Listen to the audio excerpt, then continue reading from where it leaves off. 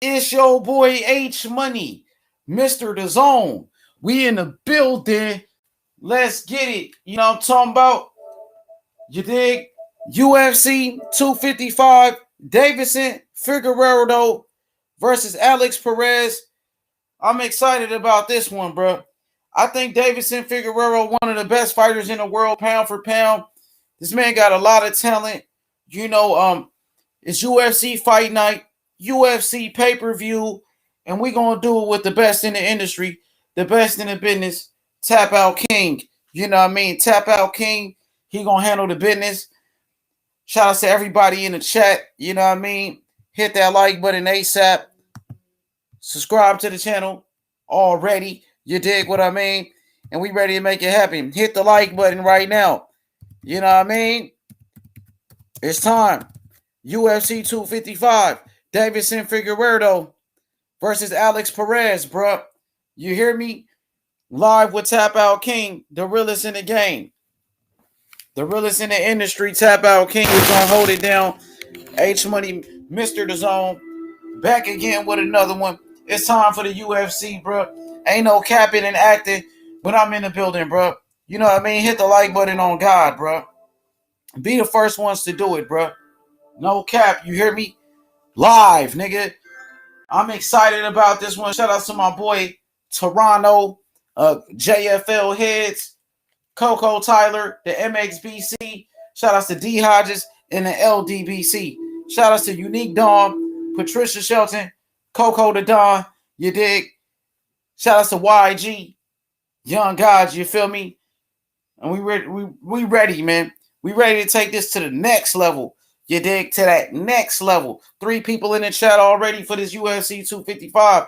You know, we stay lit now. Ain't no capping going on. You hear me?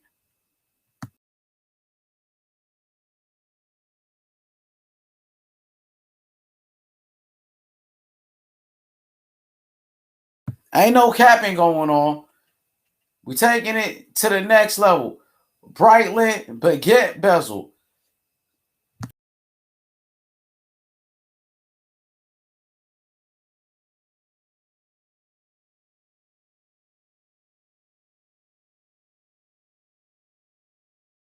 Listen, we taking this thing to the next level. We finna tap in with Tap Out King, man. Without further ado, let's get Tap Out King up in here. He gonna conduct the UFC live stream. You know what I mean? I'm gonna be on the boxing. H Money, Mr. The Zone. I'm gonna be covering the boxing. MMA King gonna cover the UFC for you. You know what I mean? So we gonna give you the best of both worlds. No capping. You feel me? You dig what I mean? Yeah, man, and I'm gonna be jugging and finessing in the process. I'm gonna be jugging and finessing in the process. You dig? So let's get into it. Live UFC with H Money, Mr. The Zone, Tap Out King. It's time, bro. Without further ado, let's get into it. Without further ado, let's get into this UFC 255 card, bro. Prelims finna be lit on God. Prelims finna be lit on God. You hear me? Shout out to everybody in the chat. You smell me? So let's get my boy Tap Out King involved in this, man. Tap Out King finna handle the business. On God, nigga. You know what I mean? You know what I'm saying? UFC live, nigga. UFC 255 going dumb hard, bro. Super litty. Dumb litty, nigga. Oh God, nigga. You know what I mean? Live with the one and only Tap Out King. You know, who you know gonna do it like Tap Out King? Yeah, no. Yeah, no. Tap Out King doing his thing. Yeah, no. You feel me? On God, though. You know what I mean? H Money, Mr. The Zone. And we back again with another one on your bitch ass. You dig? Let's get this shit popping off. Let's get it popping, though. You know what I mean? Bellator was lit. You know what I mean? You know the UFC gonna be lit. Deiveson Figueiredo is a problem, bro. Figueiredo is a problem for anybody in the UFC. This kid is a beast. Hit that like button, though. I see y'all, man. You know what I mean? Live, man. Hit the like button.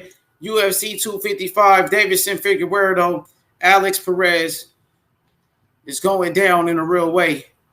No capping. Yeah, I mean, ain't no cap. Ain't no cap. 4 people in the chat, man. Tune in. We got Tap Out King gonna hold it down. You dig? Oh, God. Subscribe to the channel.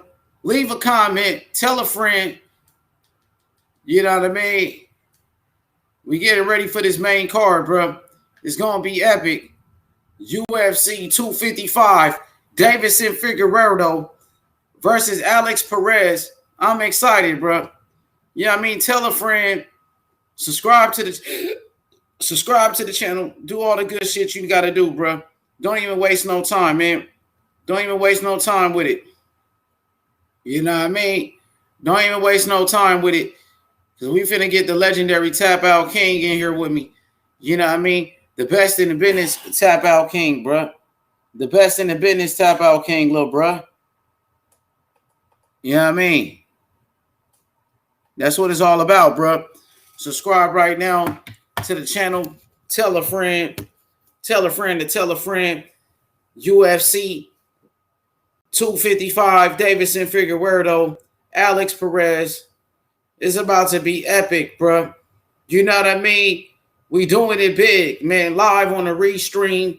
You know what I mean? 6 people already in here. Everybody ready to tune in for these big time fights.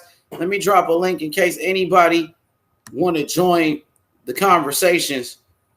And we can do it like that. Tap Out King doing his thizzle. Shout out to Tap Out King on God. There go the link in the chat. Feel free. So we got a lot of big fights coming up. Valentina Shevchenko coming up with the one and only Tap Out King on his way into the building. And Tap Out King, he ready to take over, man. You know what I mean? I did my part, so now I'll get ready for the Tap Out King show. Here he is. The one and only Tap Out King. Big to get big, Here's yours truly back again. I know you guys been waiting. And I'm back, Jack. We're in a great night of fights. What we have here today in the UFC.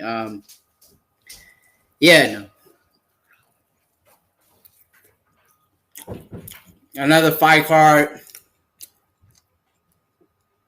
The UFC is in the building. No other than yours truly, the best in the game. No one can beat me. No one's on my level. And that's what we've been doing here, And we got the first fight coming up very shortly.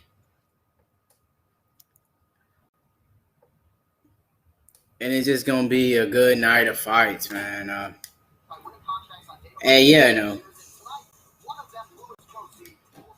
We got a man from the Dana White Contender Series. Just another great night of fights, man. Two brothers that gets into the UFC tonight. This is just a great night of fights, man.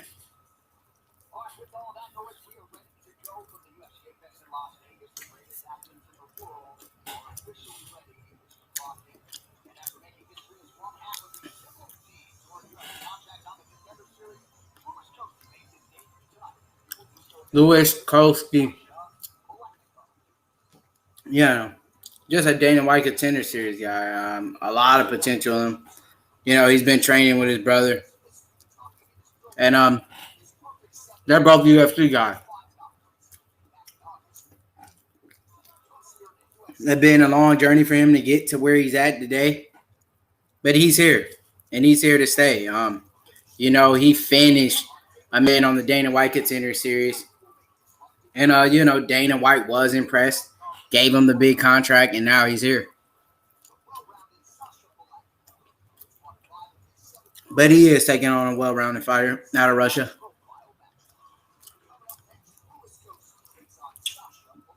And, Sasha's a tough guy.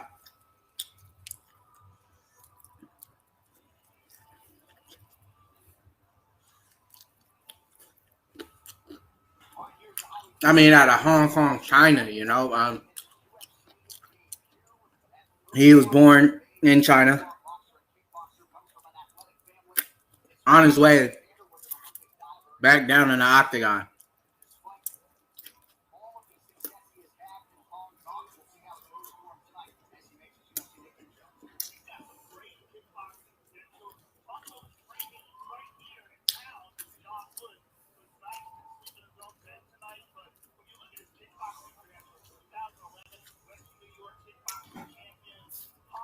Sasha,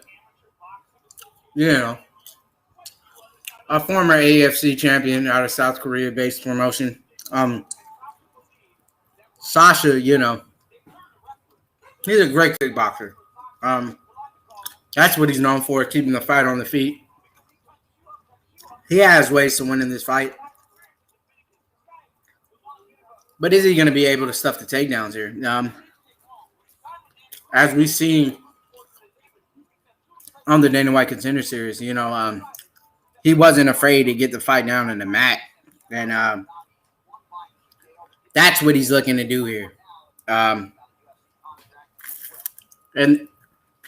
Sasha will have his hands cut out for him today.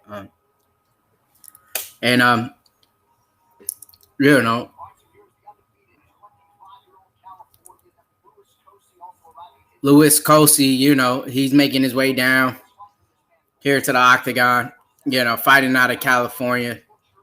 A Dana White Contender Series contract winner. Great grappling. Sasha will have his hands cut out for him. We seen on Twitter people saying Sasha will get it done here, but the man's undefeated. He has the fastest finish in the Dana White Contender Series. Award UFC contract on season 4, week 3 of the Dana White Contender Series. These Dana White Contender Series guys are very tough dudes. This isn't an easy fight for Sasha. He's finally making his debut. And, this man's a tough man. He's a very aggressive fighter. Young, on his way to the top of the chart sheet. Tough fight, to make your debut on against such an elite kickboxer.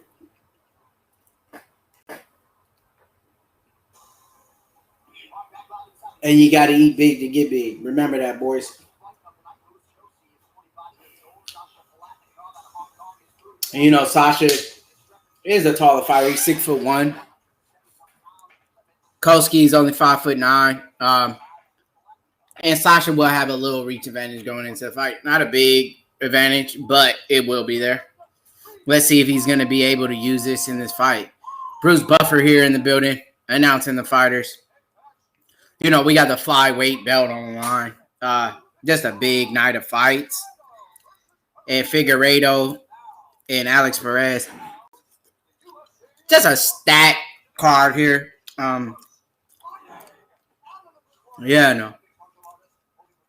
So go ahead.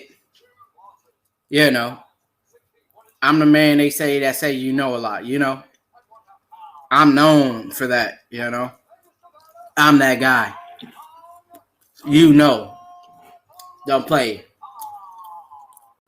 So Sasha's here going to announce getting prepared for this fight. And like I said, you got to eat big to get big, boys. All you dudes out there lifting weights, not making no gains in the gym, you're not eating enough, son. Go ahead, get your calories up, boys. Pack on some ass. Get ready for the fight. As you see, Koski is the favorite to win this fight out of the Dana White Contender Series. And he has a reason. He's a dangerous man. And we'll see right here. You see how his frame is built. He's a wrestler. He's looking to get this fight down on the ground against a kickboxer. He's a big dude for the weight class. Look at the delts on the dude. You can tell he's put a lot of work in the gym. Koski's moving forward here. And, sometimes you got to wonder, a big dude like that in stature, how does he make weight? Does he make weight? And, is it an easy weight cut? Is it a big weight cut for him? That could play a role in his performance here.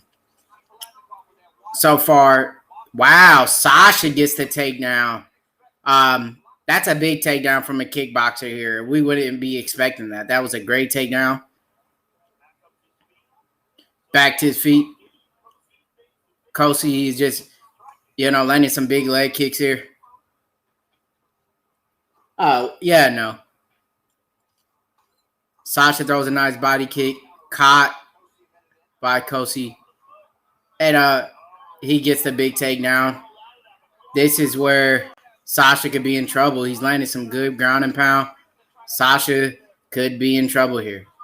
Nice ground and pound. This man is putting a beating on Sasha. This fight could be over. Big knee off the clinch.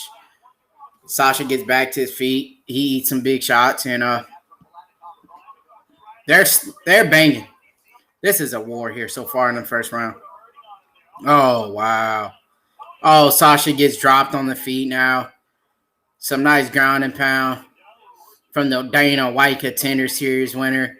He's looking for the finish. He's very aggressive. I like this about this kid, man. He might have a bright future here in the UFC. He continues to put on performances like this. Sasha somehow recovers. They're standing and trading. Thrown wild by Sasha here. 2 minutes and 55 seconds in the first round. And, that's a tough fight. Good body kick by Sasha. Nice jab. Sasha lands a nice jab. They're just standing and banging. You got to love a fight like that. These are two warriors going for it. This is a great fight. Just to start off the fight card with a fight like this is amazing. Kosi just catches him again.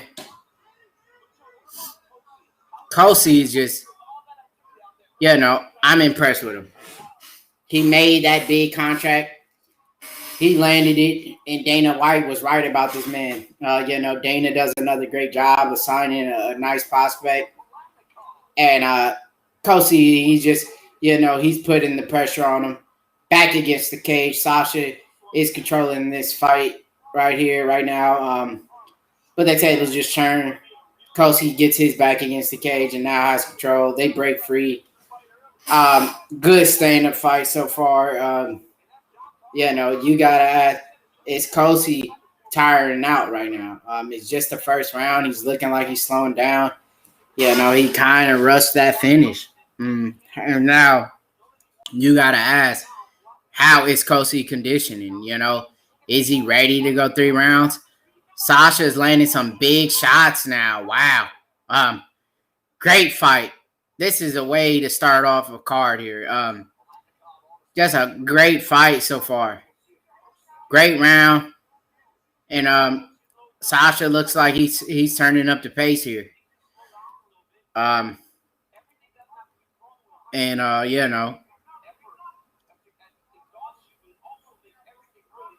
You got to ask yourself, is Kosi gassed out here? He looks like he's tiring down.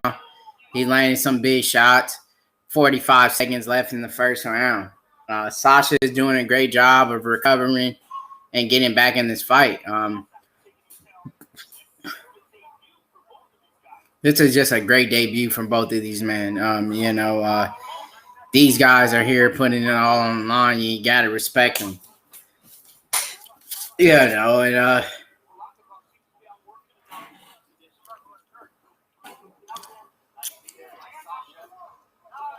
Sasha, 13 seconds left in the round one. Big spinning back fish. Wow. Yeah, no, Sasha lands a great spinning back fist to end round one. Great round. I gotta go closer. You winning round one. He did get the drop. But is he going to be able to recover? You know, he looks tired. He ate a big spinning back fist. And that was a great round for both men here. You got to respect what these men has just done here in the first round, especially, you know, on their debut to put on a show like this. They're making sure that they're here to stay in the UFC. Just absolutely madness going into this round. Wow. Kosi, you know, he landed a big spinning back fist, brother.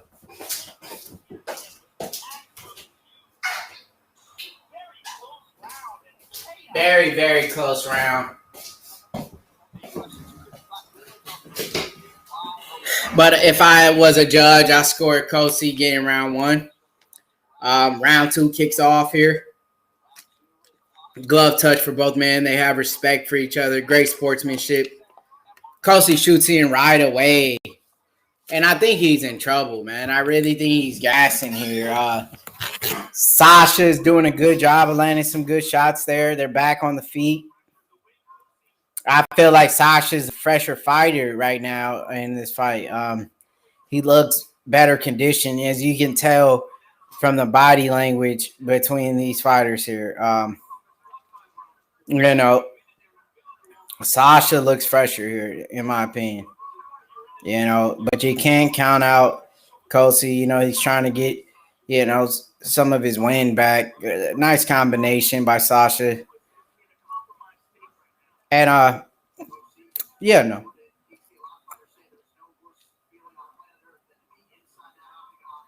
And these guys are just standing toe to toe, really trying to fill each other out in round two. They went to war in the first round, looking like they're gonna slow it down just a little bit in round two. Good combination lands by Kosi. You know, Kosie's been fighting for a lot. You know, his son was a cancer survivor at the age of 6 years old, so he's fighting for a lot here. He needs this win.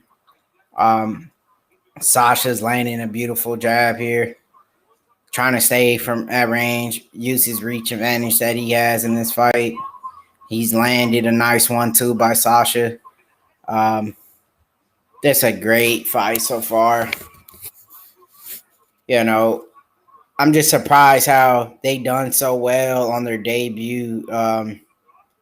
This is just a great round. You know, these guys are putting it all on the line on the debut. And this is the way you should open up a fight card. You know, two guys going for it. Kosi, you know, to me, looks like he's behind in round two. We got 2 minutes and 45 seconds left in round two. Big knees exchange from both men. Yeah, no, Sasha, to me, he's looking like he's more of the aggressor in round two. He is the one landing the big shots. Big low blow here. Referee steps in. Sasha got hit below, you know, and now he's getting a chance to actually rest and recover from that low blow shot. Yeah, no. They just been winning hooks so far, you know, just a great fight. The Dana White Contender Series, Kosi, you know, well, like to see him, you know, get this fight back to the mat, actually showcase his wrestling and, you know, show off his strong point of his fight game. Get this fight down on the ground. We know that Sasha is a kickboxer, you know, and he's just not able to continue to shoot in for these takedowns. He shot in for one earlier in the first round. And you know, he got stuffed. He didn't go back for another takedown. 2 minutes and 24 seconds left in round two. And you know, big shots land from Sasha. They're back at it. Front kick lands. Sasha's just landing the better shots here. Like to see Kosi get this fight back down on the ground. He had some success in round 1 there. I don't know why he's abandoning this from his game. Yeah, I know. He just looked gassed out, in my opinion.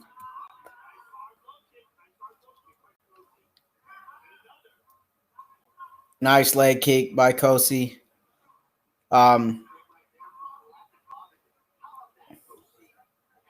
Sasha, he's just a fresher fighter right now. If Kosi continues to the rate he's at right now, he will be looking to lose a decision. So it's just a great performance for both men. But I feel like Sasha is the one dictating this fight. He's really pushing the pace. And we'll have to see what's going to happen in round 3. I feel like it's 1 round apiece. We're down to 59 seconds in the second round. Kosi just looked like he's tired, man. He's just winging prayer shots. He's not really landing clean shots. He slowed down tremendously from round 1. Oh, wow. These guys are just putting on a great performance, man. For everyone missing this first fight, they put on a great performance. And Kosi, he's really gassed, I feel like. Sasha is winning this round too. Round 3 comes down, in my opinion, who really wants it more? Who's going to be the guy to dig deep and get this round 3? We have 9 seconds left in the very second round. Let's go. Big knee by Sasha. Wow. Let's go. Round 3 is on its way. I got it 1 round apiece. First round, go Kosi. Round 2, we got Sasha. And, round 3 is about to kick off. You got to think about who wants this fight more. Who's going to be the guy to push the pace? Who's going to dig deep and get this round? Who's going to be the winner? Who wants this fight more? Is it going to be Sasha? Is it going to be Kosi? This is a debut for both men. They did a hell of a job. Great performance for both men right here. And this round, this where it counts. Who wants it more? Who's going to dig deep? Who's more fresher? Who prepared more going into the later rounds? And, here is round 3. They're off the stool. They're ready to get this fight going. Just a great performance. Here it is. Last round of the fight. We got Sasha. We got Kosi. Let's get it on. That's what's going down here in this fight.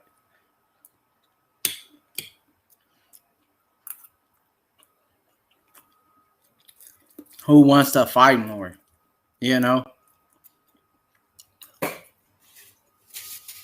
Who's going to be able to get this round? Who's going to dig deep? Who wants to fight more? Who's willing to go to the places the next man won't for that W? Here it is. Kosi shoots in for the takedown early in round 1. Can he get it? He has the double leg stuffed by Sasha. Wow.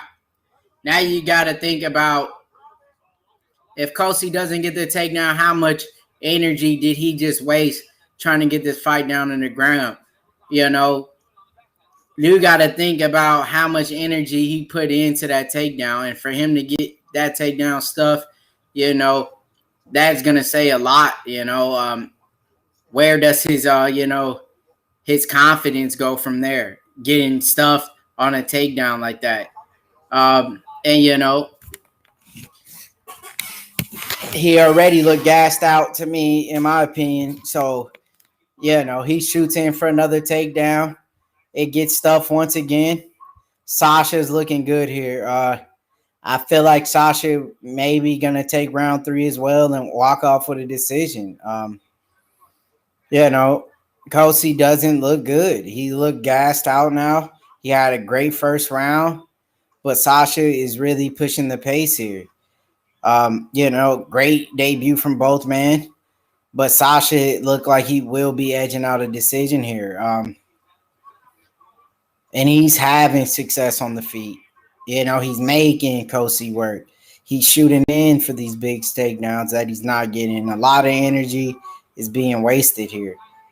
They're fighting in the clinch. Sasha, has dominant position here. He has Kosi back against the cage. And Sasha's landing shots to the body here out of the clinch. They break free. Nice spinning kick by Sasha lands to the body. And Kosi's just looking beat up right now, man. He's shooting in for takedowns that he can't get. And he needs to be careful here. He might give up a neck. Ken Kosi gets the takedown here. Stuffed once again. Sasha's just doing a great job of defending the takedowns. Big knee to the body. Low below. Again, a knee to the low below of Sasha. Sasha is in pain, laying here on the ground. That was a great shot from Kosi. Now you get a chance to recover because he really needed it. That's the second shot that he landed low blow. So, no. The referee giving him time to recover here from this low shot. And, that was a bad shot. Nice, knee that he just ate. So, just a great shot. He needed that shot to land for him. Now he has a chance to actually recover.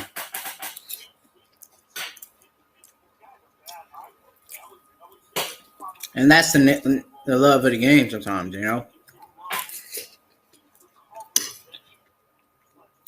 When you're tired out, sometimes you got to land that kind of a shot.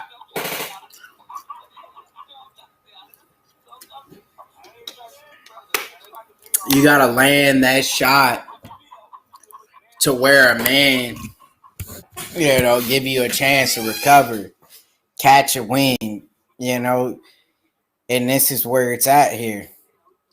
Round 1.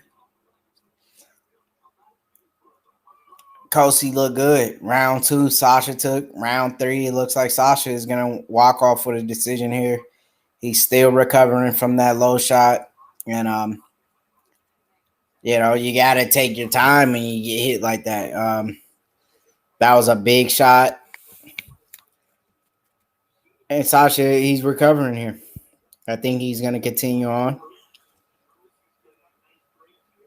Kosi had a great chance to get that break after that low shot he landed. 2 minutes left in the third round.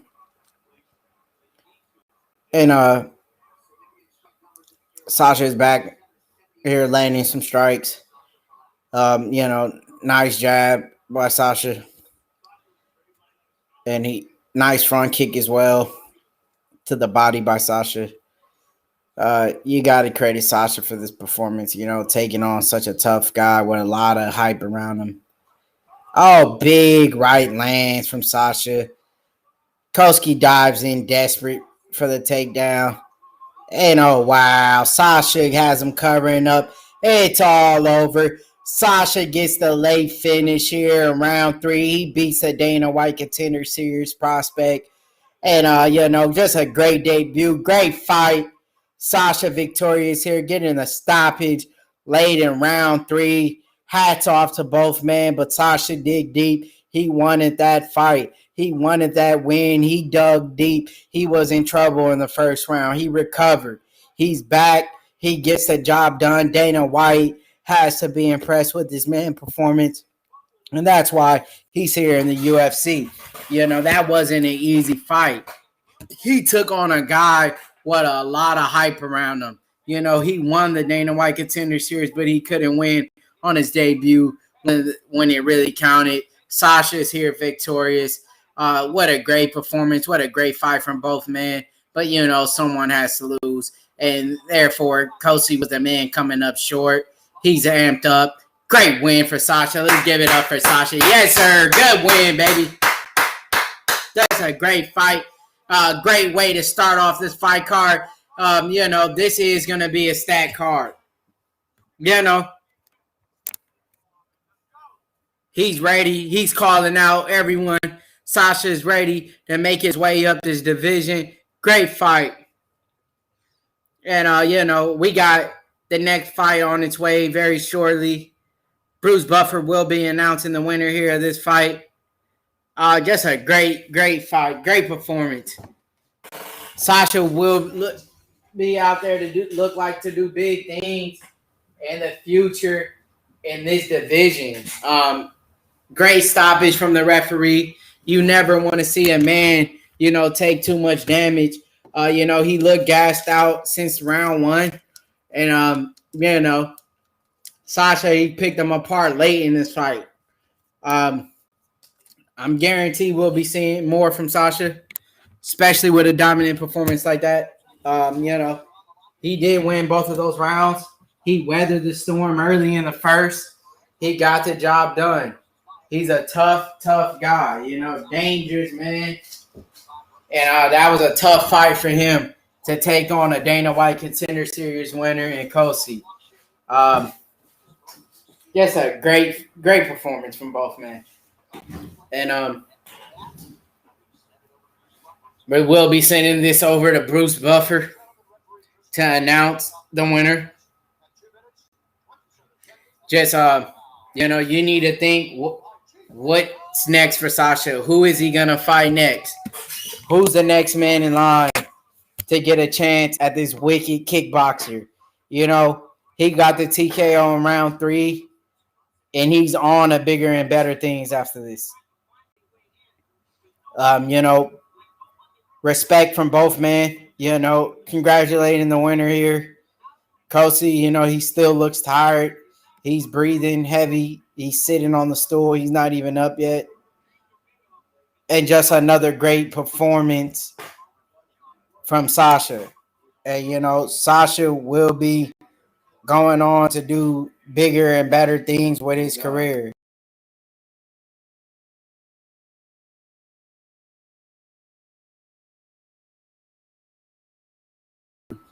I want you to talk on both. You can talk on both devices. Tap Out King cooking on both networks on a double live. So Tap Out King, you can talk on both. They both can hear you on both of them. Yeah, no. And I gotta go get it. I'm about to go get that. Let me get that thing. How much you want me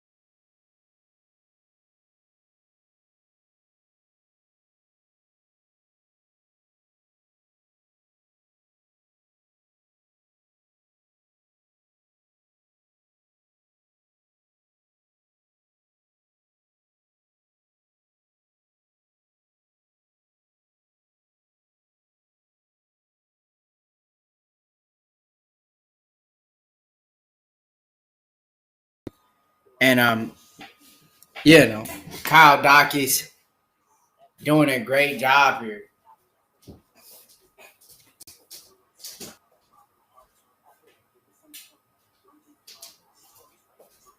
So as Kyle Dawkins gets prepared for round 2, you need to think about what Dustin's going to do here. What kind of adjustments is he going to make kicking off round 2 here? Is his corner telling him the right things he needs to hear preparing for round 2? I feel like round 1 was all Kyle. Dustin needs to go out there and fight a little bit harder if he wants to win this fight. Is it not going to be an easy, it's not going to be an easy fight for him. 2 Dana White Contender Series fighters, 2 prospects in the game, trying to make a name for themselves here in this round 2 here. Here it goes. You heard it first. Ryan Frederick, he has it scored Kyle Dawkins as well as I did. Scott Fontana has it 10-9 Dawkins. And, you got some of the best judges in the game here. Time out here, I think it was a kick that landed low blow. It's giving him a chance to recover and rest from that low shot. Right down to the pipe, he kicks him in the pipe. Wow. He has to recover. Give him some time to actually recover here. And that's just it.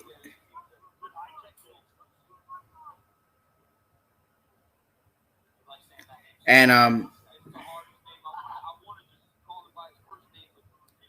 the round continues.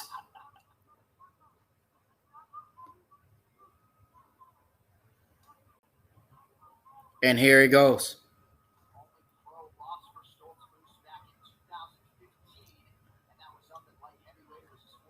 Dustin ties up Kyle here, but he gets reversed in the clinch. Now, Kyle is a man with a dominant position here.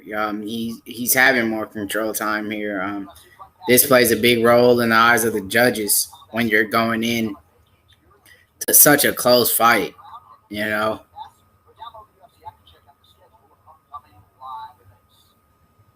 just fighting here in the clinch. They break free. Nice combinations lands from Kyle. Great job from Kyle. He's landing a good jab. And they tie back up in the clinch for more clinch work. We'd like to see a little bit more action here. These guys break free. Kyle's working a double leg here. Great job from Dustin from stuffing this takedown. This is just one of those kind of performances that's lackluster. Not too much excitement going here. You got to respect, what they're doing here and trying to really get control of the fight. But this is a lackluster performance from both men. I was expecting a little bit more. They kind of evenly matched, so it's really hard to get those takedowns. And they're just tied up here in the clinch. I would like for the referee to actually step in and give them, a chance to actually get this fight free and start the striking. I know a lot of people, they're not really big fans of the, whole grappling thing, which is understandable, They're not really doing too much here.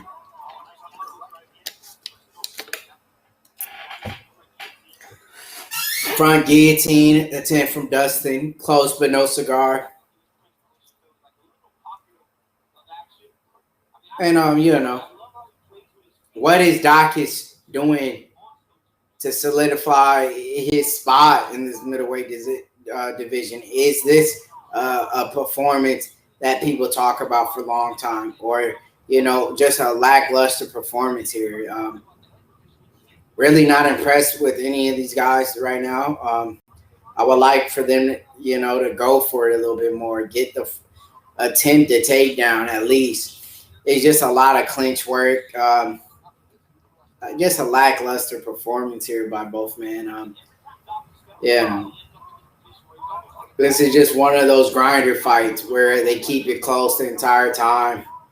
They're not doing too much here. I'm not impressed with these guys right now.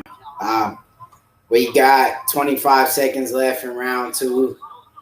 I feel like Kyle is the one winning this fight. I feel like he has one more round. And, left, he will win a decision. Dustin, he's doing the right things to actually, keep the fight on the feet. Great takedown defense. But, just a lackluster performance. And there you have it, round 2. Nothing like the first fight of the card, but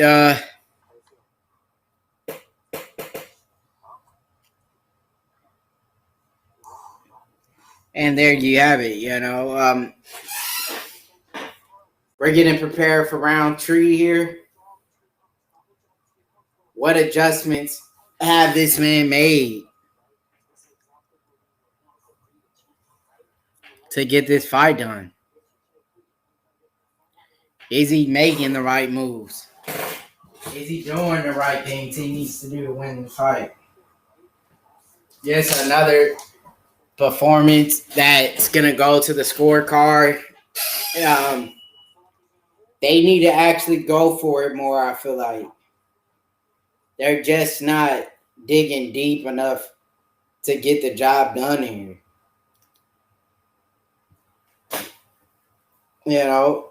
They're not seeking the finish. Here is round 3 kicking off right now. And let's see how far they're willing to go to get the job done here.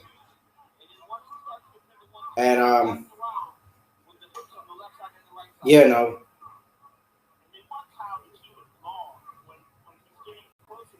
Kyle Dawkins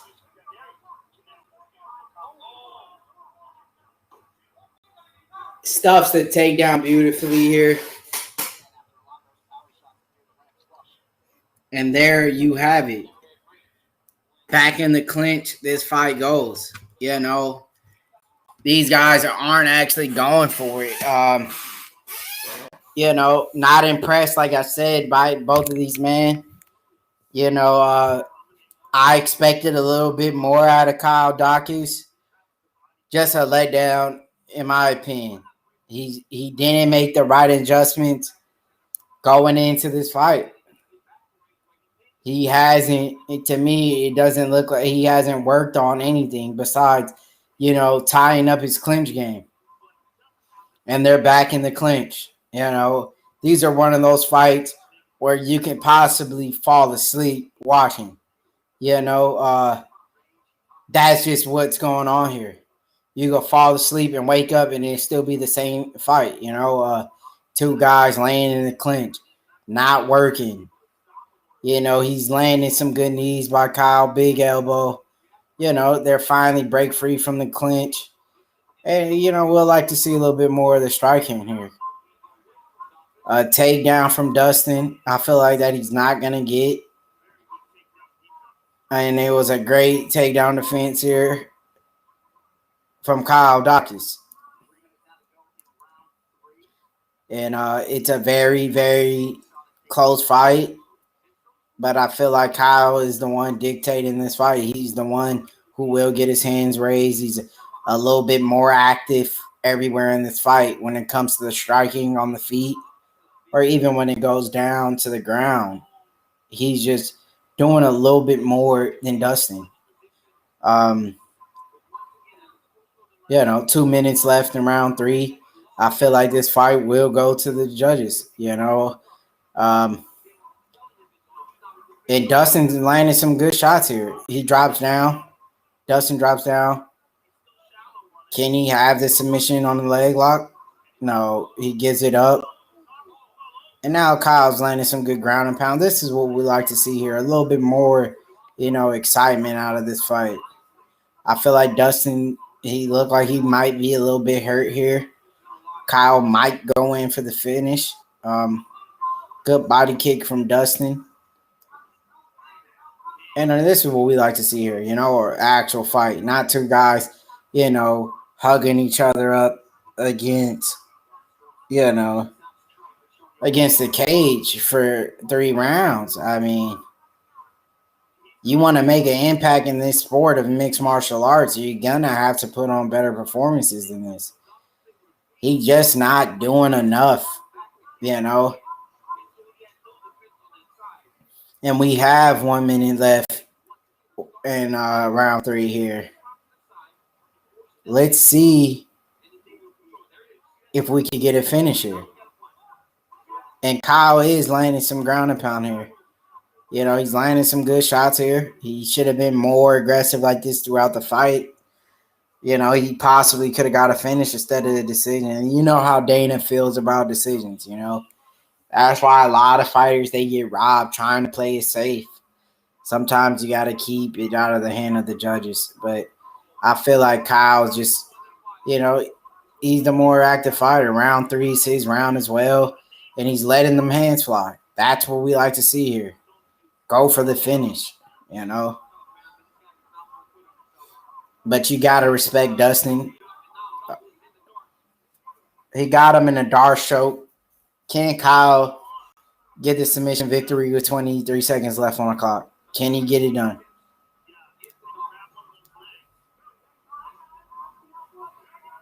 And Dustin's doing a good job of fighting off the submission. And he rolls off to his back. And he doesn't get submitted. Great job from Dustin. Kyle walks off. 1 second left, round 3. We have a unanimous decision, I feel like, ahead of us. We will go to the scorecard for the judges, but I feel like Kyle wins this fight easily, 3 rounds. Dustin looks, he's not too happy about his performance. And there you have it. We're going into the scorecard. Kyle Dawkins will move on. And we'll see him once again in the middleweight division, hopefully against a step up in competition. I feel like Dustin did a good job, but he posed no threats towards Kyle throughout the entire fight. So here it is, Shout outs, for everyone in the chat, for stopping by, We love to have you guys here. Some of the best guys in sports, very knowledgeable, guys here and females. So, hats off to everyone in the chat, always keeping it live in here. And, here are the scorecards Bruce Buffer will be announcing. We have 2 titles on the line today, the flyweight belt and,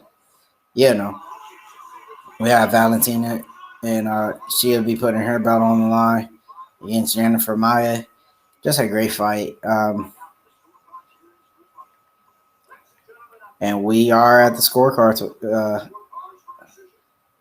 Of course, it's a decision, It never fails. This was nothing like the first fight. And Kyle Dawkins gets it done. He moves on, becoming 10-1 as a pro. Just a great record for him, a prospect. He's going to be a guy that we'll be seeing down the road. Where does Dustin go from here? I feel like he's going to really have to make adjustments and tighten up his game if he wants to compete at the elite level. I'm pretty sure that he'll be back, but You know, like I said, he does need to make adjustments if he thinks he's going to fight the best guys. You know, we will be moving on to the third fight here on the card.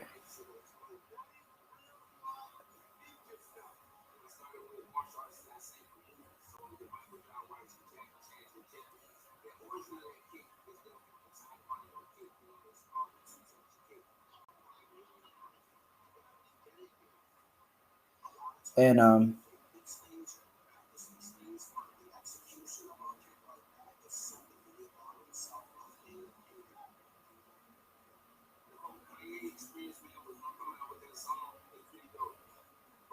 and there you're gonna have it, you know. You know, we move on to this third fight.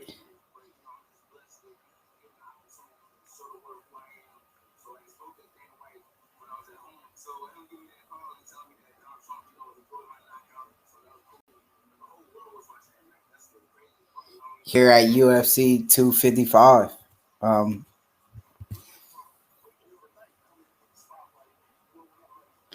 We have the Mike Perry fight that I'm really, excited for watching. Whenever Mike Perry comes out, he's looking for the finish, and that's what we need. We have a great fight coming up. We have um, Alan Jouban, record 16-7.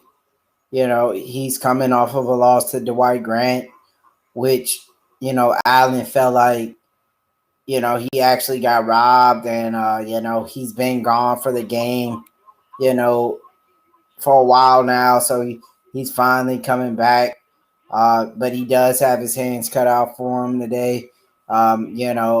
He hasn't been as active as we've seen Alan Jouban in the past, but he is taking on Jerry Gooden, 17-4. A man making his debut in the UFC currently on a 3-fight win streak. And, his last 3 wins half came from finishes. He was in the Titan FC. So he's had high level competition there in the Titan FC. He's also fought in the LFA. So he's fought in some of the toughest organization in the come up. These are where most of these UFC fighters start their career, Titan FC, LFA. So, he's took the right approach to the sport, fighting in tough, organizations. And now he's here at the big show, 17-4, making his debut against a tough guy, a veteran of the UFC, and Alan Jouban. So we will be prepared for a great fight coming up. And this is a good fight. You never know how these guys perform on their debut. Will they have UFC jitters? We've seen that in the past where fighters have made their debuts and really haven't wasn't able to perform at their best ability, just for the fact that they're here at the big show for the first time. And we gonna have another great fight between Jordan Wright and Joaquin Buckley. Buckley had one of the best knockouts in all of the UFC, possibly the best knockout I've ever seen. For the people who hasn't seen that knockout, go ahead and look it up, man. It was a vicious kick by Buckley, and him and Jordan Wright will be another great fight. We do have Mauricio Shogun Rua taking on Paul Craig in a rematch. That's another great fight. We got a great fight coming up right now. Alan Jouban taking on Gooden here. And Alan Jouban He's a guy, he's up there in age. He's not the youngest guy on the roster. For his age, in my opinion, he doesn't have a lot of experience. And Alan Joban, he's only 16-7, but he's at 38 years old. Like, you don't get better with age. I feel like, I feel like you tend to slow down. Um, you know, um, I feel like Jared Gooden, will be victorious here in this fight. I feel like, he's the younger fighter, and he is gonna be the fresher guy going into the fight.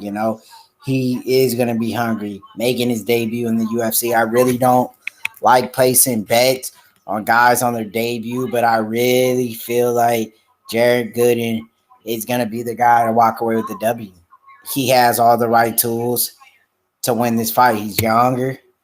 Uh, you know, um, he's on a 3-fight win streak, all from finishes. He's fighting out of Birmingham, Alabama.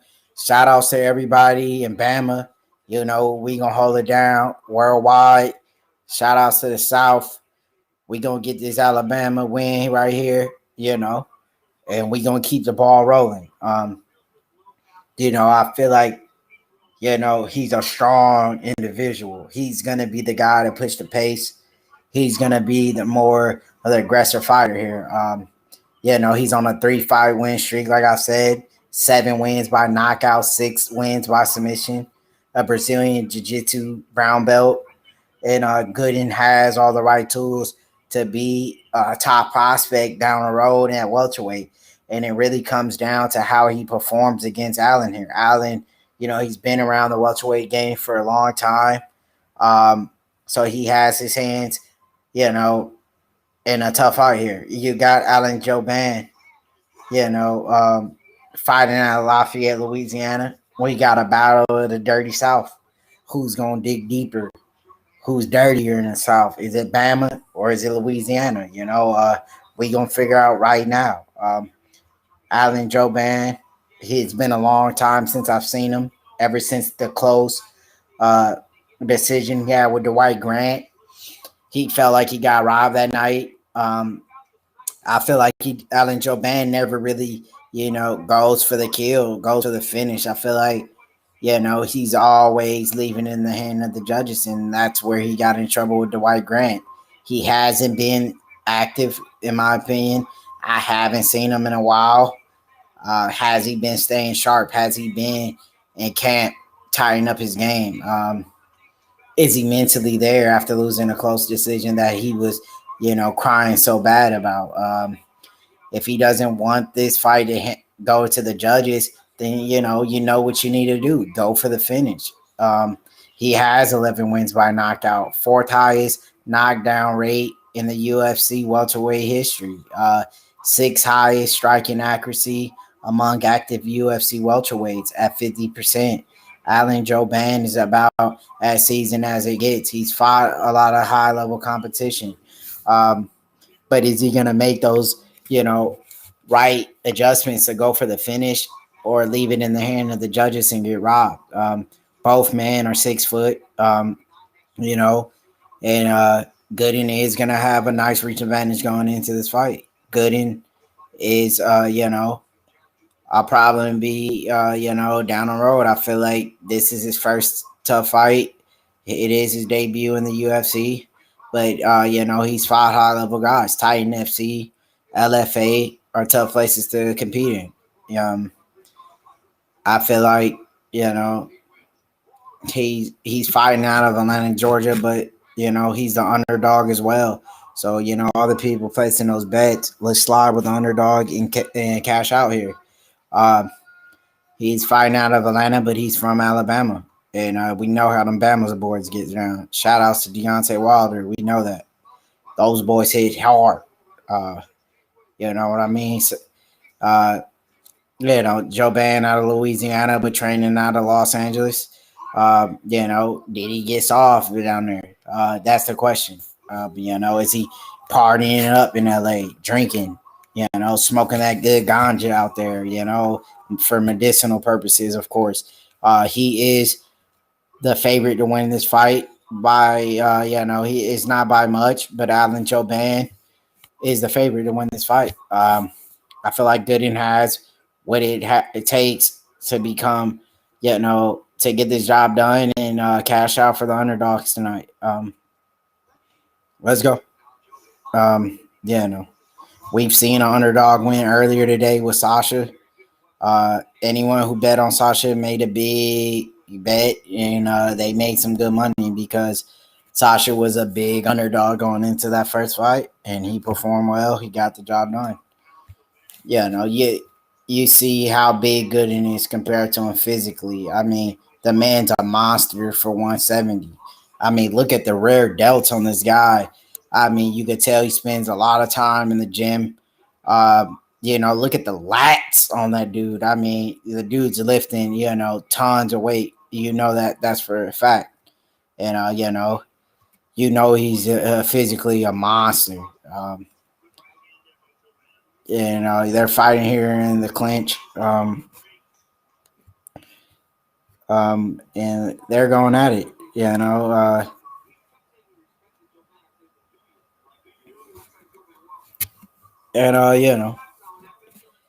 3 minutes and 50 seconds here in the first round. Big head kick lands by Jouban. Jouban is a great striker, very technical with his striking, but he doesn't really get the finishes that much.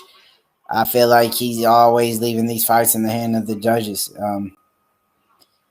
I really don't like fighters that don't go for the finish. You just never know what the judges are looking at, Good in throw and big power shots. I like to see him switch it up and go for a big takedown on him. I feel like he will be open for the takedown.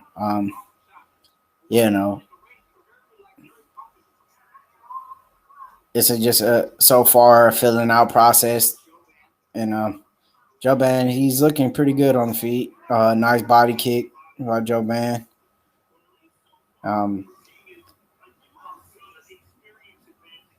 He got the experience Jouban does fighting in the UFC. He's been around, and this is a man's first fight. It's always a first fight on your debut in the UFC. You're finally at the big show. There you go. Yep. Good in landing some good shots. I feel like he's doing a little bit more here. He's pressuring Jouban. He's rocking him down. And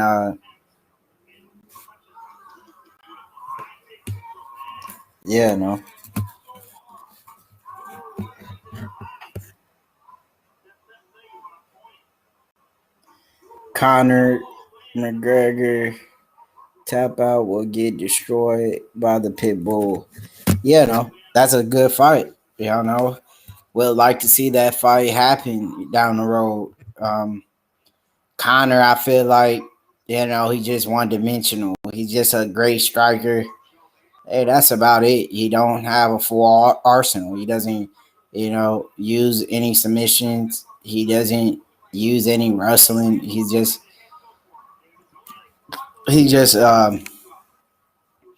not very versatile, really, when it comes to fighting. Jouban does land a good body kick here.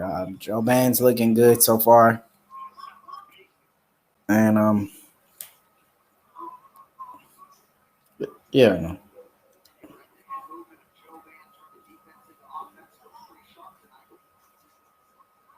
just landing some good combinations by Jouban. He continues to go for this body kick that lands. Gooden looks like he could be in a little bit of trouble here. Gooden throws the knee in the clinch. Another body kick by Jouban. Doing a good job of body kicks. Throws another head kick. I like to see Gooden mix it up a little bit. Maybe switch levels, go for a takedown. But then he's just trying to land a big shot. He lands a nice right on Jouban, though. Very close round. You might want to give it to Jouban due to the kicks that he's landing. Gooden lands another nice little left hook in there. And a big knee off the clinch. Doesn't land. He's landing a nice jab. Come on, Gooden. You got to put on a little bit more than that on those punches, you know? I feel like if he would have put a little bit more into the strikes, he could be in trouble here. You know, it's still his first round ever in the UFC, you know? He's at the big show, so he has a, you know, he's fighting for a lot here, you know? Is he nervous being at the UFC for the first time? Those are things you got to take into consideration here.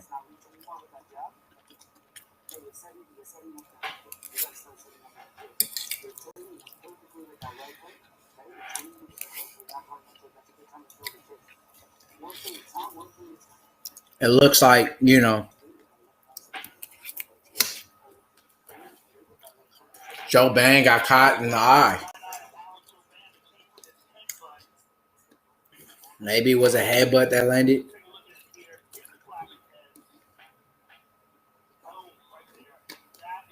He got headbutt in the eye. That's what it was. Wow. Dude got a hard head on him, man. I feel like Joe Bang did win that round.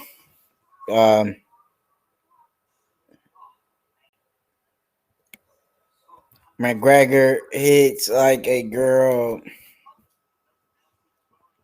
you know. Another great body kick lands here in round 2 from Joe Bang. Joe Bang.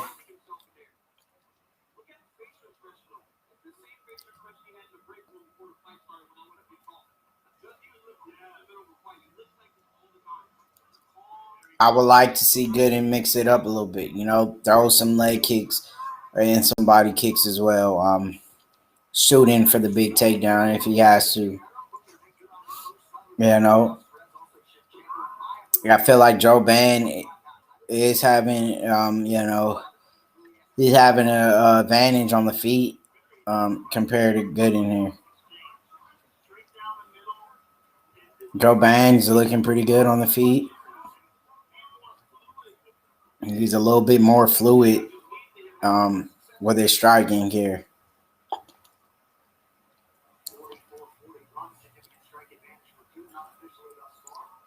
And Gooden, he's nice body kick in return. That's what we like to see out of Gooden. He needs to land those big shots, you know. That's what he needs to do to win this fight. He needs to be, you know, he needs to mix it up with the kicks and the punches. Yeah, you know, he needs to be more versatile when it comes to this fight. Big shots land by Gooden. Gooden looks like these boys are swinging here. They're turning up in round 2. You know, this is what we like to see here. Gooden did land some big shots. I'm surprised Joe Bang ate him like he did. That shows Joe Bang has a great chin. And he's landing good kicks as well in return from Allen.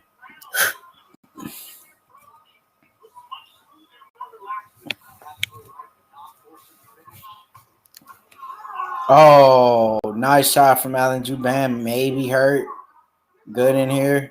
Big head kick. Allen trying to go for the finish here. Wow. We haven't seen Joe Bang this aggressive in a while here.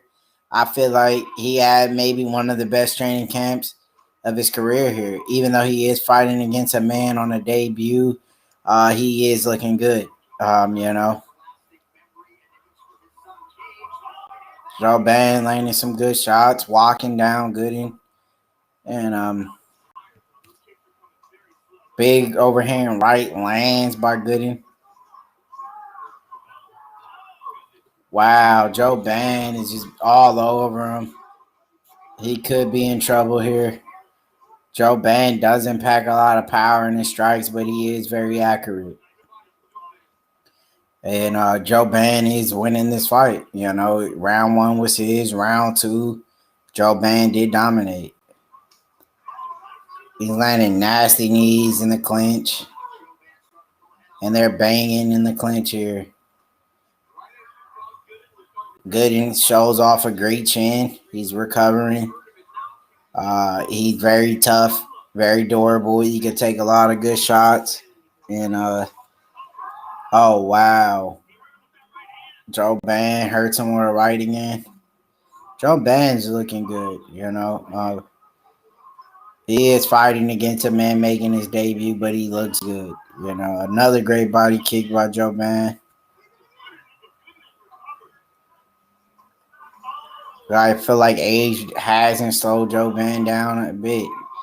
He's 38 years old, but he looks like he's almost 28. You know, guy didn't age at all. Good body kick by Gooden. Gooden eating a lot of shots. But I feel like Joe Ban doesn't have enough power to get him in real trouble.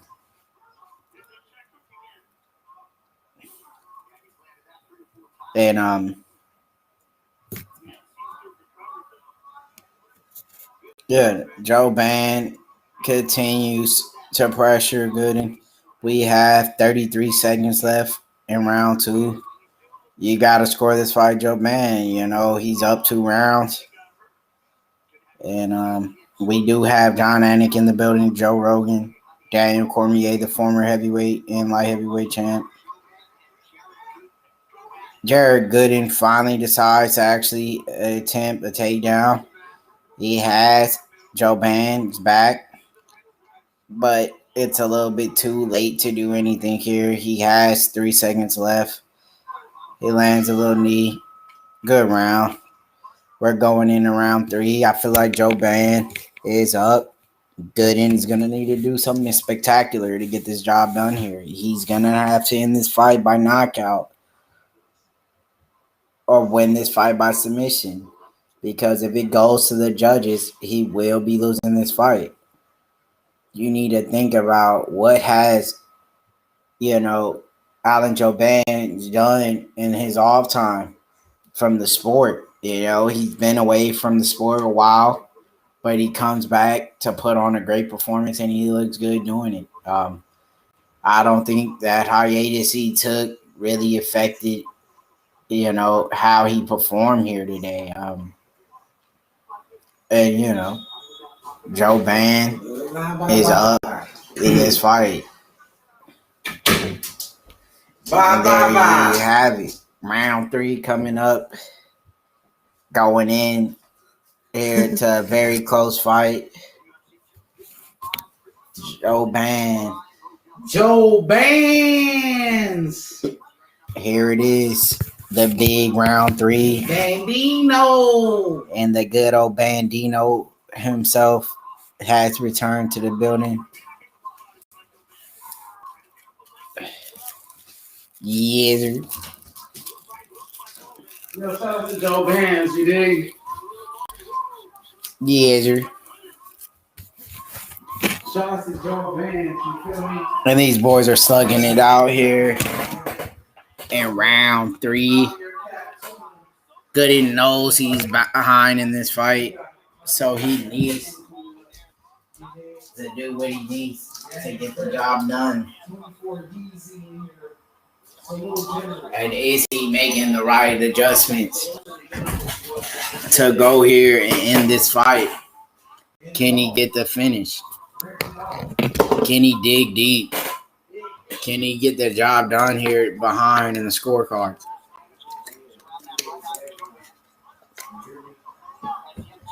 And just a great fight from both, man. Joe Ban is just really out-striking good in here. They're doing all the right moves to win this fight for Joe Ban. He shoots in, fakes a takedown by Joe Ban. That was nice. A low strike landed. Referee will give a break for Joe Ban to recover. That was a low shot by Gooden. He will have time to really get a chance to recover. And here we go. Big fight.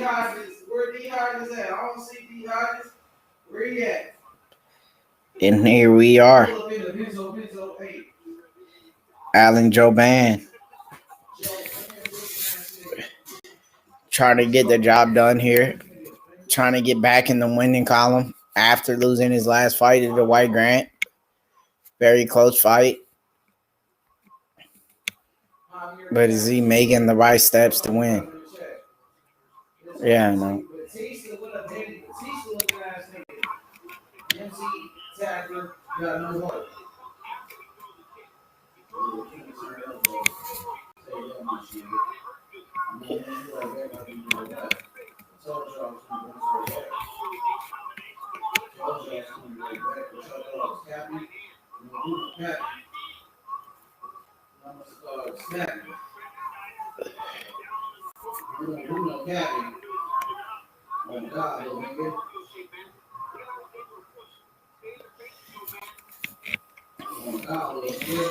And Joe Ban, I feel like is up 2 rounds. Gooden, I feel like he might have fought a little bit nervous.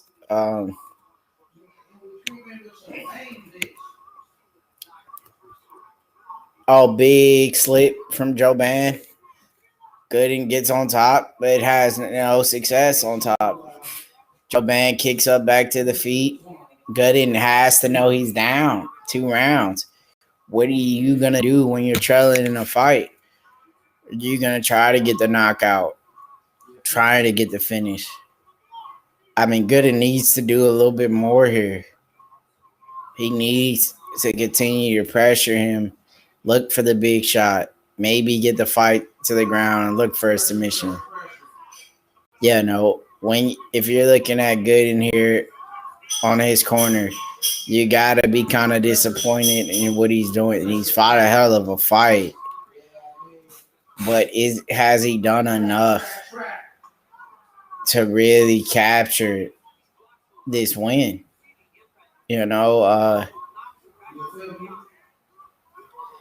And here it is. And Gooden remains to do the same thing he's done in the last first and second round. He needs to go for it. A lackluster performance, I have to say, from Gooden. And he's not doing enough to win this fight. Big takedown here by Gooden, a guillotine attempt from Alan Jouban. Does he have the guillotine? He's been working with the guys over there at 10th Planet Jiu-Jitsu. So he has a strong jiu-jitsu game. Eddie Bravo, those guys down there.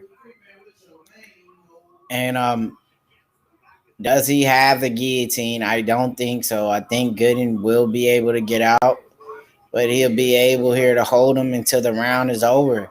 We have 15 seconds left. 12 seconds left. Here, the choke is tight. He has 4 seconds left. And Gooden survives. Wow. He never got the choke. He had a tight choke. I feel like Jouban did enough to win here. Headed out to the decision. And Jouban wins the decision here. I feel like he won all 3 rounds. And he dominated. He had a great performance. Jouban took a long time off, but it really didn't hurt his game. The Chump Killer has hopped in the building here. And, he's yelling out, yo,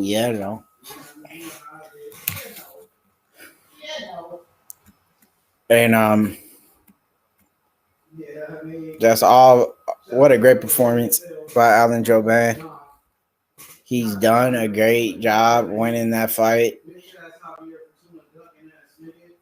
And we will move on to the next fight after the judges announces the scorecards in this decision victory. We have Nicholas Dalby taking on Daniel Rodriguez. That's a great fight. Daniel Rodriguez is a guy, who's made a great impact into the UFC with a record of 13-1.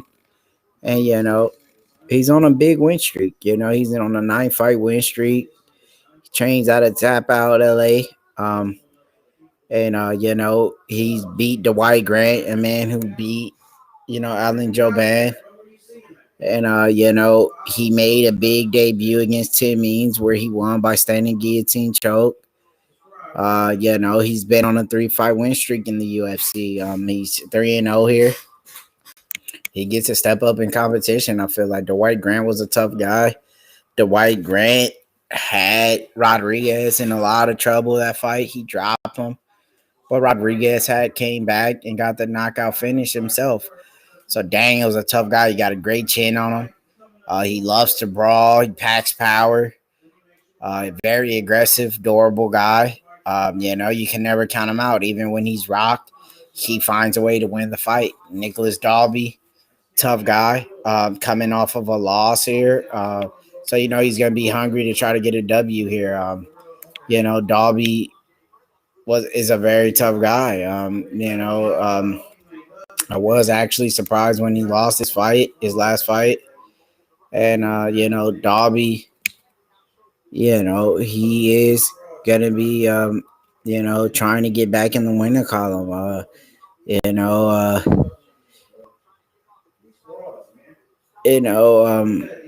He did beat Alex Oliveira.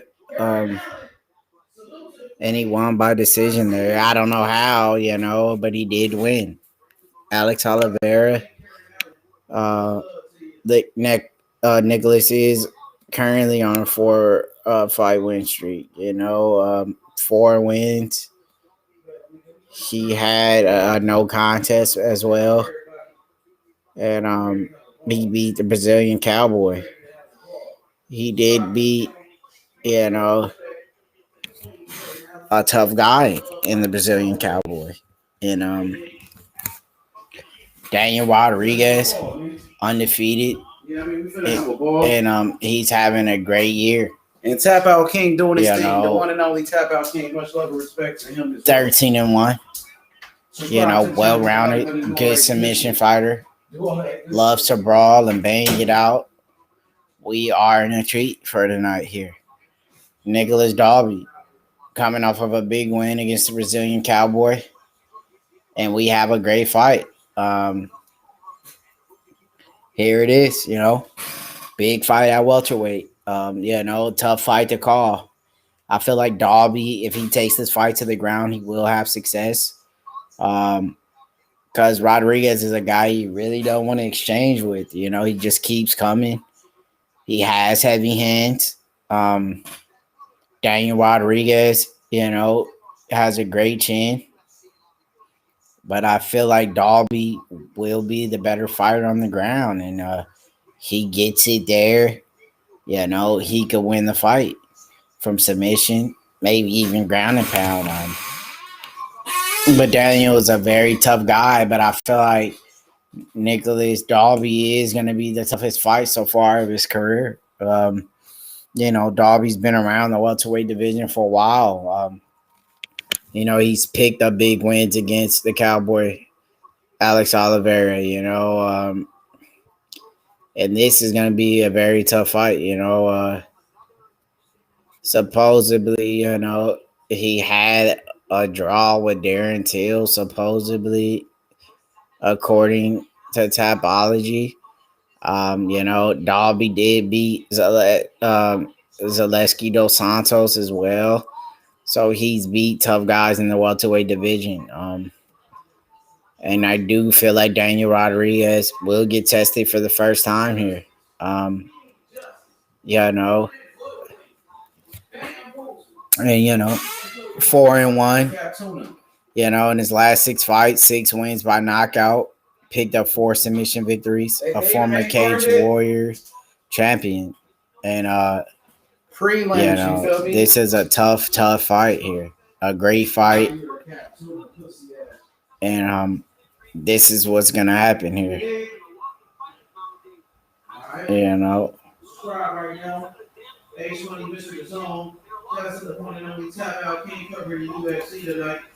So, Nicholas Dalby has entered the octagon. We're waiting for Daniel Rodriguez to make his way out. And this is going to be a very interesting fight. Yeah, no. This card could have been better. They could have stacked it up with a little bit more, better fights. But, what can you ask for? This is what we're going to get. The matchmaker could have done a better job. Daniel Rodriguez out of Los Angeles, California.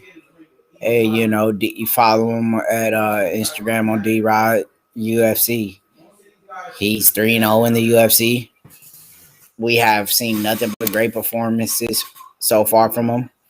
I feel like Dalby is going to give him the toughest test to date. He's very aggressive. He's one of those guys that bite down on his mouthpiece and bang it out. He's on a 9-fight win streak. 3 wins in 2020. He finished 11 of his 13 wins, 7 knockouts, 4 submissions, most distance strikes in a single UFC welterweight fight.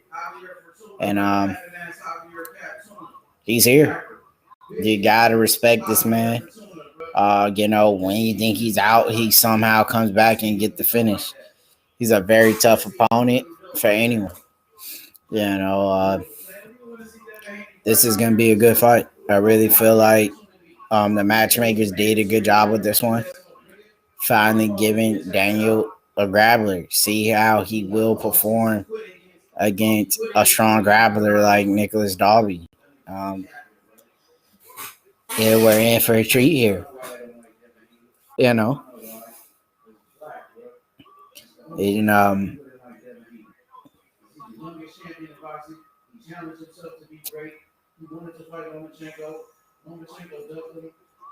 here it is. The tell of the tapes. It's a great welterweight bout. Pretty much everything is identical here. Daniel Rodriguez is 6'1". Dalby is a shorter fighter at 5'11". Dalby is 36 years old, so he's up there in age. You don't know how he's going to be able to perform. Especially up there in age. That's what we're gonna have here. A great fight against these guys. Dalby is a man that's been around the sport a long, long time. So this is gonna be another great fight. This is what we gonna have to do.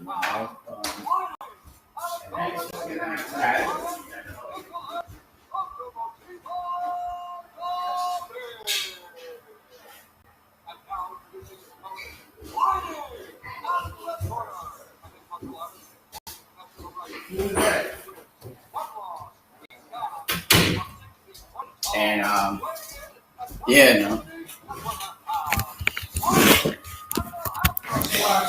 we got a out here in rural California in the building. Shout out to everybody out in Cali. This is gonna be a good fight. And we have the one and only Mark Smith refereeing this bout. Gonna be a good one. Yes, sir.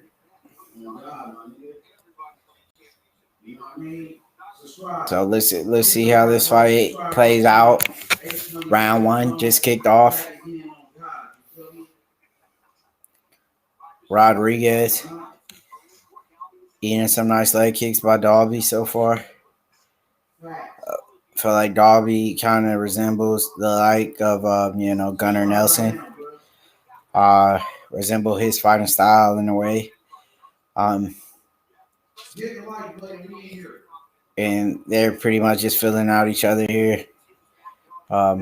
Daniel Rodriguez is eating some leg kicks by Nicholas Dalby. Dalby's looking good with these leg kicks. He's doing a good job keeping Rodriguez away from him with these kicks. Great game plan so far. He knows he loves the pressure.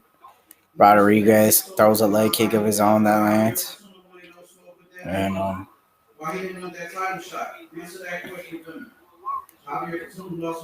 here you go. Filling out process. This could take a while, the filling out process. A nice leg kick here by Rodriguez of his own. It's pretty much coming down to the kick so far. They're trading a lot of kicks. Nice attempt from a kick from Rodriguez. And here it is. Nice 1-2 by Nicholas Dalby. He kind of stunned Rodriguez there. He didn't hop on him. Rodriguez is a tough guy who could recover very fast and land a big shot of his own. He doesn't want to get carried away and get caught in any of these exchanges here. And here we go. Rodriguez has been in the game for quite some time, but yet has fought such a big name like Dalby, I feel like. And here we are. So far, Dalby hasn't shot in for a takedown, which I'm surprised. He did land a big shot. Rodriguez did recover.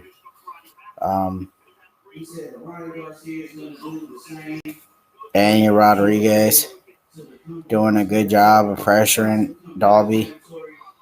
Throws a big hook that doesn't land. And this is going to be a very close fight, I feel like. How are these men going to get this fight out of the hand of the judges? What are they going to do to get the finish? We know Daniel loves to go for the finishes. I would like to see him mix it up a little bit, continue to throw kicks.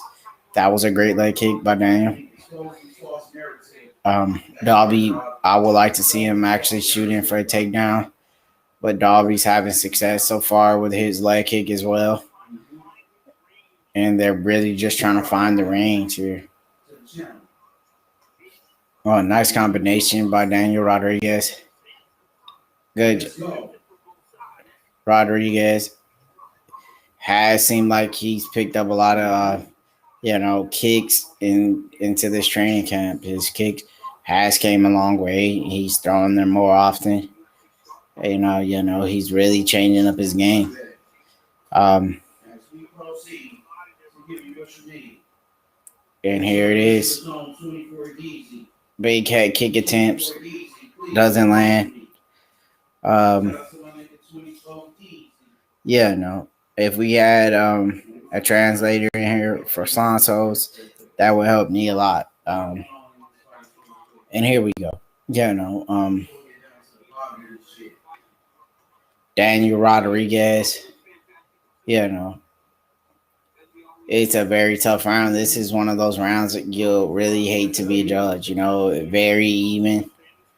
I felt like Dalby did land the bigger shot throughout this fight, but did he do enough to win the round? Rodriguez. And this is, a step up in here. Rodriguez is having some success here now, late in round one. He might have stole the round here. He's picking up some big shots. And wow, Daniel Rodriguez might have stole the round, I feel like, in these last couple seconds. If he continues to fight like this, oh wow, Dalby is eating some good shots. I feel like Daniel might have just stole that round just due to pressure. He's done what he had to do to steal that round.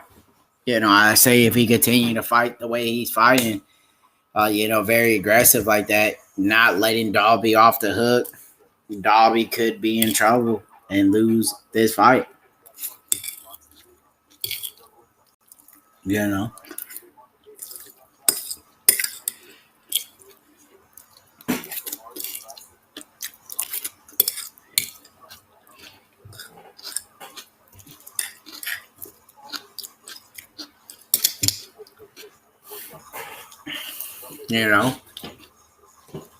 Round two on its way. It's such a great welterweight bout. Daniel Rodriguez.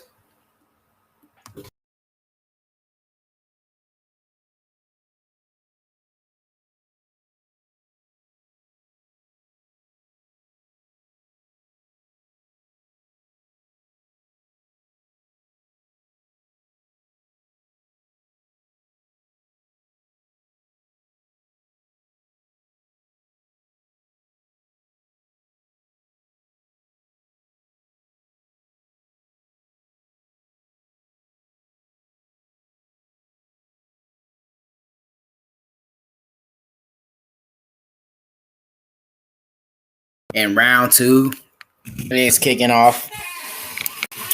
Here is Daniel Rodriguez. Let's see if he's willing to pick up from where he left off in round 1. And it looks like he is. He's walking down Dalby. He's aggressive. A takedown attempt from Rodriguez. Great job by Dalby stuffing the takedown. They are in the clinch here. Rodriguez searching for a single, but they're here in the clinch so far. Daniel Rodriguez is the one really with dominant position here in the clinch. He has Dalby's back against the cage.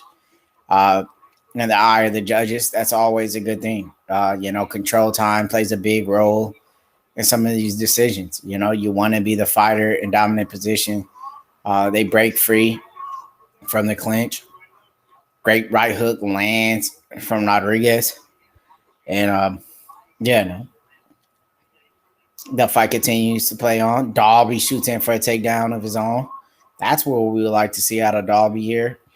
He didn't have success on his takedown. He's looking for a trip. Could Dalby get him down? Oh, great job by Rodriguez showing off great takedown defense here. That takes a lot of energy out of a man when he shoots in for that big takedown and also breaks his confidence. When you stuff a man's takedown like, hey, I can't take this guy. This dude's strong. That makes you not want to shoot in again for another takedown. It breaks your confidence. They're back here. Break free off from the clinch. Daniel Rodriguez throws a nice jab right down the fight. Big head kick attempt by Dalby. And D-Rod lands a great combination. D-Rod looks good. I feel like round 2 is his round as well. We do have 2 minutes left. Dalby has a chance to steal the round. Another great performance so far from D-Rod. D-Rod lands a nice leg kick.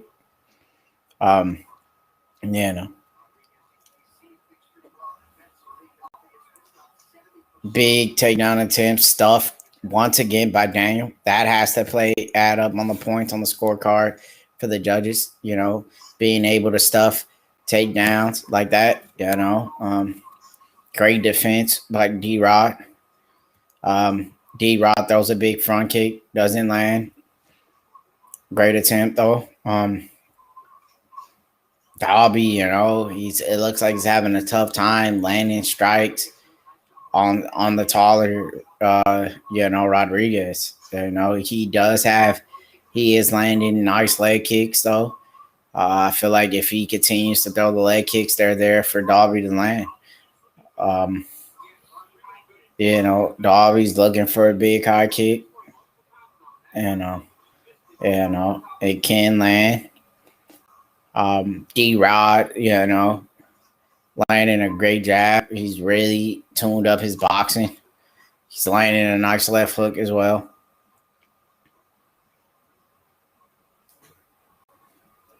And here's, a very close fight. But I feel like D-Rod is doing a little bit more here. He's more the aggressor, and I feel like that should pick him up, the W here. We do have round 3 next. We have 38 seconds left in round 2. This is a close fight. Dalby shoots in for another takedown. And, wow, I'm impressed with Rodriguez takedown defense. Dalby's a tough guy to keep off of you, especially to stuff those takedowns. We have 17 seconds left in round 2. D-Rod, I feel like won this round. And,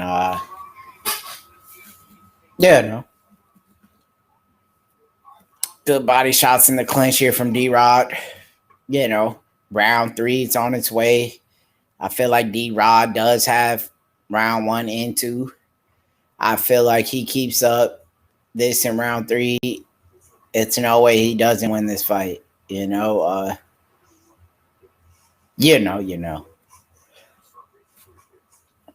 And Darby, he really needs to turn it up in round 3. I feel like round 1 was close, but I feel like Darby slipped up and gave up that round.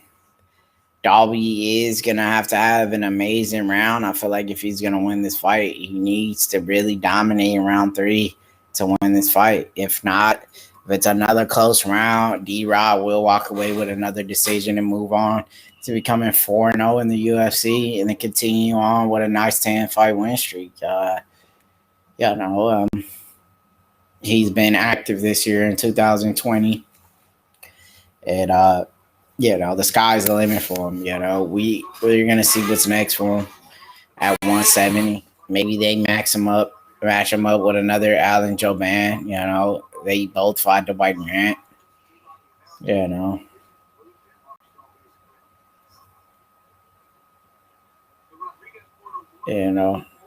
Great first fight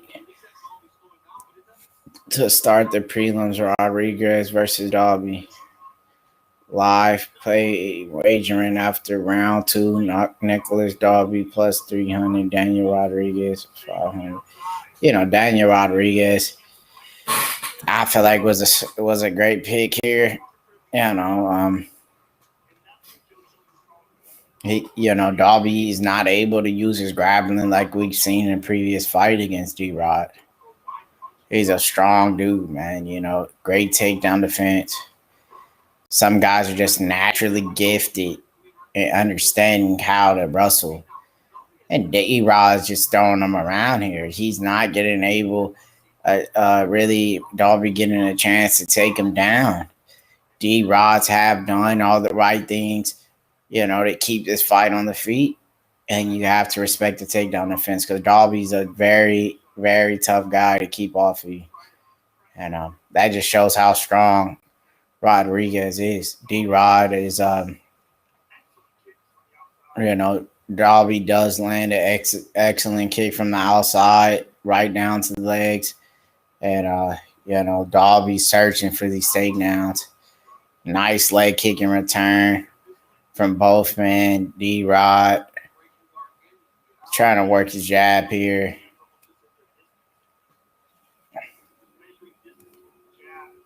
And,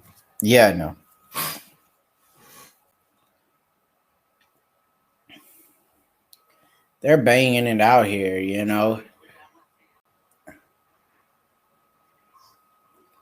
Very close fight.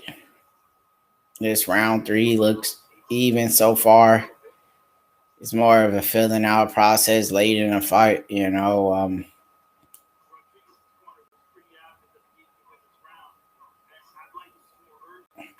Nice leg kick by Rodriguez.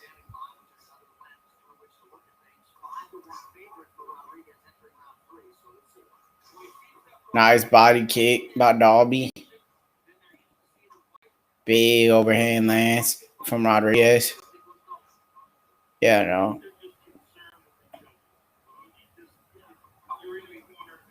Another takedown attempt by Darby, stuffed by D-Rod. D-Rod's doing a great job, man,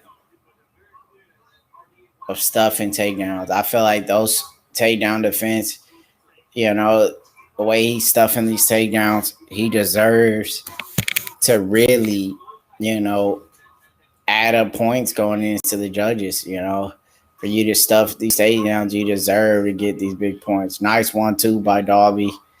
6 of 6 takedown defenses. I mean, he stuffed every takedown that Darby threw at him. I really feel like D-Rod should walk away with a decision here.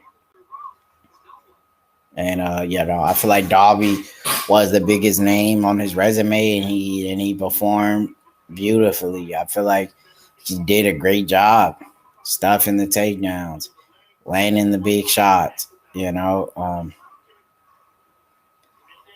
have 1 minute and 10 seconds left in the third round. It comes down to this last minute. Who's gonna want it more? Who's gonna push forward and get this fight where they need it? This a nice jab, bust open Darby's face. D-Rod. He's doing the right things to walk away here, I feel like, with the W. Big head kick attempt from Darby. Darby has had success with the kicks. Rodriguez is going to have to pour it on here. 25 seconds left. Nice 1-2 by Rodriguez. Got him a little hurt. Rodriguez shooting for a takedown. I don't know why. I feel like Rodriguez won this fight, man. I really do. I feel like he'd get robbed. Nice right. Big head kick attempt by Rodriguez. And that's it. Round 3 in the books. We are going to another decision. So far we only have seen, decisions. We got one finish in this entire fight card. These guys will have to dig a little bit deeper in trying to get this fight, and trying to finish these fights. Tap out king. You just never know how the decision, how the judges really score these fights. And I really feel like D-Rod got it done, Bubba. I really do. Another great performance from D-Rod. Is he going to move on to another win streak, Let's get it, man. Hit that like button. Bellator was live. Now we live with the UFC. With the boy, our workers had that 2-3T. Niggas know me in the hood, nigga. I was banging 2-3T back in the day. 23rd Street Thugs, nigga. Since a little nigga. You feel me?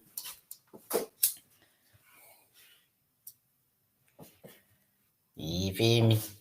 Yeah, boy. H Money, Mr. DAZN, who do you got going into the main event? Deiveson, Figueiredo, or Alex Perez, Bubba? Figueiredo, bro. Figueiredo all day. From the first. Figueiredo, one of the best. They robbed him. They'll tell me they robbed the guy, dude. They did not rob D-Rod. I got holes in his office. Wow, they robbed him. You're right. That's bullshit, That's why you don't leave it in the hand of the judges, man. They robbed a dude who definitely easily won that fight, man. Y'all want me to hit up Teofimo Lopez's dad? They always rob these guys, man. That's bullshit, man. Call him on he had a great fight. His temperature out. You know what I mean? Say if you really got that shit. Or is he all talk? Is he just capping? Or is they really trying to make a fight happen? Or is they really ducking? You know what I mean? We need answers, nigga. We need answers. Yeah! How do you rob a man who stuffs 6 takedowns? He said H Money started applying pressure to T.O. Female Senior, the father of the ducker from New York.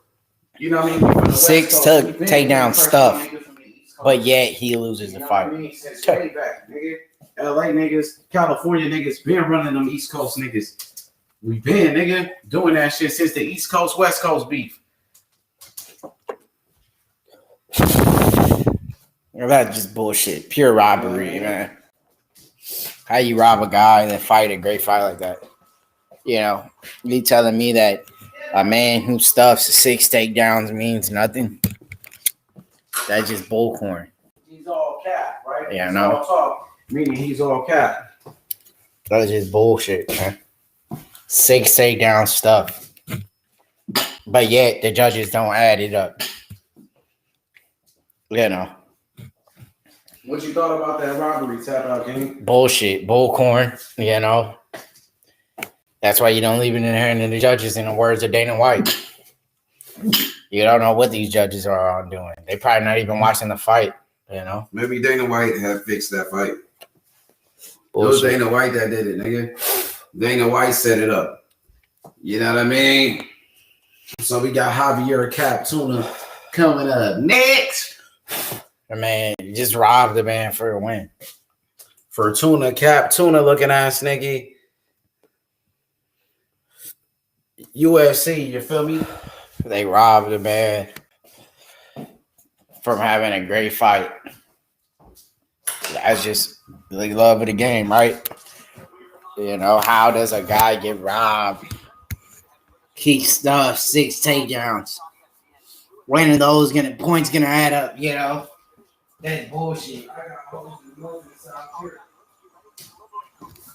And we have some women fighting here.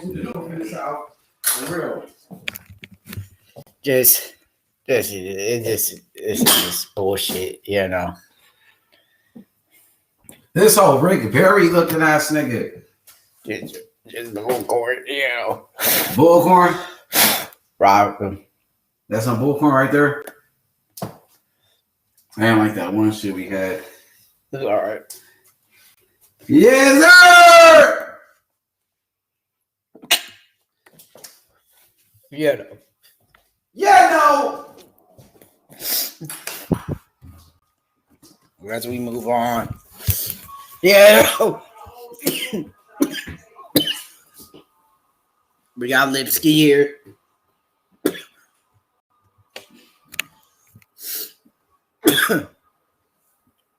Damn. You just hate to see fighters get robbed from bullshit like that.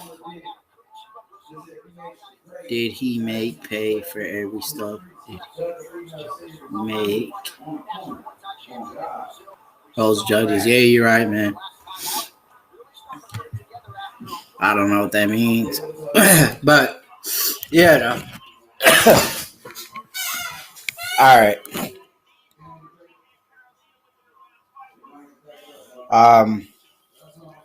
You know, here it is, women's MMA. We do have Lipsky making her way down If you gonna fight, my nigga. to the octagon. That's all I'm saying. Yeah, no. If not, shut the fuck up, bro. She's 13-5, and she's currently on a 2-fight win streak. You know, she won her last fight by knee bar in round 1, and that was a great submission victory for Lipsky. And she is taking on a Shevchenko sister. This is going to be a tough fight. Antonina Shevchenko, 8-2. You know, the sister of the current champion. She's coming off of a loss to Caitlin Chohagian, who did a great job. You know, just a tough girl in that fight. And, you know, this is going to be a tough fight. We know Lipsky likes to get the fight to the ground.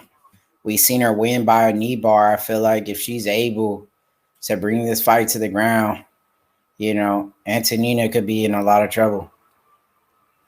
But, you know, her sister is the current champ. So she, you know, she's getting good looks out there, you know, training with the best. Did he hurt him for every takedown or use counters? I say, you know, he used more counters. He didn't really hurt him with it, but you know, the takedown defense, it has to add up, man. I mean, that's a tough thing to do, to stuff takedown 6 times, you know, like the judges just, you just don't know if they're even watching the fights. They're probably on their phones or some shit, Instagram, not even paying attention, and just when the fight's over, just make a pick, a guess, probably drunk, who knows. But Daniel to me won the first round and round 3, dude, for sure. And he definitely, I felt like round 1 was close. Round 2, D-Rod won. Round 3, I feel like D-Rod won. But here is, Antonina, professional kickboxing record is 39-1, and she won the Dana White Contender Series, So her kickboxing record is crazy, But this kickboxing, we know in MMA, and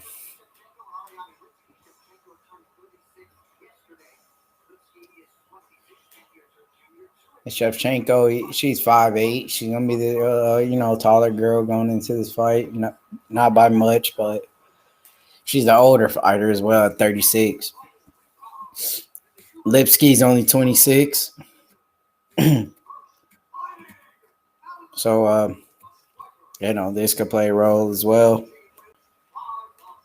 Lipsky is the underdog here.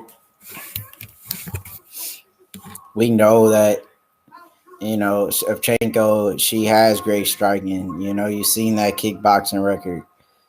We know that she could give this girl trouble on the feet, or any woman, really.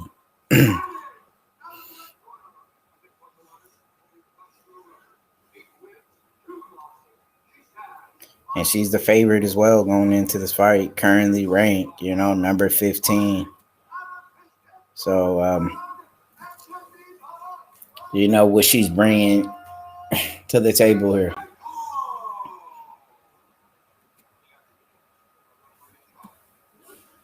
This is a big fight.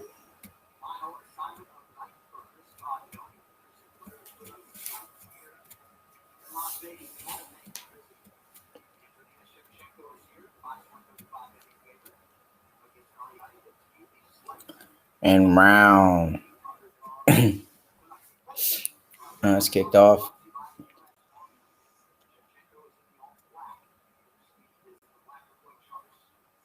Will Lipsky be able to get the fight to the ground? And if she does, Shevchenko could be in trouble. Big overhand right lands by Lipsky.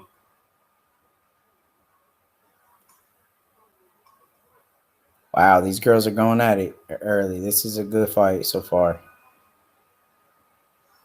They're tied up in the clinch here. Shevchenko landing some knees in the clinch. She's in the right position here.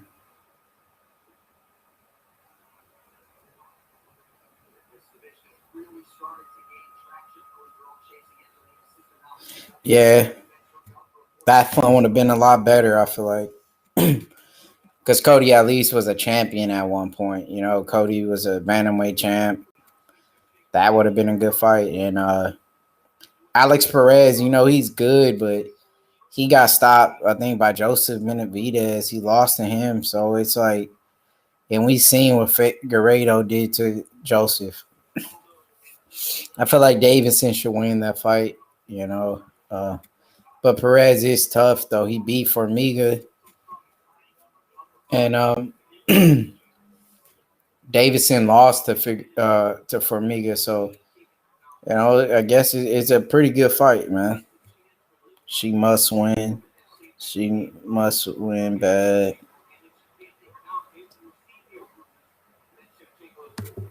Yeah. Man. Joseph, when Joseph, he was one of the best flyweights. Just Demetrius Johnson was always ahead of him. He beat Cejudo, too. So, Joseph is a tough guy, man. He just, he had a tough night. I feel like the first time he fought Joseph beat him in that first round. I feel like Joseph was looking good. And then that headbutt lands, and then he gets finished. So she must win. Valentino,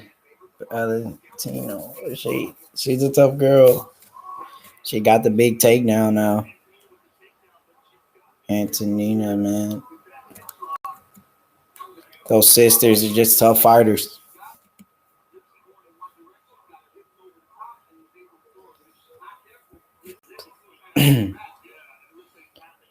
I'm surprised Shevchenko has her there on the ground.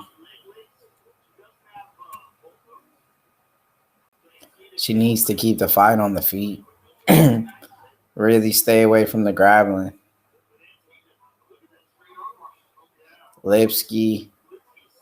You see how she's moving? She's trying to get her back, and she might have her. Shevchenko did a good job. She's made good adjustments, you can tell, on the ground. That was a great job of what she did.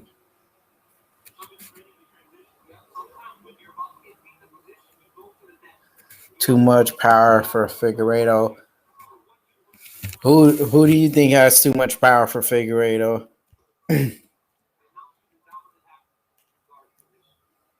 Shevchenko's doing a good job landing some good ground and pound here now. So she has made adjustments to her ground game. And it's paying off.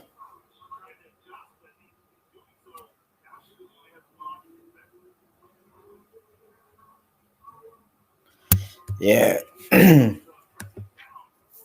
Valentina's that's a bad girl, though, man. She definitely knows how to fight, man. She's one of the most entertaining females to definitely watch. Her and Amanda Nunes had great fights.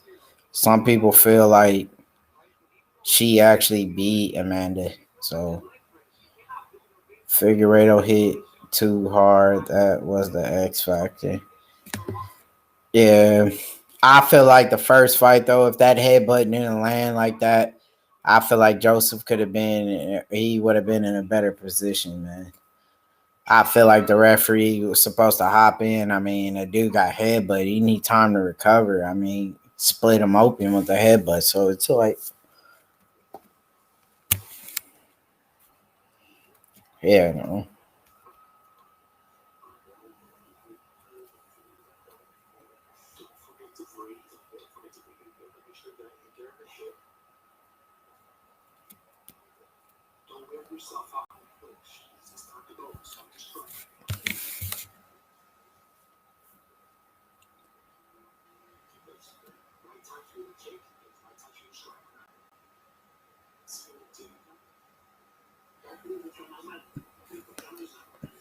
The next fight should be pretty good as well. You know, we got Jordan Wright and Buckley. That dude Buckley had a crazy knockout.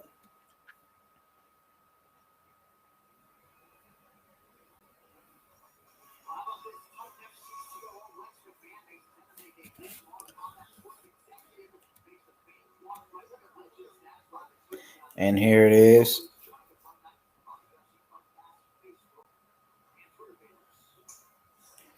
Round 2.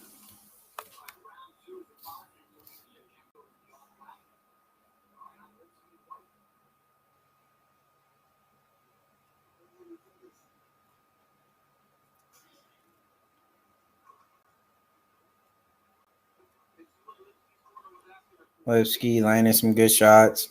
I'm surprised how far her striking has come. She's made some good adjustments. That was a great right hand. Lipsky, you know, I'm surprised how Shevchenko's keep going to the ground with her, you know. And you really haven't seen this from Shevchenko really going for takedowns. And she's doing a good job. I feel like her ground game has come a long way. And she showed improvement, and her grappling has jumped leaps. You know, she has became a complete fighter now.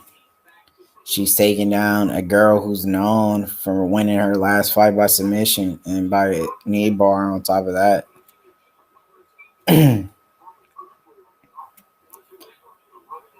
Shevchenko's just, I feel like, too big for her, and it shows.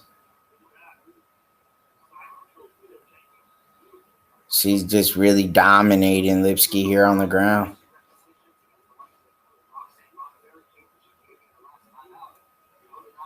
And she's doing a good job, man. Just a great job.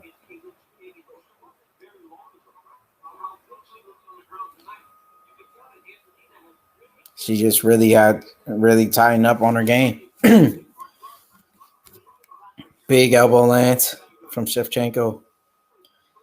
And her game has really evolved. She's just becoming a better fighter.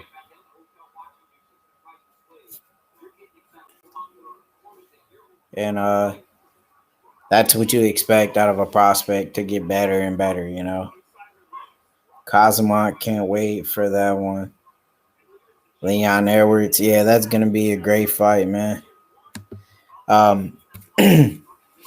Feel like this is first test, Leon Edwards is a lot better than the guys he has faced so far in the UFC. And it's going to be a great fight, man. Leon Edwards, he's well-rounded, though. He's a great striker, great grappler. He has good wrestling. But,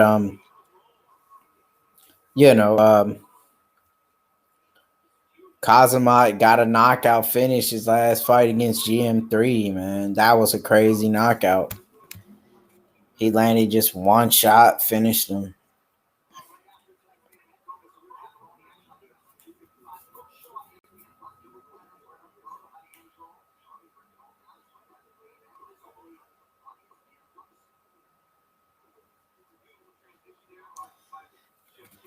I mean, Shevchenko, wow, what a performance. Like, you got to respect for a lot of what she did going into this camp. She really worked on her grappling, worked on her takedowns. She has become a complete fighter, just not a kickboxer now.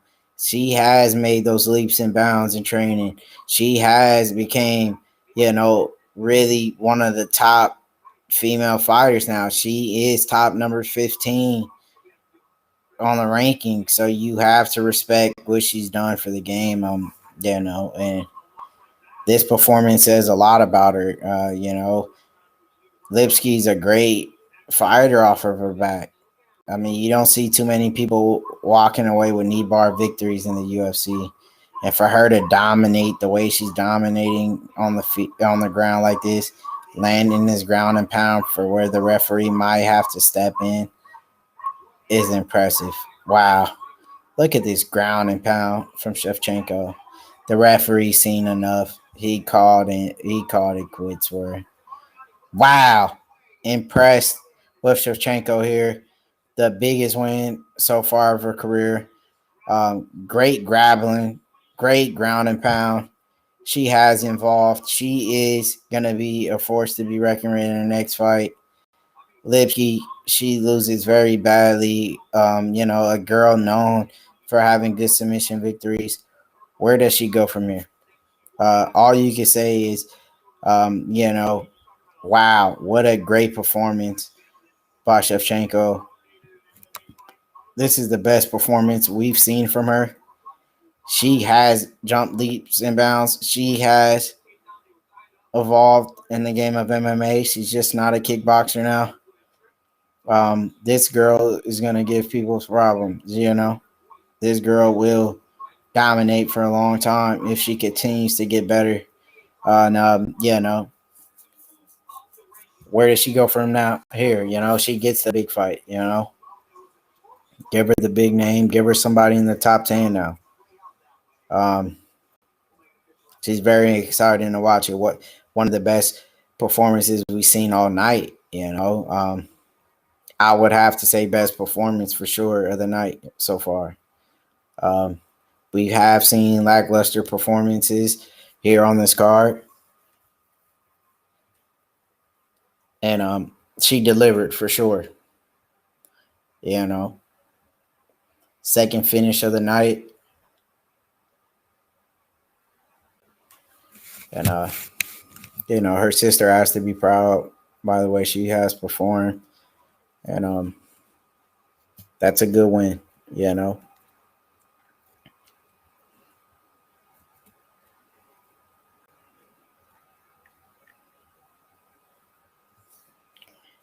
The only finishes we did see was between, Sasha and Shevchenko. So that's just a great win, man. That's a great win.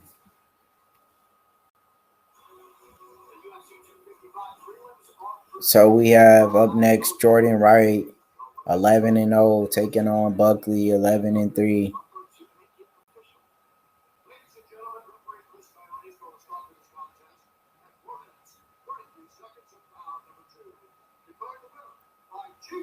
Quinn Buckley here, and Jordan Wright, just a great fight coming up. Buckley, jumping, spinning back kick, best knockout in UFC history, I have to say.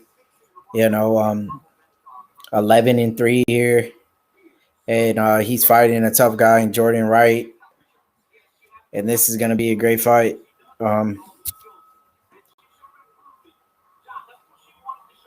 11-0. Jordan Wright has yet to lose a fight in the UFC, but he is coming off of a big win against Ike Villanueva. And that was a win due to doctor stoppage from a cut. He competed in the LFA, but I remember when he got knocked out in round 1 by Anthony Hernandez, and that was on the Dana White Contender Series. So, he has a loss, but on his pro MMA record, he's 11-0 though. And Jordan Wright, the Beverly Hills Ninja, he's gonna have his hands cut out for him. He's fighting a strong Buckley, a guy who has the best knockout, I feel like, in UFC. And the dude's a monster. So I gotta go with Buckley. I feel like Buckley will get the job done here, man. We got, everybody in here yelling Buckley, Buckley, Buckley. Yes, sir. Buckley, Buckley. And that's what we're gonna see, a whole lot of Buckley. I like Kazuma to win the welterweight belt, but the UFC better keep that boy away from Izzy. We'll sleep him. I don't know, man. I feel like we got to see a little bit more of Kazuma, man. I feel like, he could give him trouble, man. I feel like he's just well-rounded, man. We need to see how he does against Leon. If he dominates Leon, I'll say he could give Israel a run for his money, man. Buckley will get it done, I feel like. And everybody yelling out Buckley.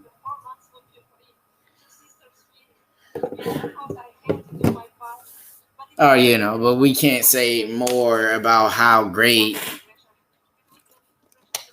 Shevchenko looked. That was a dominant performance, We finally got another finish on this card. They could have done a better job on this card and made some bigger fights. But another fight on here that's kind of fun to watch. It's going to be between Mike Perry and Tim Means. That should be a fun one. Shogun still in the game, fighting against Paul Craig. That's not bad of a fight. Brandon Moreno, and he's taking on Brandon Royval. That's going to be another good, decent flyweight fight.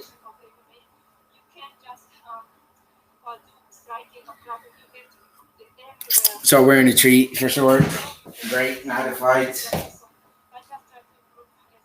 Well, you certainly showed some clear improvement tonight. Congrats. congratulations on an outstanding performance. Now go back and enjoy your sister's fight tonight, and thank you very much for an excellent fight. Thank you so much. Very looking forward to my sister's fight later. Now, Shevchenko, ladies and gentlemen, Antonina Shevchenko. Distance and foot movement will be the death of Kazimot if he fights someone like Izzy. Yeah, no. It all depends. Yeah, I feel like he tying up his game, going there with a good game plan, take Izzy down. Izzy's in for a long night. We haven't really seen Izzy off his back besides like against when what's his name took him down, Kelvin Gastelum, but Kelvin really didn't do anything. I feel like Cosma is a bigger threat than a lot of guys once he gets you to the ground. I feel like he's way better than Gastelum on the ground. So I feel like welterweight's better for him, though. I really do. I feel like he's not that big of a middleweight, really. So, like, him at welterweight is a lot better. I feel like those guys. I don't think he's ready for Kobe or Usman either. I feel like those guys, they give him trouble, man. He might give Kobe a tough time, but Usman, I think they give him a tough time.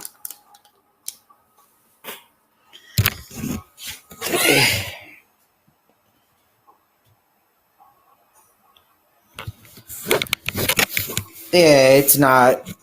He did a good job when he fought Derek Brunson, and Derek Brunson is a great wrestler.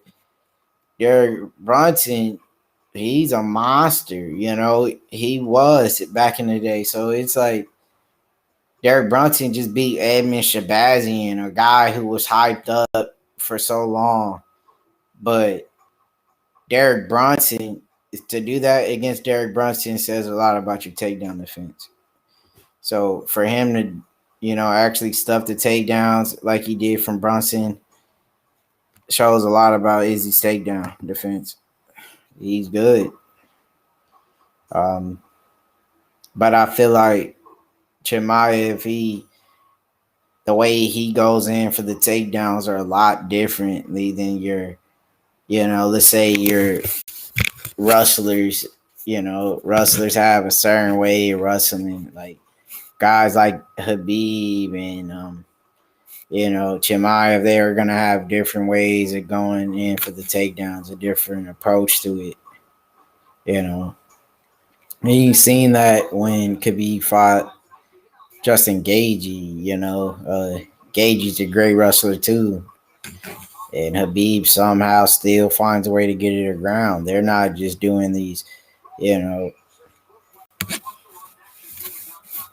these moves that every wrestler tries to do. They do different things. Maybe go for trips and sweeps, just different kind of takedowns. So I feel like it's harder to get prepared. I've seen Jordan Wright fight on the Dana White, and he got knocked out bad. So I don't think the Beverly Hills Ninja is really that good, man.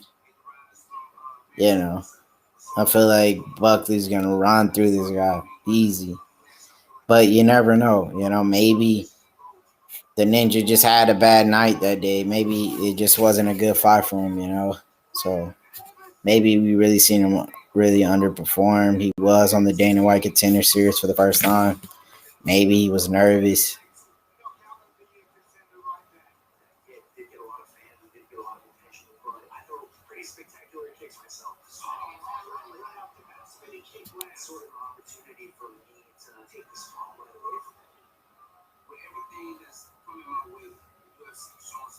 Buckley's a tough guy, man. Very exciting to watch this guy, man. Every time he brings nothing but excitement.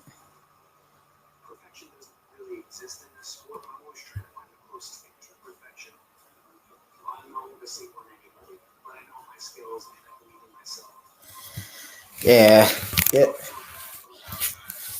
I don't know. I feel like if he beats Usman, man, I feel like Izzy could be in trouble, man. Izzy is a great striker. Everybody knows that. He's way better than these guys on the feet, but the ground is what you gotta be worried about, He hasn't the biggest name fighter that he had that was known for his wrestling was Derek Brunson. Kelvin Gastelum was a great grappler too, but Kelvin Gastelum he likes to strike a lot more than grapple, but he'll mix it up. Derek Brunson was like really he hasn't fought the great grapplers. He has yet to face them. Costa was another striker.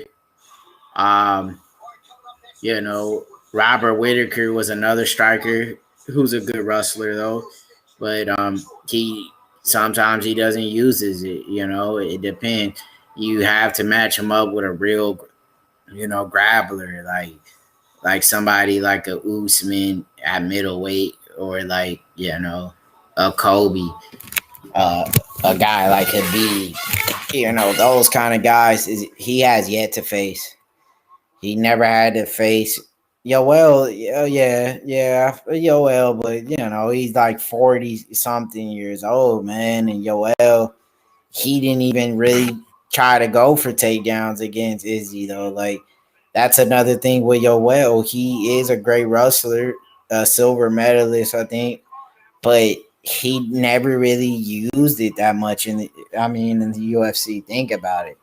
Like, all of his wins been really from knockouts. Like Yoel, he knocked out, Chris Weidman. He just really knocks people out. Sometimes he does use it, but he doesn't. He's not really a grappler like that, man. Yoel, you can't really say him, dude. It's like he knocked out Luke Rockhold. He knocked out Chris Weidman, and he's done all of this on the feet. He knocked out Tim Kennedy. He beat all these guys. But where has he really you seen him have a fight where he completely dominated a guy on the ground? He doesn't really he uses it, but he don't, Like a guy like Habib, he goes to the ground guaranteed every fight. He makes sure he gets it down on the ground. And I feel like Chimaev kind of brings that same kind of energy, the same kind of, fight game plan. I feel like he's not gonna stay at middleweight though, but if he did, he would give him trouble.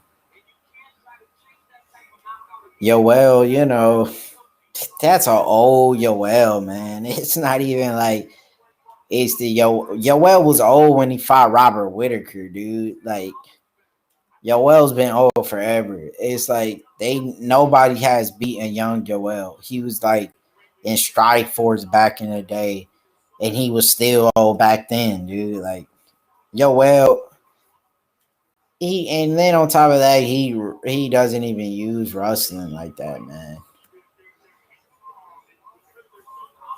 You need a guy who's relentless to go to the ground. That's his entire game plan is fighting on the ground, grabbing it. You find a guy like that to fight him, he will be in trouble. Because eventually, it's not a kickboxing fight, dude. Eventually, you get down to the ground, you'll be in trouble. 1 of 4 knockouts, 8 wins by TKOs, 4 first round finishes. Buckley coming in right now, man. The only guy to me can beat Izzy is John Jones, and Izzy, the only guy can beat Jones, so they really can beat each other. But I think that's a 50-50 fight. Yeah, but John ain't really John is a great wrestler and all, but look, when he fought Dominic Reyes, he like used it for only the third and fourth round. Like he started going in for takedowns, like like he really didn't wrestle the entire fight. If he did, he could have easily won. I mean, Jordan Wright is a big dude though. He's 6'2", taking on a 5'10" Buckley. This is gonna be a very tough fight, you know. Buckley is fighting a man who's a lot bigger than him. I feel like Buckley would be better at welterweight, really. Buckley is you know, he reminds me of a Paul Daly kind of guy. I feel like at welterweight he would definitely do a lot better. The Beverly Hills Ninja. John Jones overlooked some opponents. Yeah, John. I don't know about John, man, anymore. You know, he just his name, his reputation, and he just, John ain't the guy we all thought he was, man. John, everybody makes mistakes in life, but I mean, to continue just to, you know, continue to do it is like, come on, man, enough is enough eventually, and then the dude has got caught, for having banned substance in his system. So you're also talking a guy who's been accused of taking steroids before. John Jones is not as clean cut as everybody think. He has also admitted, to be started hiding underneath his fucking ring, hiding from USADA. So it's like John, his name got a big cloud in front of it, dude. How do you hide from USADA when they come to your gym at Greg Jackson? That's something you got to think about. And he said because he had weed in his system, supposedly, but yeah, right. We know what he had in his system. He had that good old steroid, aka Chael Sonnen.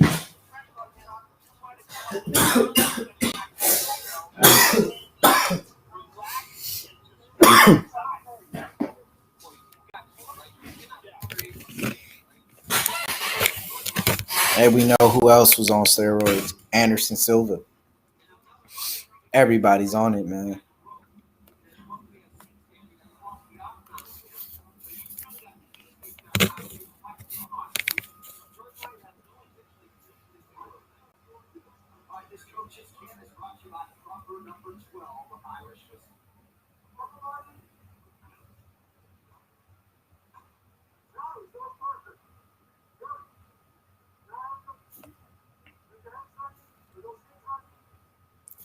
Paul Daly swing like he trying to hit a baseball. He's a killer on the feet. Damn right.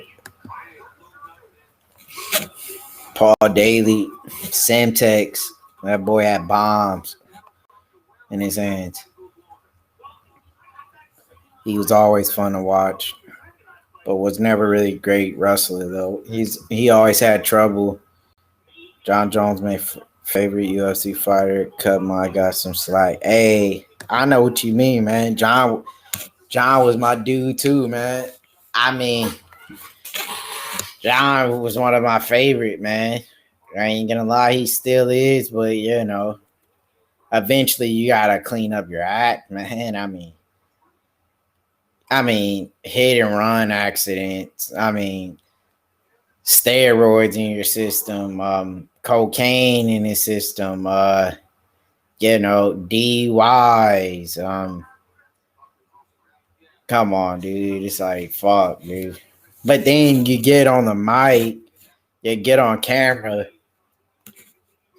and you act like you're a whole different kind of fighter. Like he's supposed to be a guy kids look up to, be a role model, but behind closed doors, he's a different guy. It's just like, when you're young and you look up to someone or whatnot,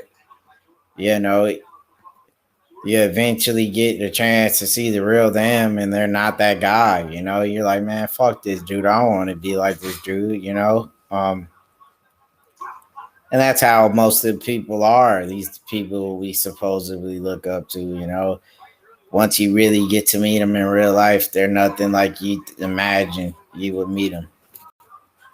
Nobody got his resume even could be. Yeah, he does have the best resume. I mean, he's beat nothing but the best guys: Shogun, Rashad Evans. I mean, how many UFC champs has he beat? Machida, you know, DC twice. I mean, he really beat. He has the best resume. He wiped out the whole light heavyweight division. Really, he beat everybody that was in there. Rampage Jackson. Anybody you would have put against him, he would have dominated him. I mean, and he really. That's why the light heavyweight division is lackluster as it is now because of John. Yeah, Buckley is a beast. I'm surprised that Wright has survived this long in this fight. Wright landed some big kicks as well. John was a clean cut dude, man. Like he was. Buckley got him in trouble. I think that's it. Yep. I might be a little bit behind on here.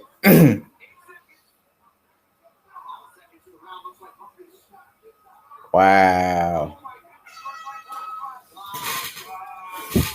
But yeah. Habib doesn't even have that impressive of a resume. He only has 3 title fences, you know. He should at least had 4 title defenses so he could have the record for the most lightweight title defenses. I mean, his career was just pretty much starting. I feel like he should have had 1 more title defense, dude. Then retire, have the record.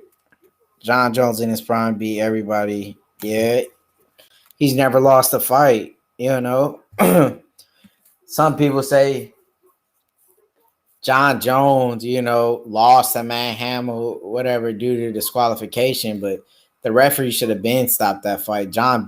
He almost killed Matt Hamill, man. I mean, he's already bad enough the guy is deaf.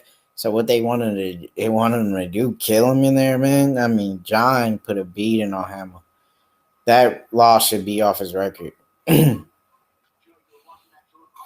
John is the only guy. He's like the Mayweather, you know, never lost a fight. Some people say he lost fights, though. Some people say he lost to Gus, and some people say he lost to Reyes. Oh, wow.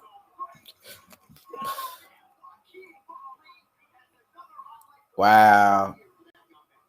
Buckley gets it done.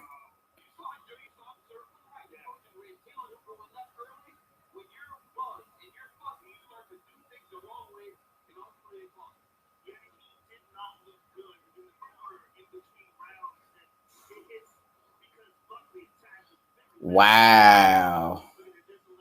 He like a Paul Daly, man. I feel like he goes down on welterweight. He'd be definitely the new Paul Daly. I mean, the dude's a monster at 185. I feel like his height is what could give him some trouble. I remember when Kevin Holland put hands on him. Kevin Holland beat him bad, man. That was on his debut, but, you know. John Jones and Amanda, 2 top fighters of all time. Their resume just better. Buckley a beast. Hell yeah, man. I don't know about that, man. I feel like you can't forget about what Demetrius Johnson has done. You know, the most title defenses in UFC history. Anderson Silva had his resume wasn't the best, but you got to respect how much title defenses these guys has. You know, John definitely. John, he's put in the work. He has a lot of title defenses. But, you know, I don't think Amanda has enough title defenses yet. I feel like Demetrius Johnson is one of the best ever. No, 3 Demetrius Jones. Yeah, and Anderson, dude. Yeah, no, Anderson was the king of the title defenses. You know, these guys defended their belt a long time, man. I mean, you got to really look at, you know, title defenses as a lot, man. Stipe, he has the most heavyweight. Johnson, yeah. Demetrius, he's a bad dude, man. I feel like it was you know, kind of messed up what they did by trading him. Yeah, GSP, of course. You can never forget about George, you know. George, the only guys he lost to, he actually came back and avenged those losses and win. So, you know, I just still can't believe he lost to Matt Serra the way he did. That's just crazy to me. I wonder if he took a dive that fight.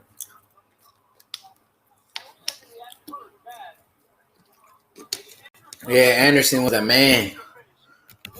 Nobody was doing what Anderson Silva was doing, even though he lost to Chris Weidman, who didn't go off and do great things with his career. I mean, he did win the belt and beat Vitor and Machida. I mean, but he lost to a guy like Luke Rockhold. Those, yeah, you know, I guess eventually you got to lose one day, man. I don't know how Anderson lost to Weidman. And Weidman just gets knocked out pretty much by everybody. Maybe it was just a bad a style thing. People forget about Fedor. Yeah, Fedor was good. He was good in pride fighting. He was one of the best heavyweights, but soon as he left Pride, he didn't do as well. And he didn't do very well in the you know, he didn't do very well in the Strike Force when he fought against Fabricio.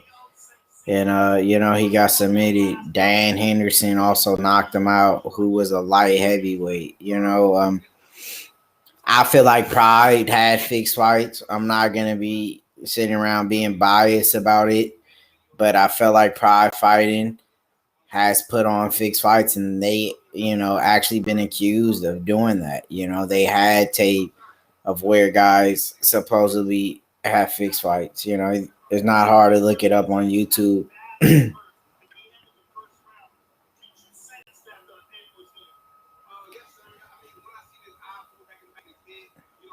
And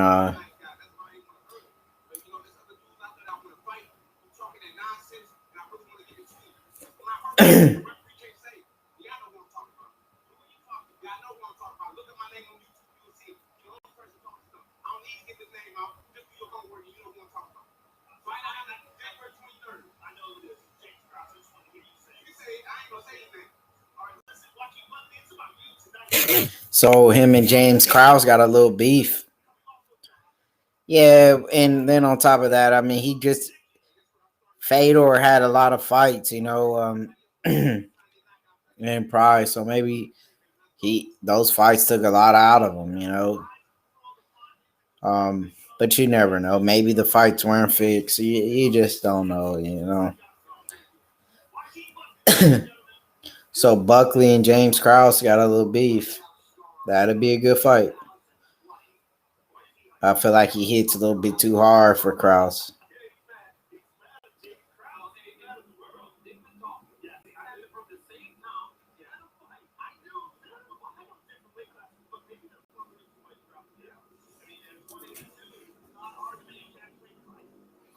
Cage Warriors.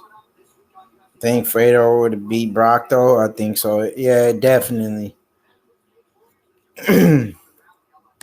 Brock Lesnar, I feel like, you know, he was a good wrestler. I know he beat Randy Couture before with the hands, But I think Brock Lesnar, and he beat Mark Hunt or whatnot, but I don't think Brock was that good, you know. I think Brock Lesnar, yeah, definitely. You know, he just, once he got hit, he couldn't take a shot. Overeem killed him.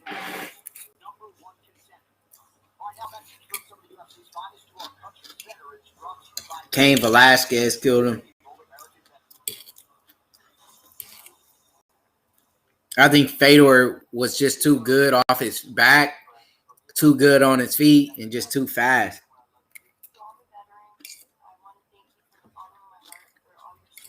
One thing about Fedor is that he was a lot faster than every heavyweight he fought. He was just faster. And even when he got submitted by submitted by Verdun, yeah, he did. I mean, Brock had some good wins. You know, Brock had good wins in the UFC. Let's act like he didn't. You know, he beat Randy Couture, you know, one of the best heavyweights of all time in the UFC. He beat Frank Mir, you know, another former champ. Keith Haring, Mark Hunt. He got some good wins on him. I feel like with the right matchup, Brock does well. But when you match him up with guys, you know, that's real good, like Cain Velasquez, who's great boxing, great wrestling, you know, those are bad matchups for him. Yeah, Randy was old. He was real old, but, you know, what about when we beat Mark Hunt? Mark Hunt got hands, pack a lot of power.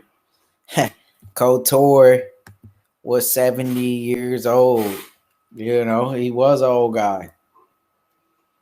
But he came back. He beat Tim Sylvia and Gabriel Gonzaga. I feel like Fedor would have came to the UFC. I don't think he would have did as well as he did in the, you know, as in Pride. I think he would have had a lot of trouble in the UFC. The heavyweights there is just a lot bigger, man.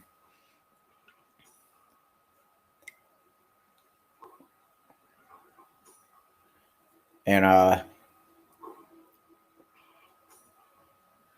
we getting ready for the next fight here, man. Who we got coming up next?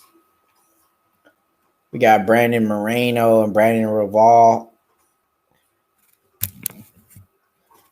Great flyweight fight coming up. Well,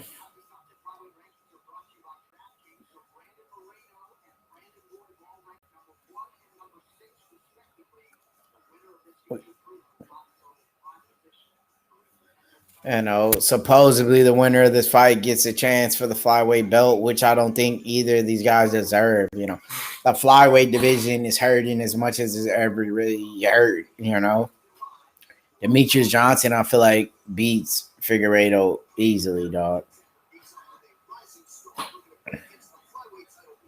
This fight is tough. This dude did submit Timothy Elliott, which is a big win. He has a good submission background. I think Brandon Moreno wins though. I think Moreno probably will win this. It's a close fight, you know. I feel like Moreno should win though. Royval has been doing nothing but making noise in this flyweight division since he came.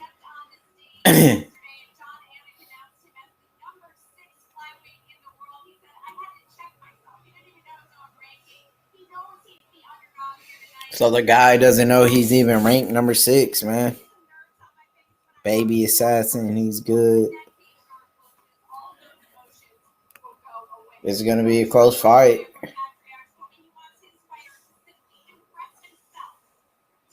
But I think Morano, he's just been around the game a lot longer in the UFC. He just has more experience in the UFC.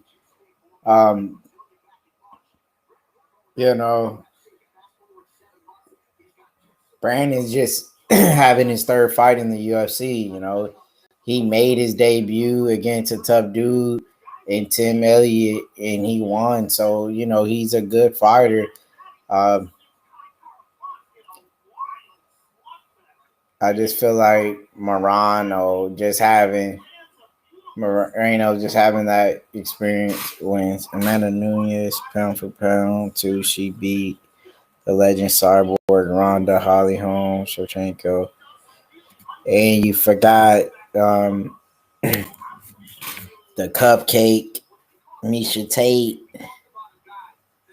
So Amanda, she is good, man.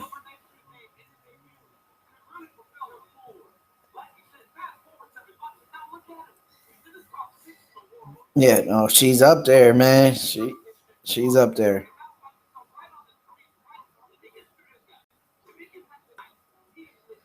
Yeah, he does. I feel like he should win, man. But you just never know. I feel like, you know, Brandon having that third fight revolve, just he hasn't really been in the UFC long enough, you know. Moreno has fought a lot of people, man. But we'll figure out right now. They got him ranked number 1. I don't know how. I don't think he deserves it. The flyweight division is not as good as it once was, man. I feel like Demetrius would have beat most of these guys still to this date.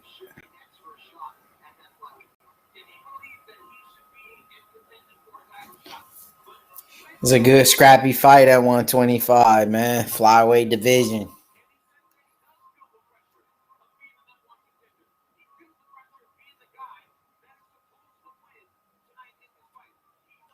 I don't agree with that, though. I don't feel like he should be number 1, man. I really don't.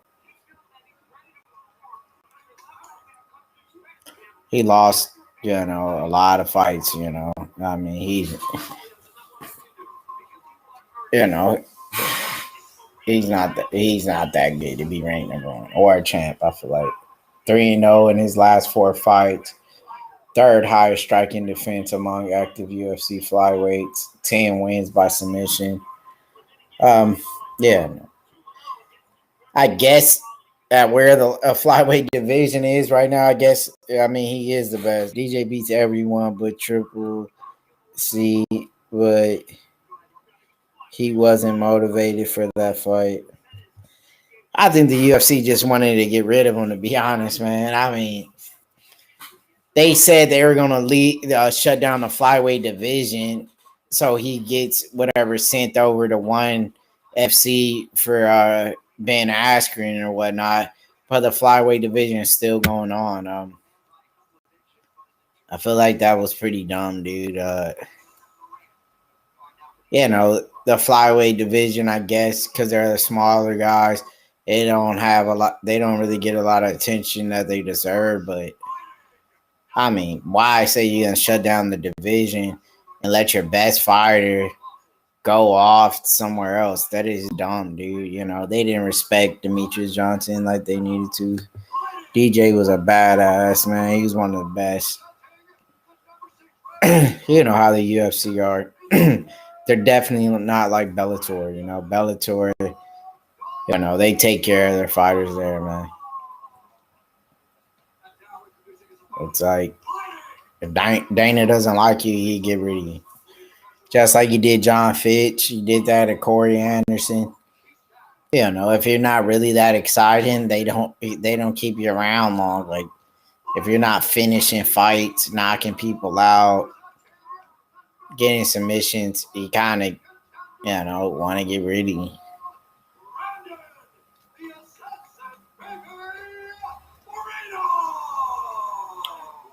This will be a good fight.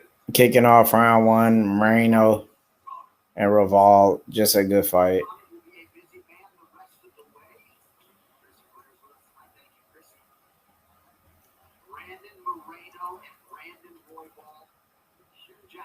Royval. Let's see what's going on.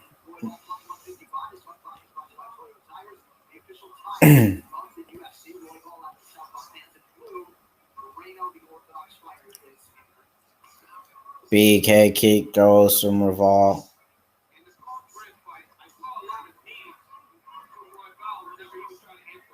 A nice jab by Moreno.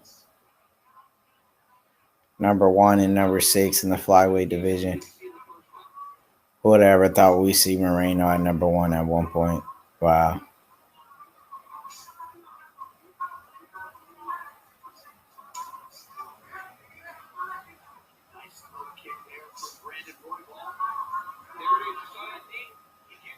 Royval he's a pretty tall flyweight, man.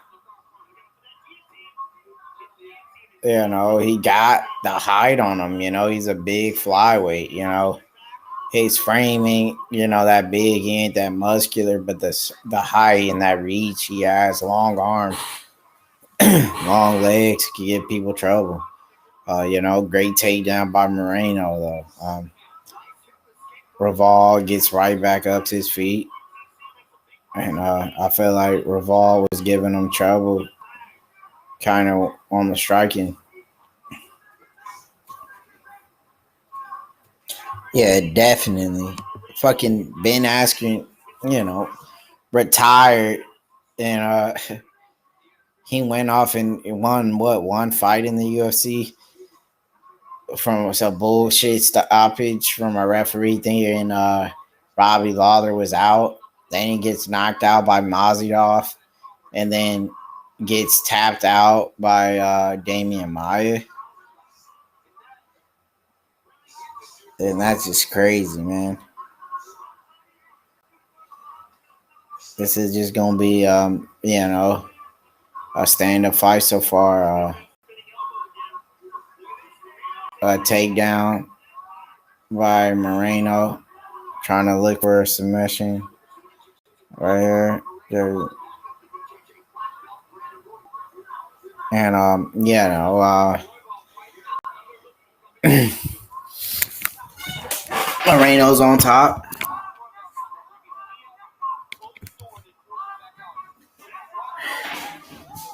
And, you know, he's landing some good shots here. Moreno, you know, he has the dominant position. It looks like he's controlling this fight so far. And he might be edging out round 1 here. Yeah, no, and he's looking for a rear naked choke.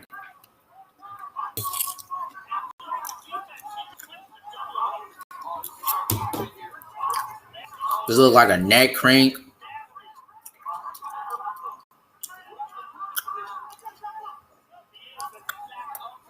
Is this a twister here?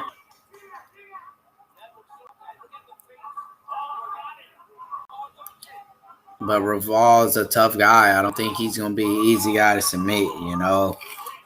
He shows a lot of heart. A lot of people would have tapped out right there.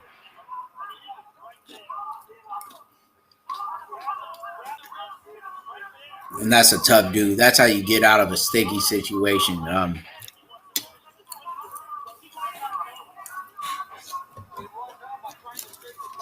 Reval is just a tough-ass dude, man. That's a difficult, you know, position to be in.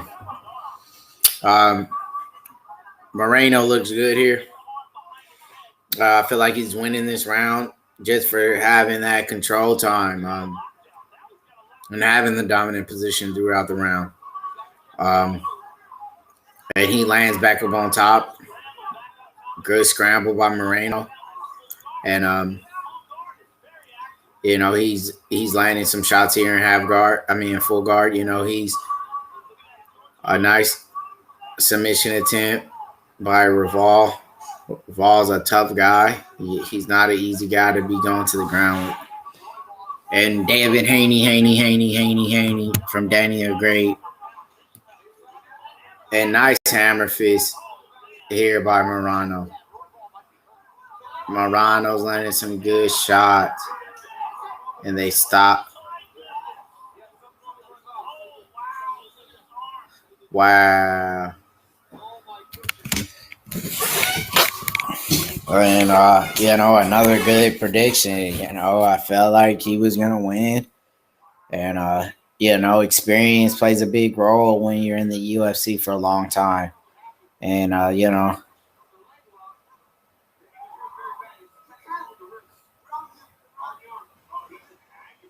Brandon Moreno, he's just that kind of a guy who's been around the game a long time. Like I said, Royval's just having his third fight in the UFC. He's had great two performances, but I don't think he's been in the game long enough. He landed some good ground and pound, and that was it.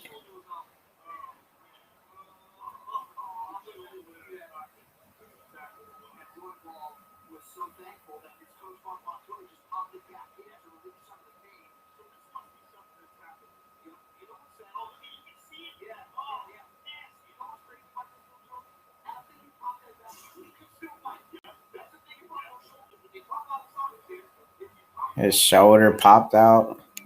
Wow. Pitbull, he's supposed to be fighting Emmanuel Sanchez, man. I don't know exactly when. Oh, wow.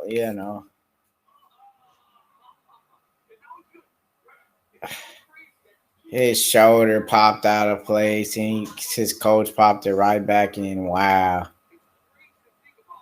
Now he's good. Oh, wow, man.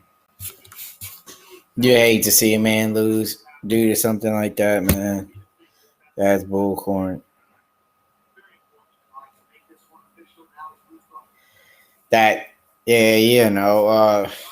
Man.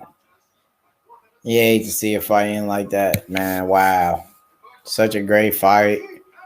Ended in a way like that.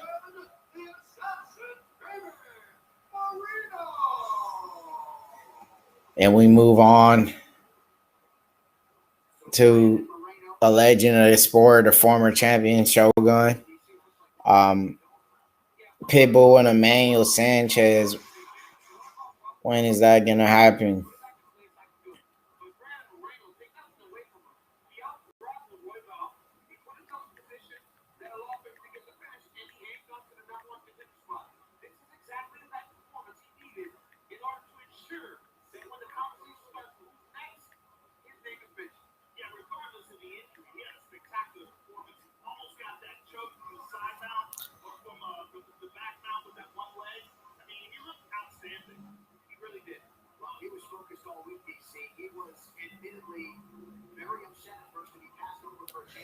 Oh man, that's a tough fight, man. I feel like Pitbull will win though, man. If I had to put some money on the line, you gotta go with Pitbull, man.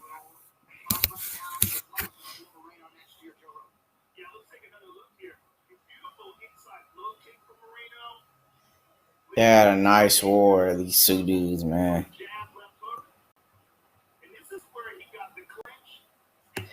I feel like Pitbull probably win a decision, man. I feel like he'll win a decision in that fight.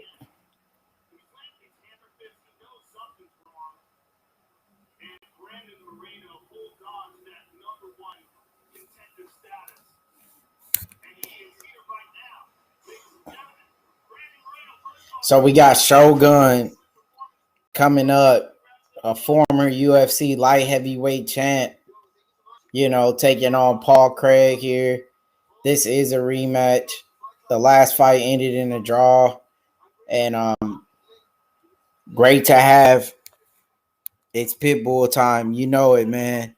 Pitbull, man. Pitbull is a bad man. Yeah, no, and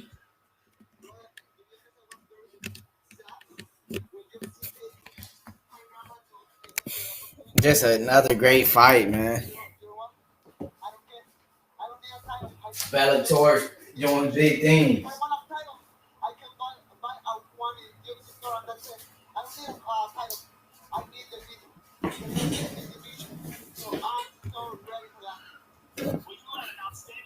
And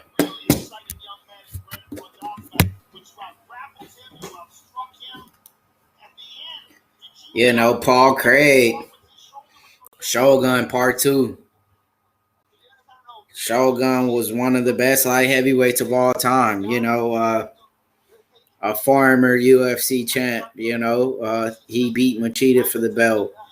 You know, he's been around the game a long time. You know, he's beat all the legends of the sport. You know, he's beat Chuck Liddell, Mark Coleman, Alistair Overeem, you know, Kevin Randleman, rest in peace, his soul. Kevin Randleman, you feel me? Beat Overeem twice, beat Quentin Rampage Jackson. You know, Shogun in Pride was one of the best fighters, you know. We know he's up there in age now. He got a lot of miles on him. You know, he is 38 years old now, you know. Is he the same guy as he once was when he was younger? I really don't think he's been looking very impressive in his last couple fights. You know, I feel like Paul Craig will be able to win this fight this time around. You know, just being the younger fighter, the fresher fighter, not too many miles on him. And, you know, he is, you know, on a 2-fight win streak currently. So this is a big fight for Paul Craig. I know these guys faced off with each other before in the past, ended in a draw, but you know, they know each other. They know what they're gonna bring to this fight. They know what they have to offer, you know. You know, Shogun is off of a win against Nogueira. You know, so this is gonna be you know, a very tough fight. H Money, the 2020 Rookie of the Year, the man boy, you feel me? And the Rookie of the Year, you know, he is your. And this light heavyweight bout will you know, be one of the great fights of the night for sure. You know, a sure thing to be something spectacular, you know. Seeing another legend like Shogun come out here and compete is always fun, you know, to see the pioneers of this sport, you know.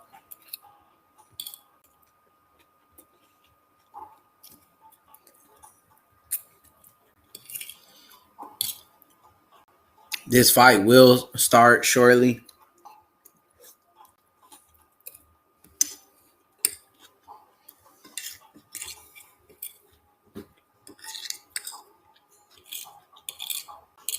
You know, what do you guys, you know, feel like? Who do you guys feel like gonna win this fight, man? You guys rolling with Craig? Are you guys rolling with, you know, Shogun, the legend, the former champ?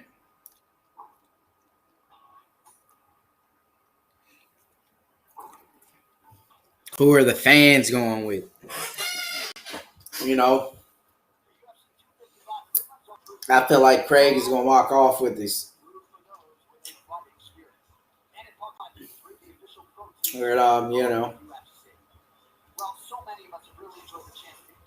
we finally hop into the first fight in the main card. You know, you'd be surprised how, you know, then ranked number 1 flyweight, it's on a you know, on a undercard. You just like, how is your number 1 ranked flyweight fighting on the undercard? They deserve to be on the main card.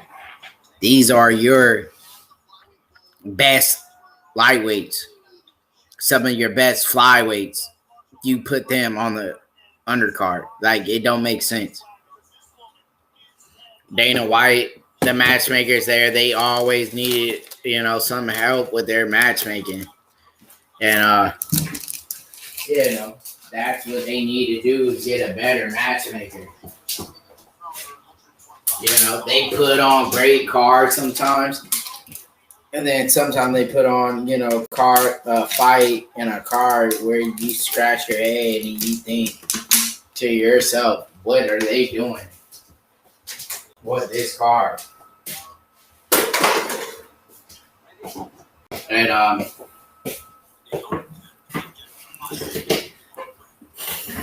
that's what needs to happen here.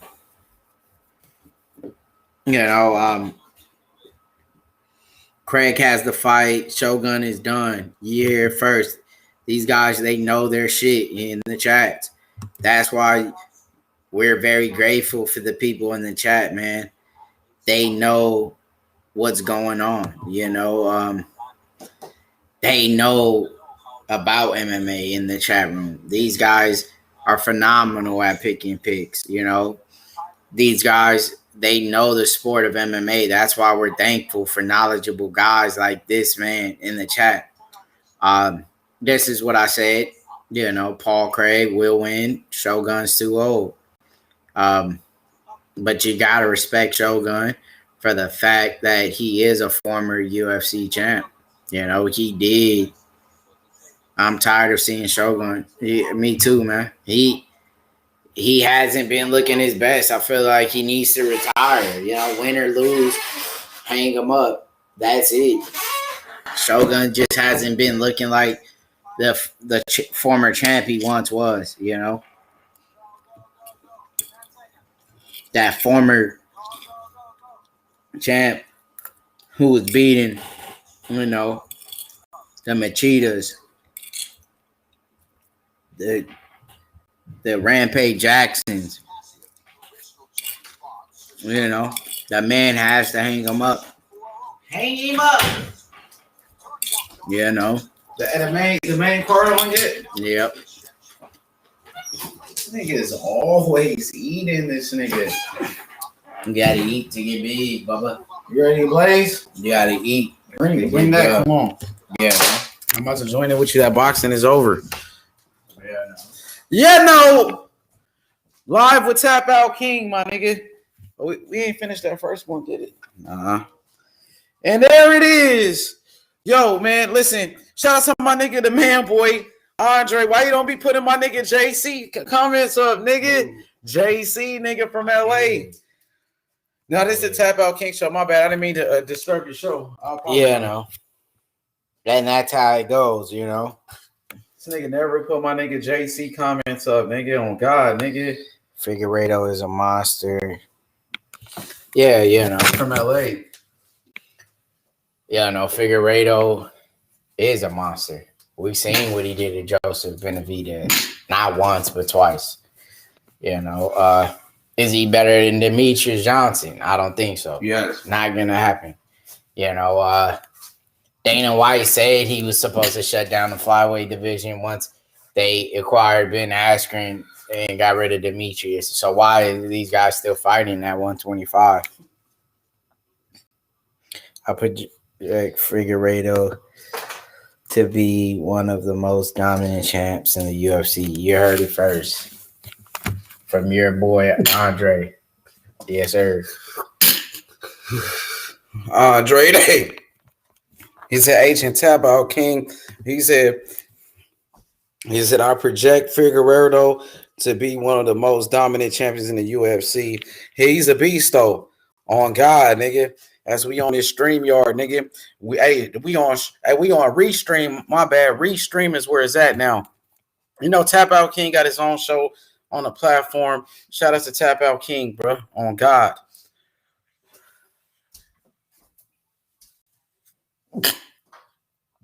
You know what I mean? He said, how did Conor Ben look today? He looked good, bro. He looked real good.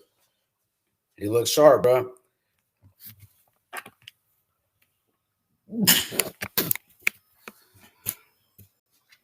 The main card started? How many fights left? Like 4 or something. 4 fights. Probably. You don't be blowing the ashes by me, nigga. This nigga be hitting that motherfucker hard. Yeah, no. This nigga think he is. I'm trying to hit that shit like this nigga. Yeah, no. You gotta get it right. If you don't smoke fight, you ain't get it right. You know? Connor Ben. Yeah, no.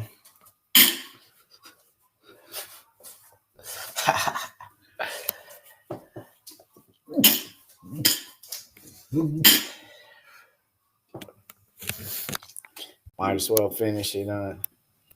Oh, this nigga faded. This nigga's faded. Yeah, hit the like button, bruh. As we proceed to give you what you need, bruh. You know what I mean? It's your boy H Money and Tap Out King, if you know what I mean, Jelly Bean. You feel me? Yeah, on God. Shout outs to everybody, man. UFC 255 on God. Oh God. You know what I mean? Taking it to the next level, nigga. Yeah, no. So Shogun, a legend of the sport, taking on Paul He Craig. just fought. Didn't his Shogun just fought like a month ago? Fighting Paul Craig. Who you got? H Money, Mr. DAZN.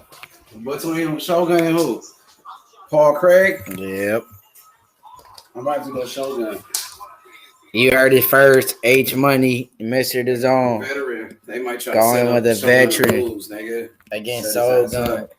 He going with Shogun. Don't drop that fuck. This nigga. This nigga. This nigga. Hated ass nigga. This nigga faded ass, high ass nigga. Hey, yo, look, man. MMA King. This nigga about to trip over that. Oh, shit. And we live, bro. You mean drop a link for a nigga, bro? You can't even drop the link for me, bro. Drop the link to him, guys. There we go, right there. Yeah, no. I'm about to join it. Shout outs to Tap Out King. There go the link. Any man, time in, beam in with us. You know what I mean? Give me your thoughts. Give us your thoughts. Yeah, no. Paul Craig will be victorious once again. Yeah, no. Those are, the rules of the game. Shogun, he had his time. Paul Craig is a guy up and coming now. All the bettors out here, you finally want to make some money for once in your life, trying to make an easy payday. Listen here to me. You put in the one and only. You put this man here. You finally want to make some money for once in your life, trying to make an easy payday. Listen here to me. You boys, place that pick. Get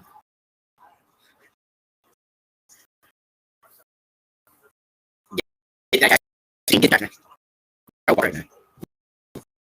Depending on the ISO,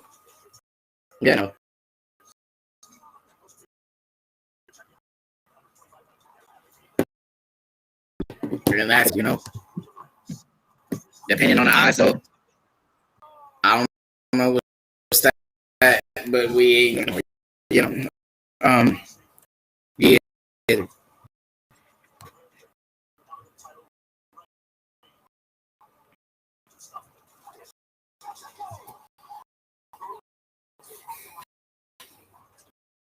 Yeah, Shogun still at it, man.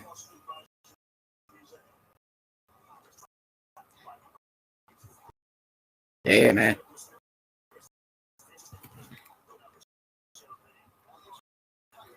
Yeah, I don't know what that was.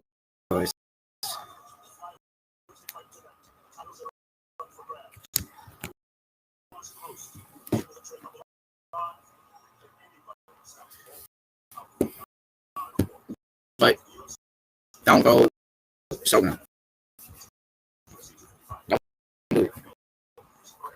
Who's doing that with you? Who knows? Hey, your sound is kind of fucked up. Yeah, no. Yeah. Just exit and come back in. See, it's exit.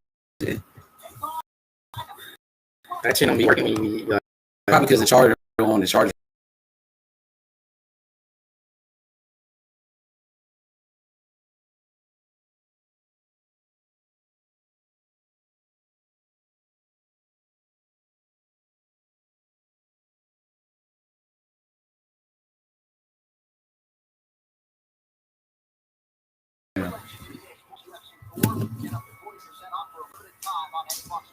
Shogun, Paul Craig, light heavyweight bout coming up. Who be on? I'm about to join with you.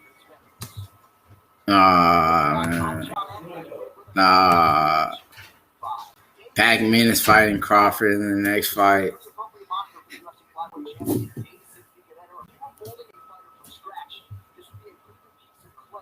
Yeah, no.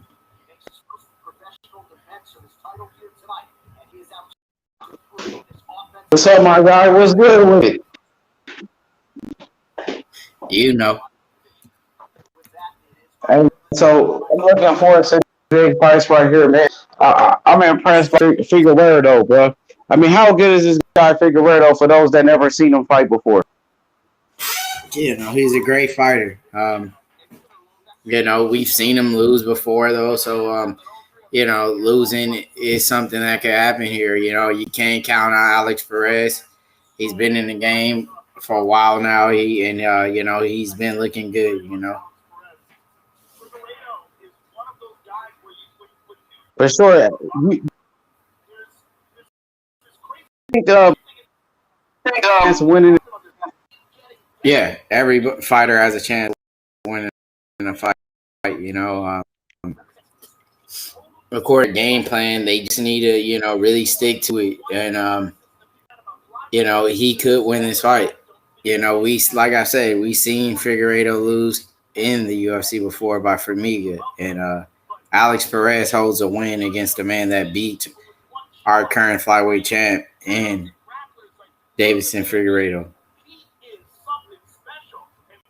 For sure. Who was the guy that beat Dale? Where did he take his first losses? Figueiredo lost in the UFC to Formiga.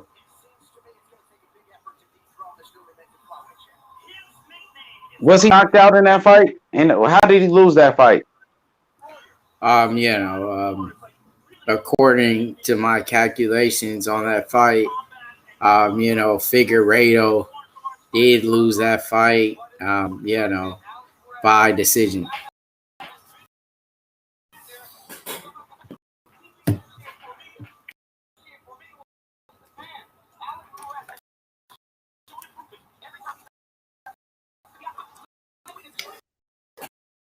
Yeah.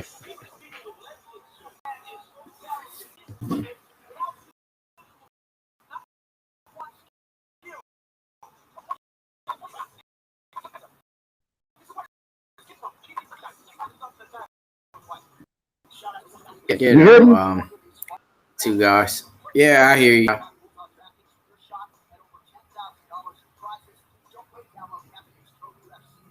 Yeah. How would you grade this UFC event so far, UFC 255? What would you grade it so far? Yeah, I'll say it's okay. It wasn't something, you know, special. The card wasn't that stacked.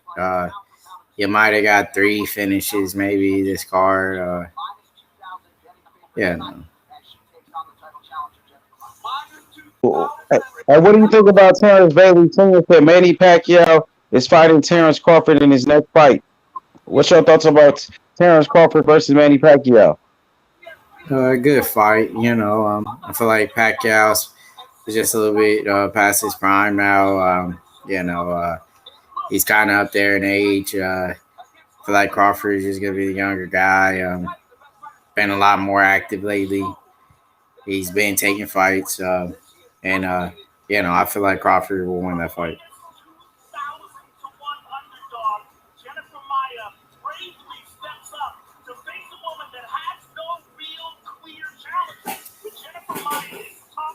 Yeah, no.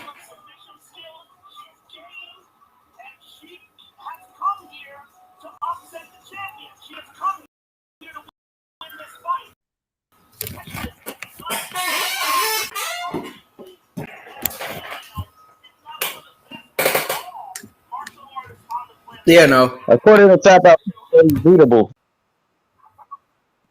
Huh? I said you said that was beatable. Figueiredo is beatable, but he been beat before. He can lose again, according to you. Yeah, he lost to Formiga in a decision. Alex Perez beat Formiga.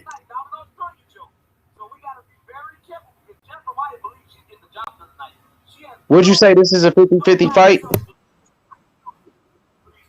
No, I wouldn't say that. I wouldn't keep it that close, but yeah, every fighter has a way to get it, the W there. You know. And what's the next big fight you want to see in mixed martial arts? What's the next big fight to make in the UFC? I mean, specifically the UFC. Yeah, what's the next fight that's already gonna happen? Yeah, the next big fight or the next fight that you want to see happen. Super fight. Yeah, no, you gotta think these people are gonna have to jump up weight classes or cut down. But the John Jones Israel fight should happen.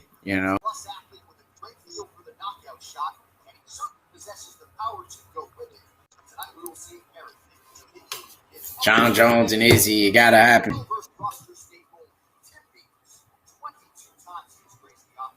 What about John? I thought John Jones moving up to heavyweight. So how is he gonna fight Izzy if he's at heavyweight?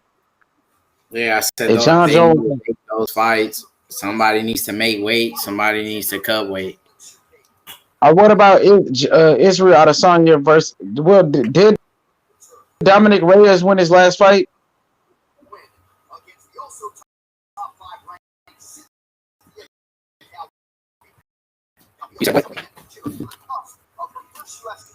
What did you say? Repeat it. Did Dominic Reyes win his last fight? No, he lost. It was the last fight was for the belt. He got finished by Jan. Peter Yan beat him. No, by Jan Blachowicz.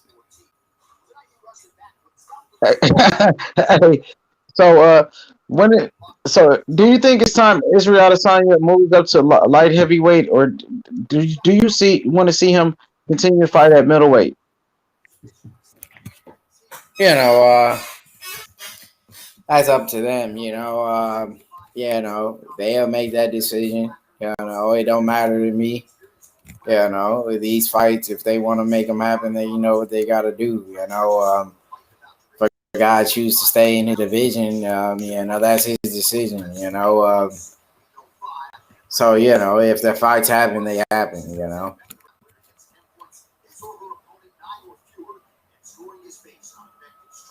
And what did you think about Israel Adesanya's performance against Paulo Costa? Were you impressed by him?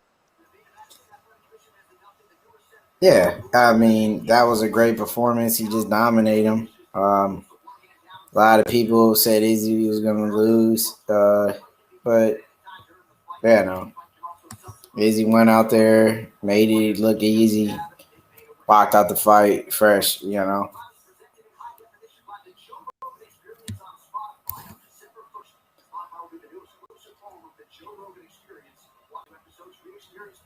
For sure, bro.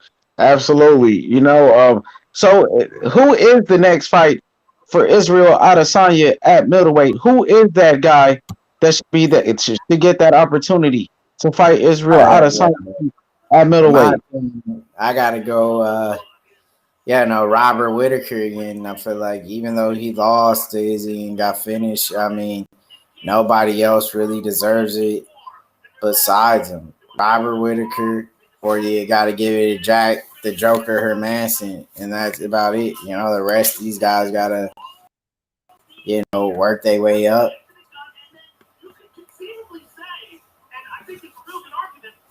And yeah, absolutely, man.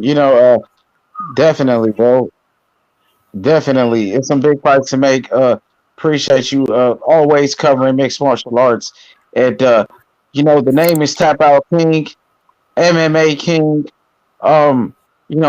Boss Top or a Boss Talk, whatever you want to call it. You know what I mean?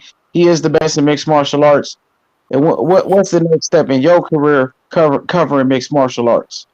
What can we look forward to? What can the fans look forward to watching? You progress as a mixed martial arts analyst. Oh, just calling fights. Doing the same old. Getting the job done, and. Yeah, absolutely. Personally, I think you're the best in mixed martial arts. I would love to see you do a collaboration, possibly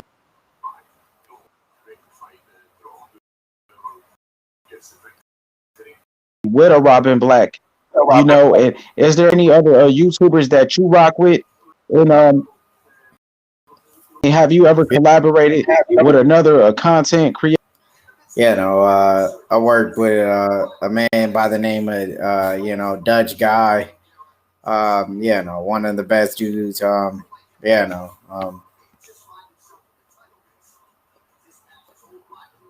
That's about it.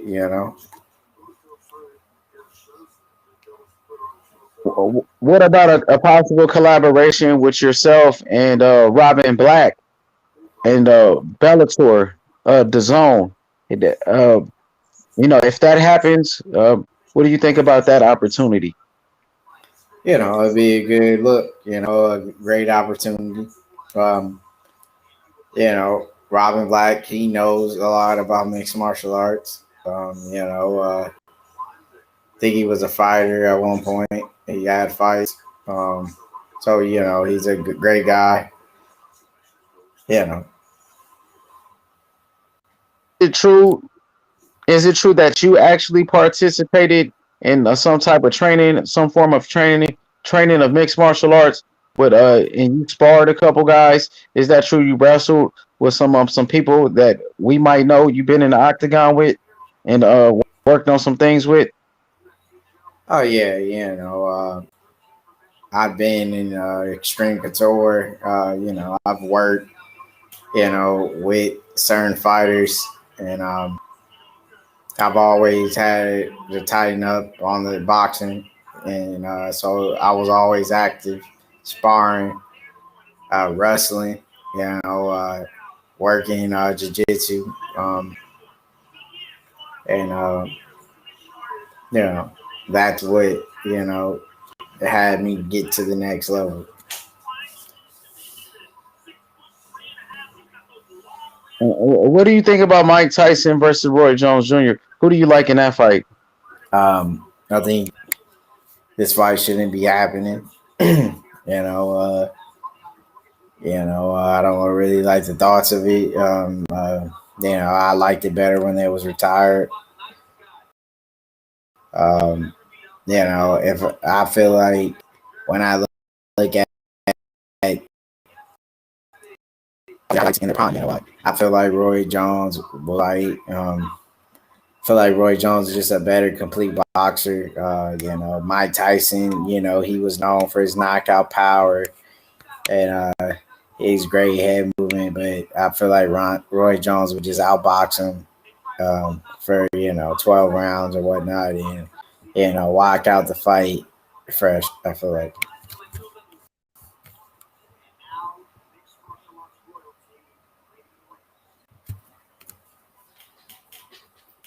Roy Jones Jr. would have won. I feel like Roy Jones boxing just a lot cleaner. Great, footwork. At times untouchable. Wouldn't be able to land a strike on him. Some of the best head movement. Roy Jones Jr. was one of the best fighters of all time, I feel like. When he was in his prime, no one could touch him. Roy Jones Jr. was that guy.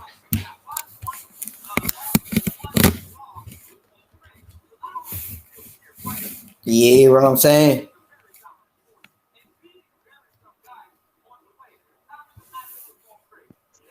So Yeah, we you make got some great points. Go ahead, you got it. Go ahead, do the commentary. Shogun coming down to the octagon, former UFC light heavyweight champ. You know, one of the best of all time, a true legend. Taking on Paul Craig.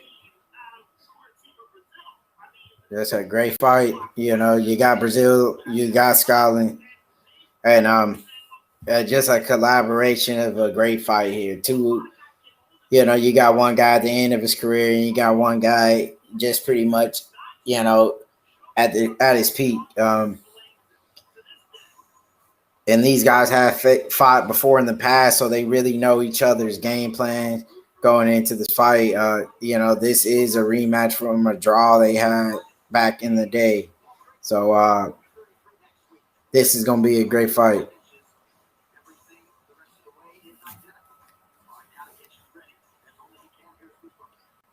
And Bruce Buffer here announcing the fighters.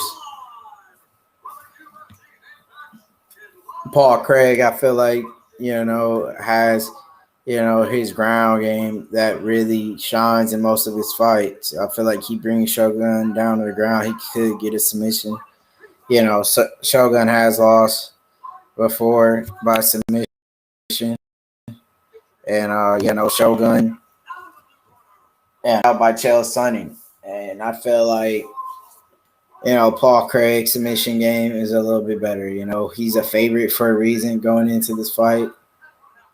13-4.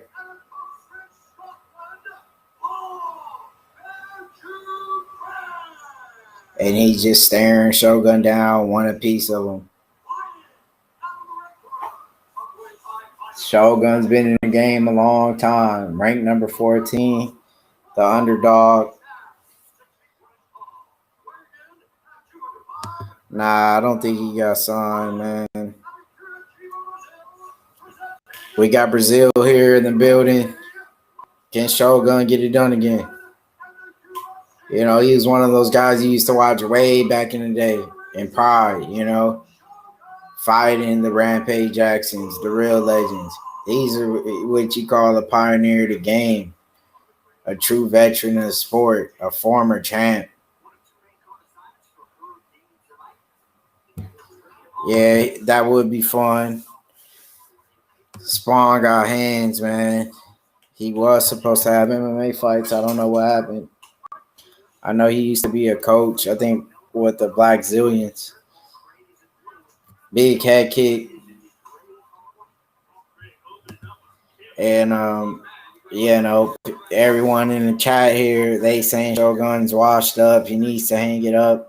I got to agree with the people, man. I feel like, you know, Shogun's just washed up, man. He doesn't look in great shape anymore. He just, you know, I feel like he needs to hang it up after one of these, or the next fighter now, man, you know.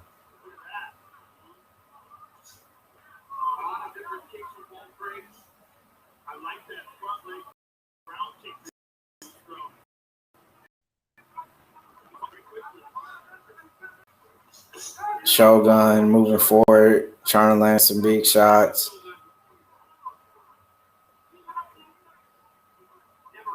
Shogun still got him, you know.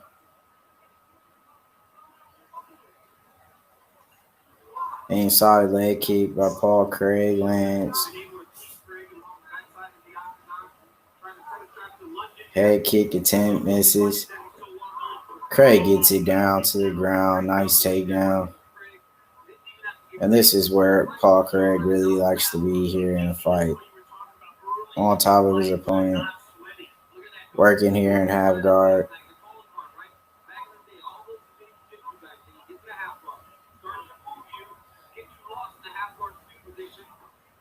And now it looks like he's trying to slide in to the side control here. Anthony Johnson's coming back to the UFC. They would.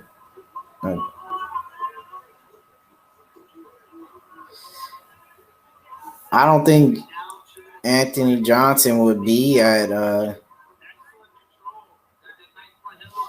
don't think he would make it at 185. Last fights he was having at 205. Thought they tried to get him to fight at heavyweight. Paul Craig is just a lot better on the ground than Shogun, and he, that's just with his jiu-jitsu. He's fought at heavyweight before, though. He's fought Andre Arlovski in the World Series of Fighting with the PFL now. Anthony Johnson, he's fought at middleweight too, but I mean, look how big Anthony Johnson is. Like, you really think he can make 185, dude, again? He had a tough time making 185 back in the day against Vitor. Costa big enough to fight at light heavyweight. Hey, he got a lot of muscle on him or whatnot, but height-wise, I think they got bigger guys at light heavyweight. Think about guys like John Jones, 6'4", Gus, who was 6'4", they have those bigger dudes, man, in light heavyweight, like OSP, those guys are real big light heavyweight guys. Going to heavyweight, damn. I don't know if he's going to heavyweight, but he's fought at heavyweight before. The last time he fought at middleweight was way back in the day. His last fights was at 205. He was fighting against DC. Knocked out Gus. Anthony Johnson had like one fight at 185 and got beat by Vitor. Shogun is on top now. Wow.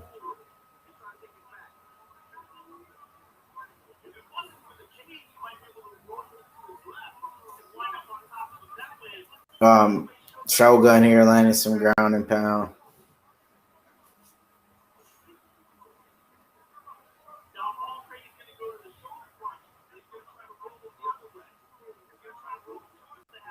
These guys had a draw before. Shogun as well is very good on top. Nice ground and pound.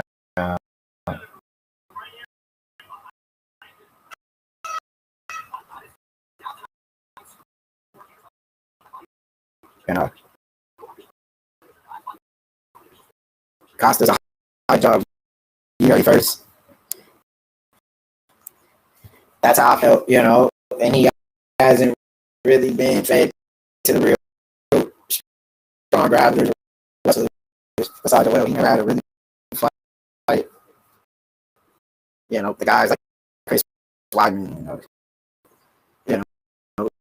he's never had a fight high level wrestlers. Johnny Hendricks was a guy who fought, but Johnny wasn't the same.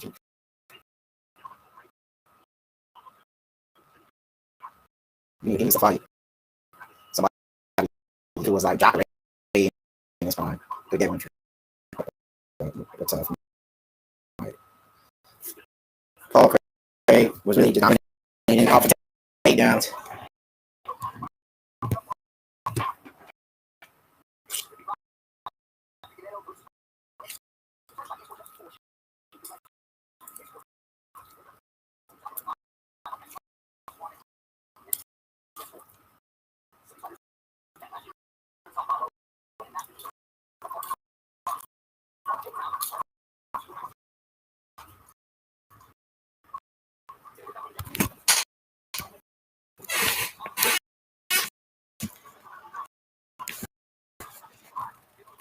Round two.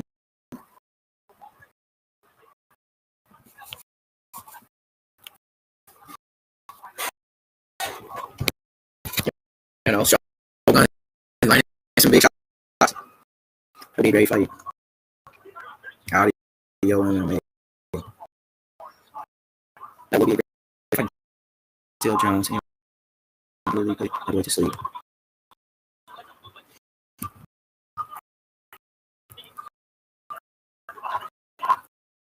Yeah.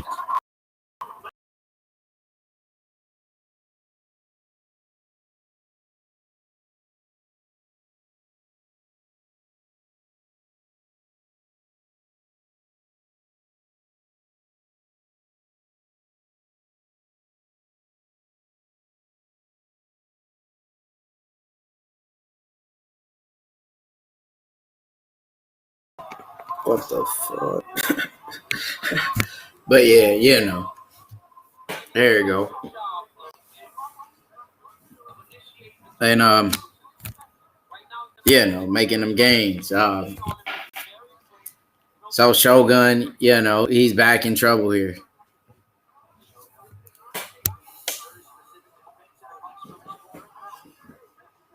And Shogun does get the big takedown. And Paul Craig, trying to work a rear naked choke here.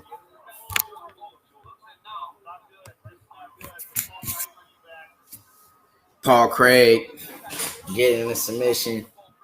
It looks like Shogun somehow slips out the back. Paul Craig shooting in for another big takedown. And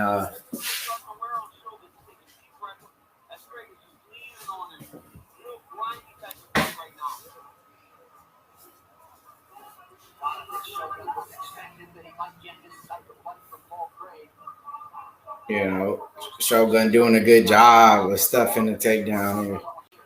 2 minutes left. And Shogun doing a good job, man. Keeping him off of him. Paul Craig gets the takedown. 1 minute and 55 seconds left in round 2.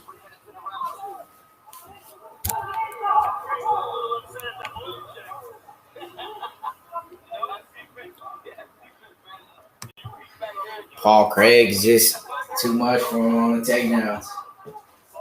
He's not giving Shogun a chance really to be able to get any shots. This might be it here. It's all over.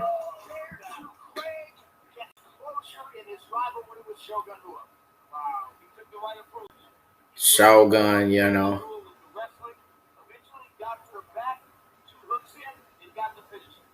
a legend of the sport. You hate to see that, for him to end the fight that way. But sometimes you got to know when to hang him up.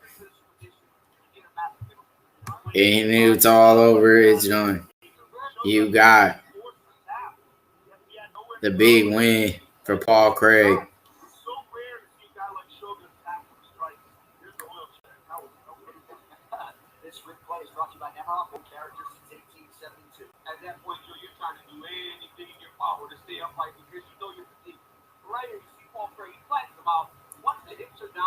Once he flattened him out like that, it's almost no way to get out of there. Especially at that age, he knew he wasn't getting out of there.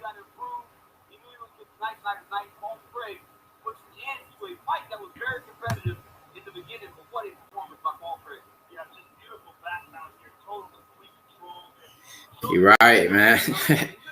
Chuck went out bad, man. He was getting knocked out by everybody.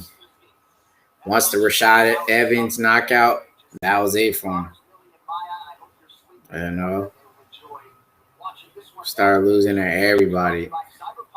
I remember Rich Franklin.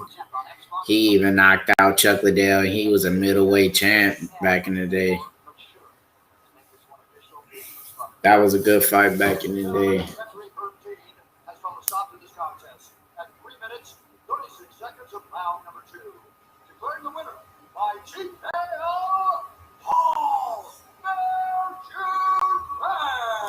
Paul Craig gets it done, man. So Paul Craig came in with the number 15 next to his name, and he is unbeaten in his last 4 fights. He has certainly set himself up for I think we got who? Mike Perry.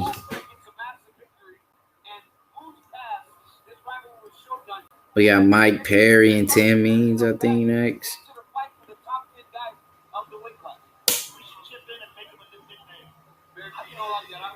Yeah, back in the day, Chuck was the guy. Chuck was, I agree with that, man. He does need to retire. Yeah, but Chuck was a good guy, man. Beat Tito, beat Randy Couture. But Rampage Jackson, he was always the guy that gave Chuck Liddell the toughest time. Oh, we got some females. Caitlin Chohegan and Cynthia Cavallo. That's a pretty good fight. Seen Caitlin lose her last fight to Jessica Andrade. That was a great fight. And she's making a quick return. Cynthia Cavallo, that's a good fight. Very tough fight to call, too. She just beat Jessica I. And that's a tough fight to call for the females. He's mad tall. Chuck Liddell. He like 6'2", ain't he? I think they said. Maybe 6'2". Chuck, that's a big. He was a light heavyweight.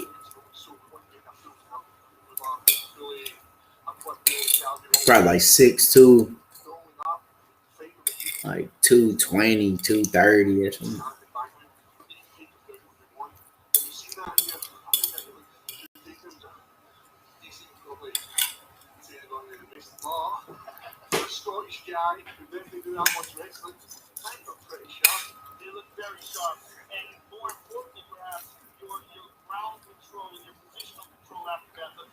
Rampage always gave Chuck hell, though, even back in Pride.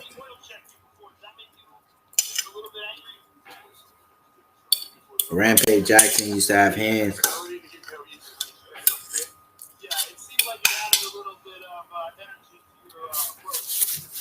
When Rampage Jackson was on, a good Rampage, a focused Rampage, a dude,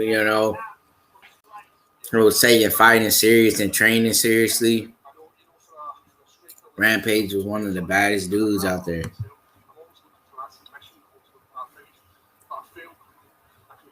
He looked like it, don't he? I mean, that dude was no joke. He was ready to throw hands. Chuck always likes to bang it out. He beat Tito's ass twice, man. He beat Tito. Well, Tito beat him that last time, but they're all old and washed up at that time. Chuck was old. Rampage was a beast, powerful hands and deadly slams. Yeah, he was slam, but when he was fighting in Pride, dude, he was, back in Pride, they would be fighting at they'll fight any weight class. It'd be like 170-pound dude fighting like a guy that's like 250 pounds. Like they had open weight class there. Like he'd be throwing around those little dudes or those little Asian dudes. He wasn't. Those dudes were tough, but he was fighting guys smaller than him, way smaller than him, dude. He wasn't really slamming. You didn't see him really slamming guys in light heavyweight. Everybody, when he came to UFC, everybody started taking him down and just laying on him like Rashad Evans, Ryan Bader. All the wrestlers would beat Rampage. He slammed Rampage, Ortiz, Liddell, Shamrock, Couture, the OGs. Yup. They really are, man. Matt Lindland, all those old dudes. Matt Hughes, Mark Holman, Kevin Randleman. Those were way back in the day. Those were like the first dudes. Bass Rudin. Yep. Those dudes, man. Maurice Smith. I remember that dude. Those were the real dudes, man. Shamrock though, he was really like the first guy. Shamrock, man, that dude, he was fighting back in Japan before they even had like MMA legal to have those kind of fights in America. They were doing that in Japan, and he'd be fighting back there. $10. Yeah, they just wanted to fight, probably. That's how much they liked it. Kimbo Slice, that dude was throwing hands too. Real backyard street fights. And Mazidov. Mazidov was in the backyard fights with Kimbo Slice. And then went to the UFC and knocked out Ben Askren. The first dude to ever do it. That's a bad dude.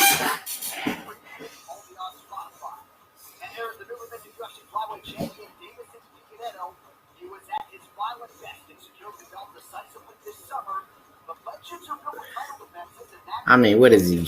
Look at his shirt. What the hell?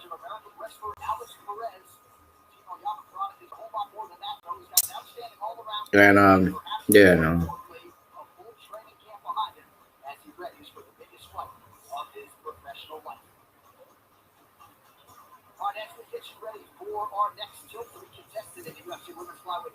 Yeah, man, that was some real shit, man.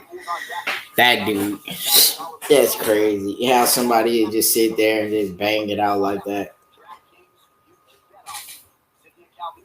Mazidov was fighting dudes that was like, Mazidov only weighed 100. He only fight at 170. He was fighting them big ass dudes. He ain't beating them up. Mazidov only fight. He really used to fight at lightweight. He used to fight at 155 too. You know, Mazidov, that's crazy motherfucker, man.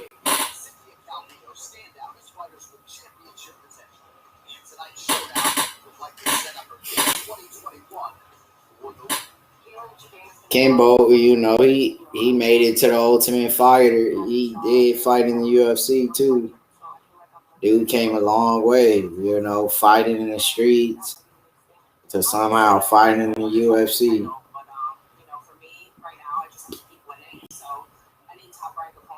I feel like one dude said that was in the chat, you put Kimbo Slice in bare knuckle boxing, that dude be banging it out, man.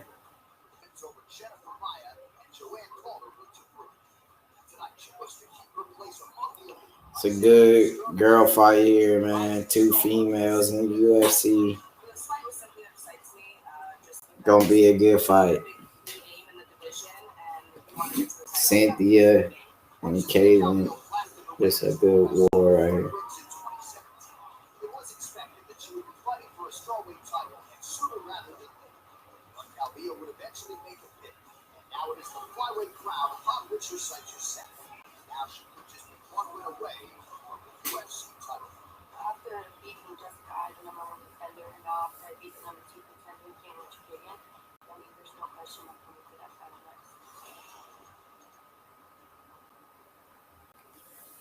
And yeah.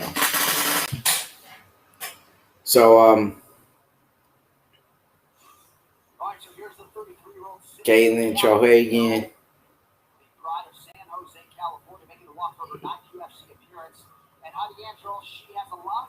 You know, 14-4, coming off of a loss to Jessica Andrade.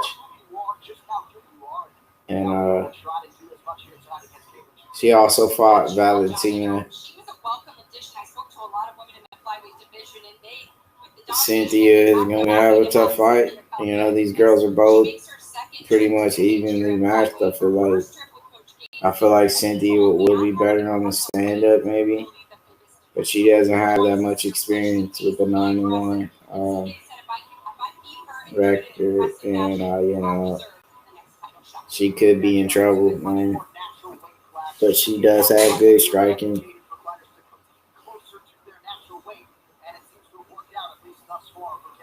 Yeah, she's a lot of fun to watch too, man. She's so scrappy.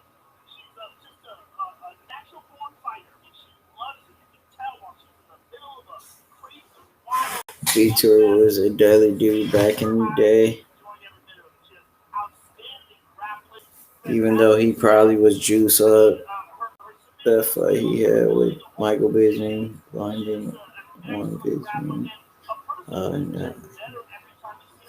Yeah, Vitor knocked his ass out with that kick, man. Vitor, he was on the juice, but hey, who wasn't at one point? I don't know. Everybody, like Conor McGregor said, and AD said, everybody's doing it, Everybody on it. Some people just get caught. Some people don't. They got so much ways of taking that, and it could get out of their system probably like in a few hours or a day. Everybody does it, man. They're still doing it to this day. Some people just get caught.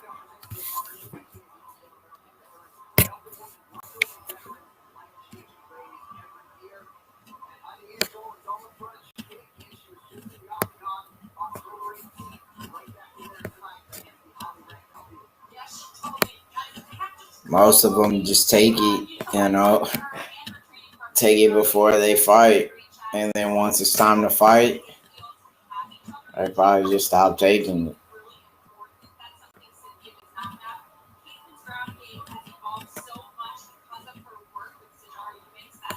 And, Kaylin, is a former FFC bantamweight and flyweight champ, so she knows how it feels to be a champ, How many more fights? Probably like another, I think like 3 fights. You're done? Nah, you're gonna. 3 more fights. Hit the like button. Tap out King, to giving you what you need in his mixed martial arts. You know what I mean? Don't get no realer than Tap Out King. You dig? Smack that like button right away. Subscribe to the channel. The next fight of the evening. You dig?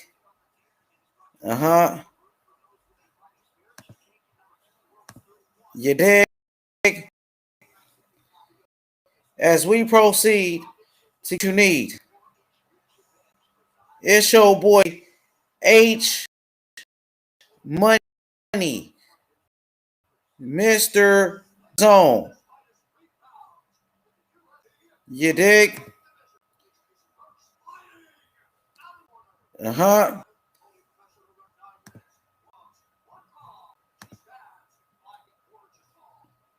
How's the audio?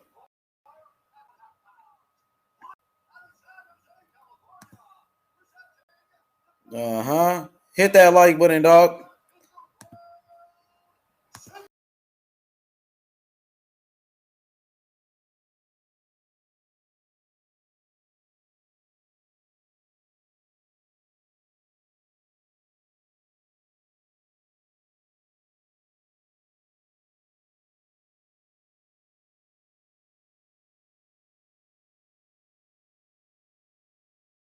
Oh God, H Money, Mr. The Zone. You know what it is, nigga. We wipe your nose, my nigga. I'll wipe your nose, nigga. Wipe your nose, my nigga. You know what I mean? UFC action, H Money, Mr. The Zone. Shout out to Tap Out King, breaking it down for us. You know what I mean? This UFC 255 shit. We stay live. Stay live, nigga. You dig? Oh God, you hear me? Shout out to my niggas, though. You feel me? JC and them. What up, JC? What's popping? Hit that like button. You dig? Mm-hmm. Right now, bruh. Right now, bruh. UFC 255, family. You dig? Deiveson Figueiredo, bro.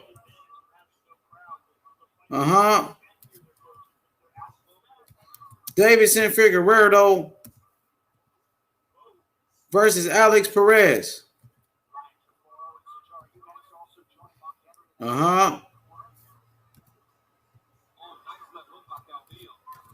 Shout out to old boy, you know what I mean? Daniel Cormier with the commentary. Appreciate Daniel Cormier. One of the GOATs. One of the GOATs, bro. You know what I mean? UFC, bro. 255. Deiveson Figueiredo versus Alex Perez, bro. You know what I mean? Live, bro. On God, my nigga. You feel me? What's up with the chat? What y'all got going on, bro? Hit that like button. Hit the like button on God. You know what I mean? We stay turned in here on a regular. You feel me? Smack that like button. You know what I mean? On God. You feel me? Let's get those likes up. Let's get those likes up, though. Right hand leads. We got Calvillo versus Chuck again. Chuck again versus Calvillo. Number 2 versus number 4 in this one. Number 2 versus number 4, my boy. What's up with the chat? What y'all talking about in there? Hit the like button, bro. On God, you feel me? On God, my nigga. Mm-hmm. Facts. Facts, bruh.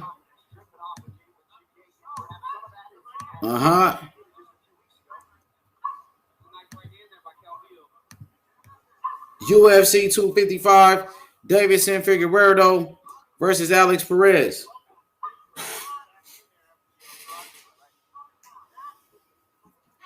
I think Deiveson Figueiredo, bro, has been getting better and better. He's always trying to get better. He's getting stronger and stronger every time. In that octagon, he's doing what he's supposed to do. He's doing what he's supposed to do. Oh, Calvillo with the big kick. Chuck again coming forward. Chuck again with the big kicks. Jab upstairs. Left hand. Lands. Oh, big left hand upstairs. Just rocked her with it. Left hand off target. Right hand lead. You know. Right hand to the body. Just landed. Kick upstairs. Oh, we got some great fights coming up next week. Daniel Jacobs versus Gabriel Rosado. Demetrius Andrade on the undercard. Also, we got Mike Tyson versus Roy Jones Jr. So there's going to be some great fights. Daniel Dubois versus Joe Joyce. And then we got Bellator. Oh, I think no Bellator next week, though, because I think it's Thanksgiving weekend or whatever. So it's no Bellator on Thursday. But it's going to be some big fights coming up, though. I wonder if some UFC next Saturday. Hopefully we got some UFC coming back next Saturday.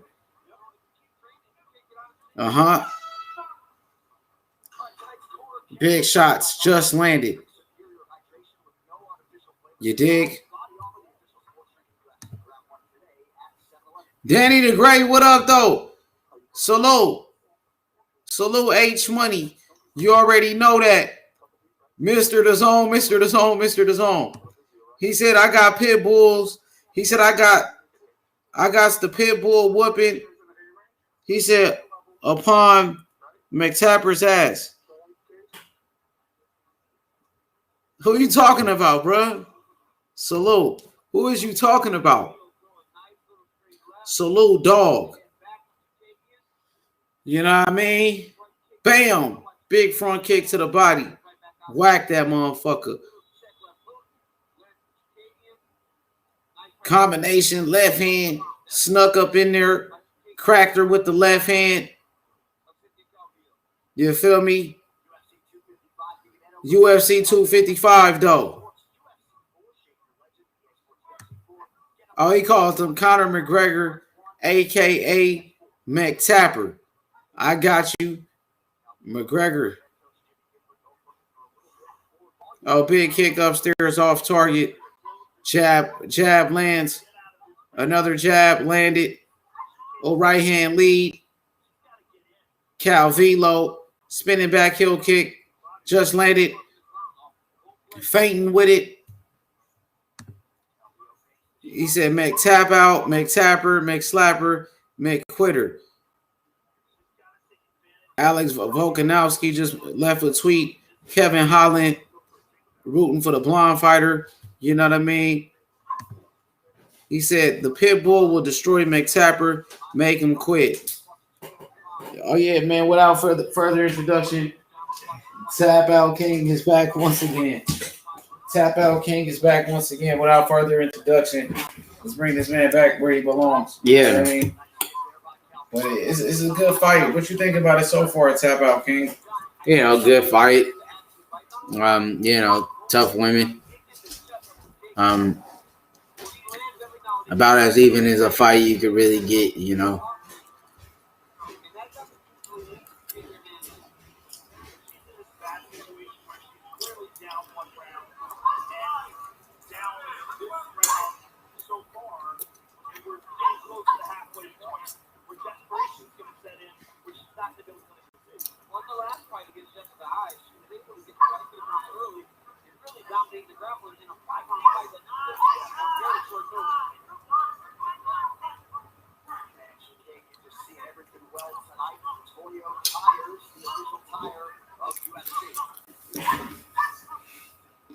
And you know, it's Haney time, you know. Like you heard, you know, Haney. And you know, Cynthia's looking good here so far, going in round 2. 2 minutes left and 35 seconds. Caitlin has made improvements on her stand-up, is looking clean. She's landing some good jabs. You know, these straights. She's able really to use that reach advantage she has in this fight. You know, she's doing a good job of, you know, closing the distance and, you know, landing those shots. And that was a nice combination by Cynthia. We got, you know, currently ranked number 2, Caitlin, and currently ranked 4, Cynthia. This is just a good matchup for women's MMA. So, you know, all the women out there, you know, shout outs to y'all fighting hard. This is just a good fight. I feel like Caitlin's just doing a little bit more here on the feet. She's more active. She's able to work that jab. She has a long reach advantage going into this fight, and she's using it very well. It's very important when you're the taller and rangier fighter, you know how to keep your distance and understand where you can land from, because that could give you, you know, a lot of success on the stand-up. Caitlin is here, landing good leg kicks. I feel like, you know, Cynthia actually shoots in for a takedown. You know, she looks frustrated that she's not able, you know, really to be able to pressure Caitlin and land a shot because she's doing such a good job of keeping her distance and using her reach to her advantage and outstriking her. Cynthia just looks frustrated. She can't land a shot. She can't come in close. The footwork and she shot in for a takedown. That's how she wants this fight to go down to the ground. And this is gonna be a big factor in this fight. Thanks for the thumbs up, Bubba. And there you have it. 15 seconds left in round two. And big jab lands. Head kick lands as well. This is just, a close round two, but Cynthia wins. Caitlin wins. Cynthia is behind in this fight. Caitlin is doing a good job here.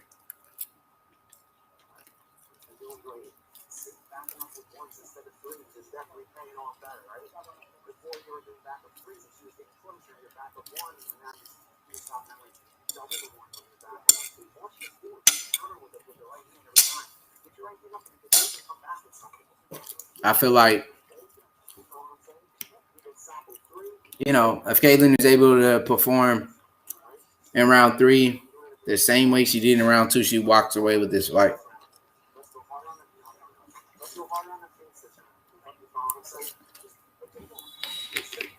She's doing a good job,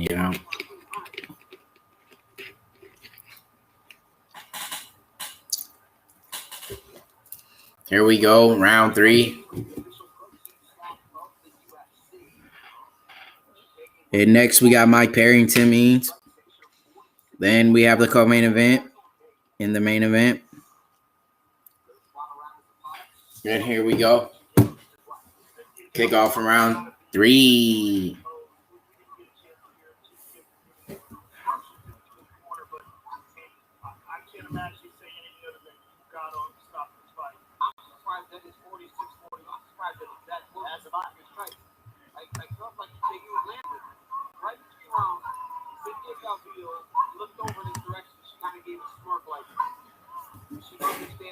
Versus Mayweather. The next. Yeah, I know. Like they always say, Haney, Haney, Haney, Haney. Yes, sir.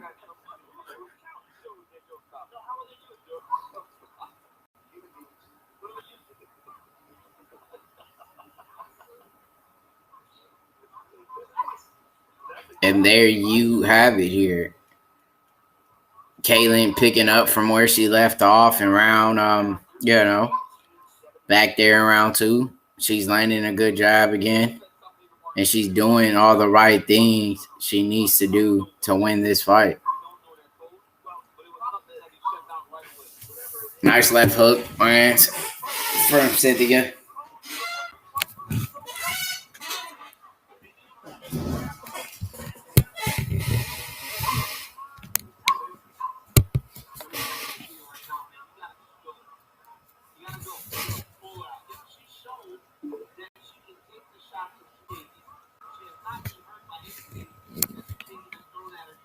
Yeah, no.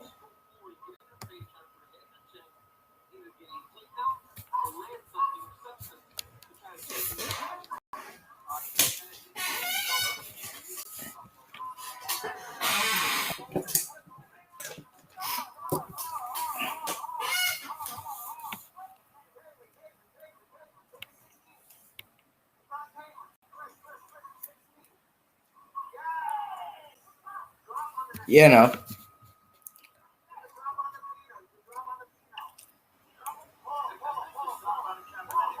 Two minutes left and 34 seconds in round three. Who wants it more here? Who's going to get the job done?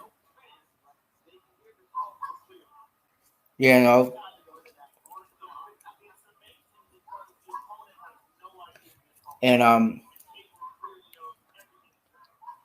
Caitlin is doing a good job,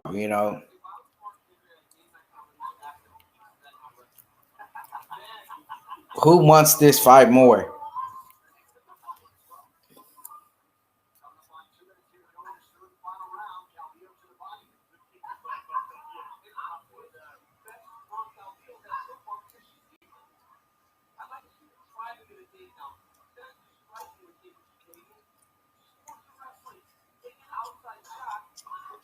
Big.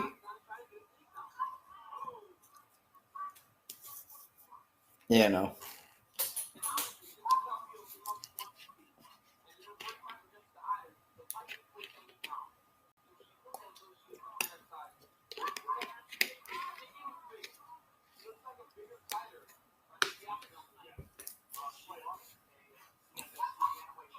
One, two down the pipe from Caitlin.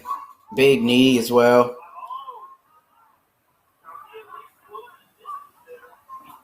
Cynthia doesn't look good. It looked like her eye must be busted up a little bit. She's bleeding around the nose area there.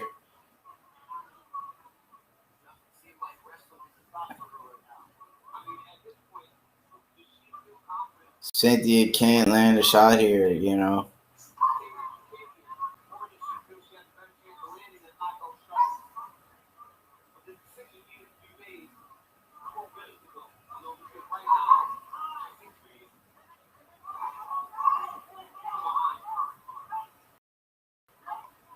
And Caitlin's just doing a good job, really using her footwork and outboxing Cynthia, I feel like here.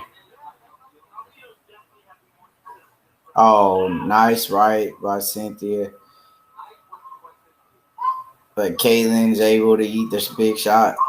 I feel like Cynthia should be going towards the body a lot more. We've seen Jessica Andrade really landed in a big body shot that put Caitlin in trouble.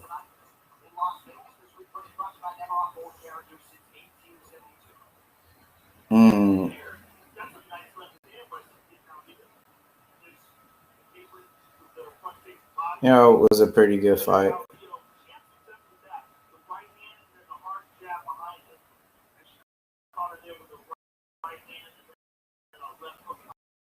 And it was just a great, great round fight. Another decision tonight, you know. Nice leg kick from Cynthia.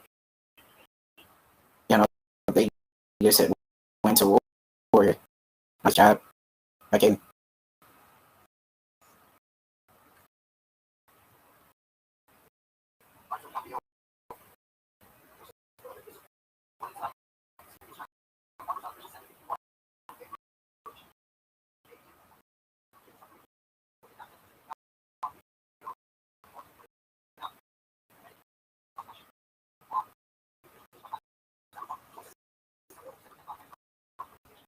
I feel like Caitlin did enough to win.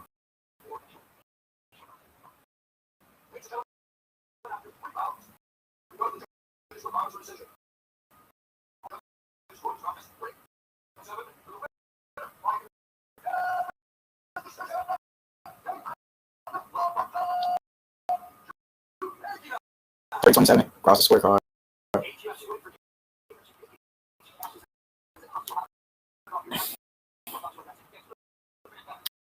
She did a fantastic job to say.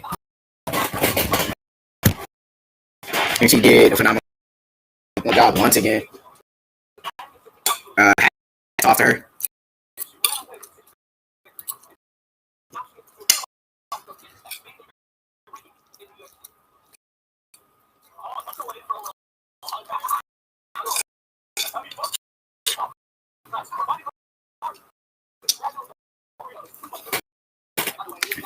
Yes, sir.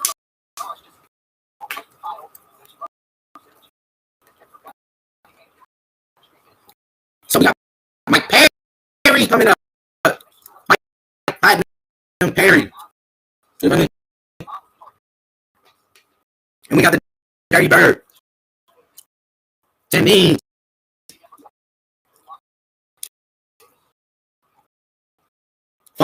Like, you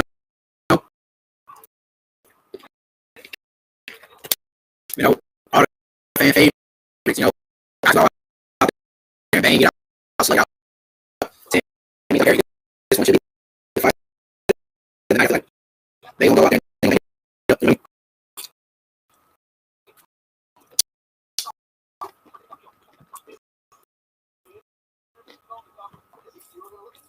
you know.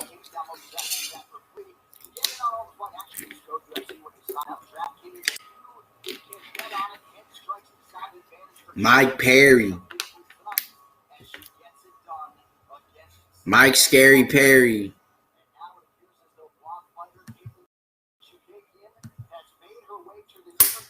Here to fight. Tim Dirty Bird means. Yeah, no.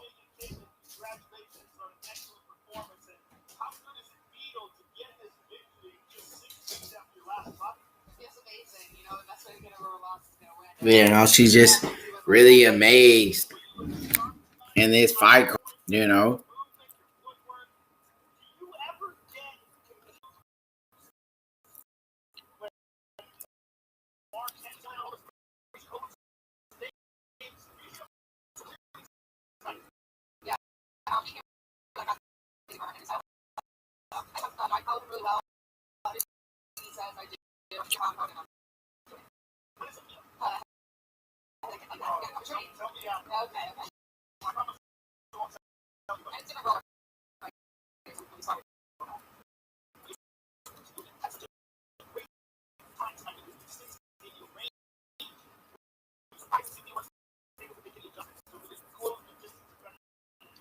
Absolutely not. I wasn't surprised. You know, just back to the basics of my style. I'm really great with hard right? Footwork, boxing, movement, and you know, take out these kind of this. But everything worked out good. It's perfect. But clearly, you're still at the top of the heat of this division. You know, when you're at the top of the heat of your division, you know, you got to really tighten up on certain things if you want to get back to the title, you know, and I feel like she's done that, you know. I feel like she deserves another chance, you know. She's a great girl.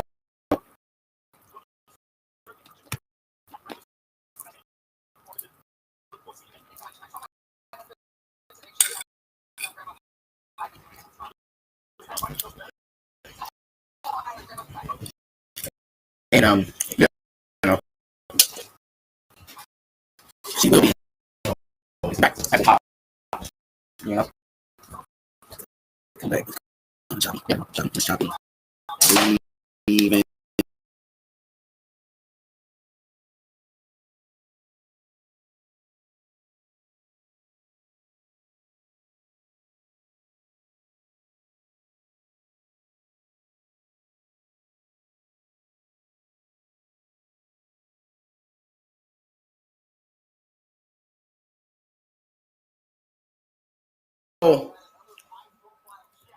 Hit that one, nigga. This nigga is what the fuck?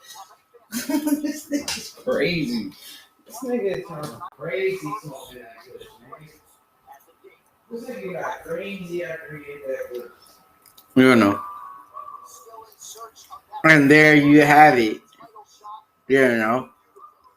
You know. Another great fight. You had Mike Perry. This nigga's so high. You got Mike Perry. You got Timmy. You know. Hit the like button, you know. How is that audio? What the audio sound like? And what's more exciting than watching Mike Perry here tonight? Mike Perry. Mike Platinum Perry. Some people call him Mike Scary Perry. This old Anthony Rumble Johnson looking ass nigga.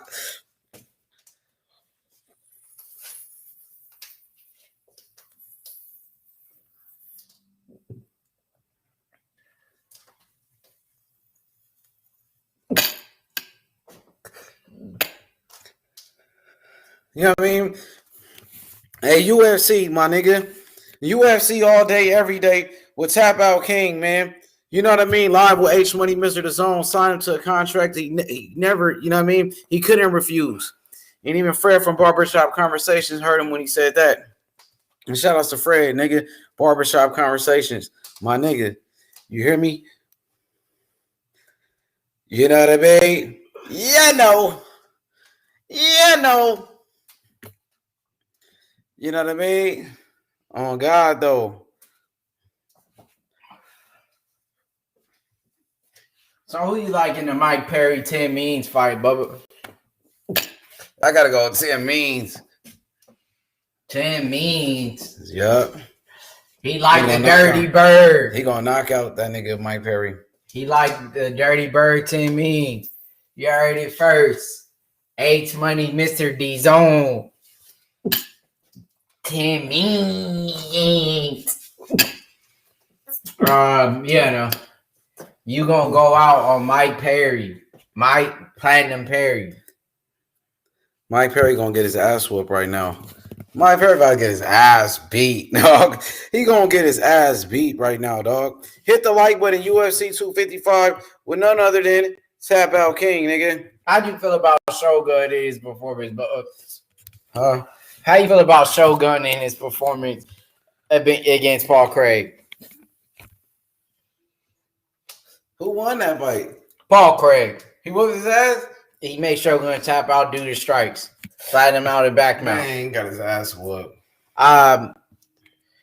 You had Shogun winning that fight. How did you feel about the legend going out like that? He got probably one more fight, my nigga. Give him one more fight and see how he does. If he can bounce back in one fight. If not, he ain't ready, dog. If not, he might as well just hang him up. You know what I mean? If not, he might as well just hang him up, if you feel what I mean. There you have it. You heard it first from H Money, Mr. D Zone himself. And UFC, 255. Derek Lewis versus Curtis Blades.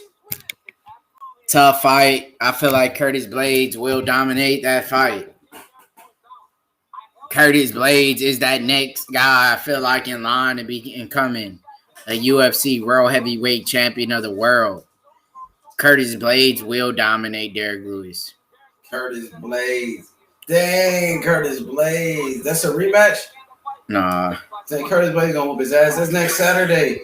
Oh, that's the next card where you guys gonna hear Anthony Smith King and Devin Clark on the co-main event. That's gonna be a sick ass card. Sick as fuck.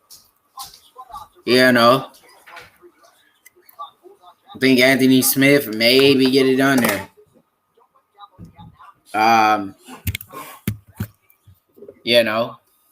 You have Tim Means and Mike Perry.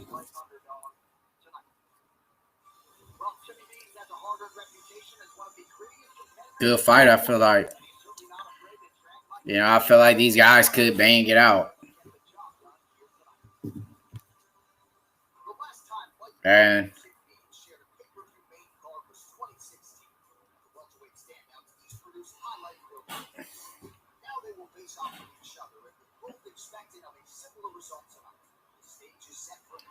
you boys will see some fireworks.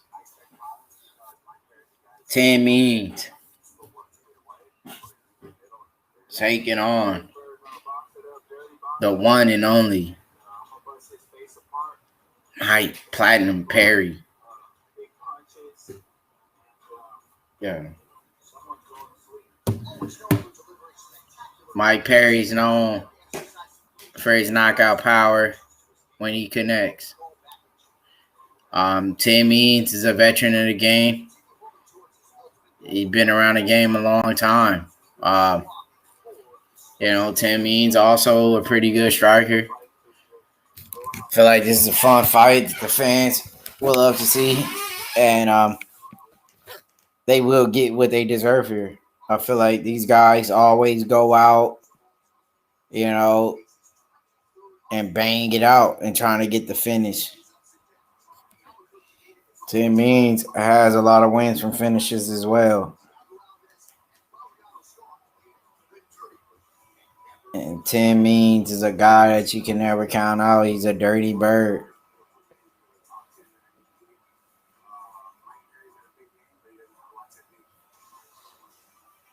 And Mike Perry's a big fight. Mike Perry missed weight for this fight, unprofessional as well. Like, how dare you not make weight, you know? That doesn't look good, especially to Dana White. He doesn't like the fact that fighters can't make weight. I think it's unprofessional. You're supposed to be at a weight on a certain date. You show up at that exact weight they tell you to make. If not, I mean, they're just not professional. You didn't show respect as well, to your opponents.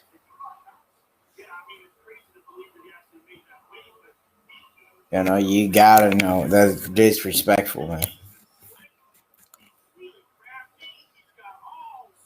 Timmy's making his way out to the octagon. The Dirty Bird, good in the clinch. He has vicious elbows and knees. He has a lot of tools, really. And he lives up to that name, Dirty Bird, for sure. Mike Perry, 14-6 right now. Currently on a one fight win streak. He beat Mickey Gall in his last performance in a decision, where he performed pretty well. But we know Mickey Gall is not that. He's a good submission fighter, but he's not really that skilled.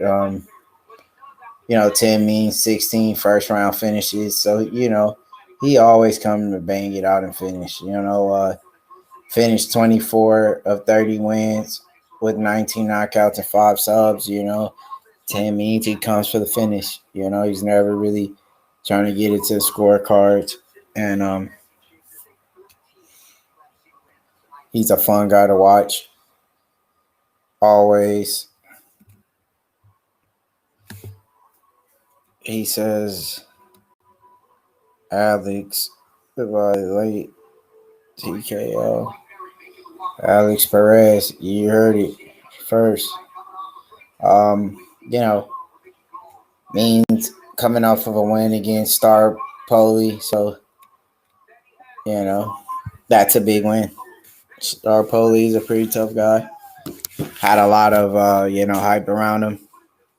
Was labeled a prospect at one point, really, to make a run in that welterweight division. We've seen him have a good performance against Thiago Alves. But Mike Perry making his way to the octagon here. 11 wins by TKO, 7 first-round finishes, 4th highest takedown offense among active UFC welterweights. Great takedown percentage at 76.9. Mike Perry's a tough guy to take down, so I don't think this fight will be making its way to the ground. Mike Perry packs a lot of power. He's not really the most skilled fighter on the UFC roster, but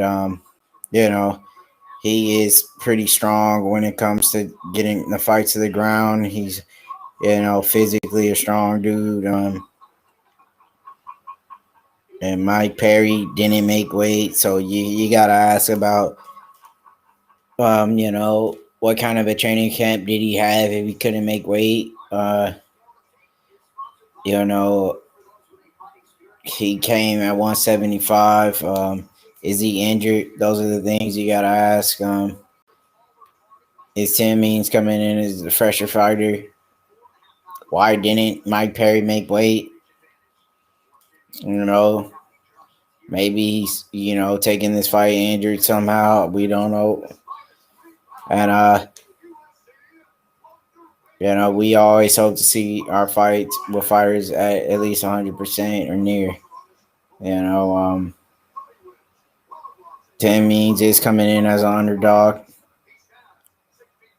fighting out of Albuquerque, New Mexico, 30-12.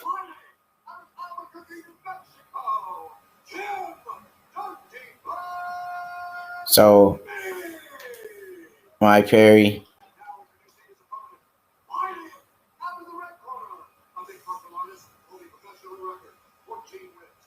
coming in as a favorite.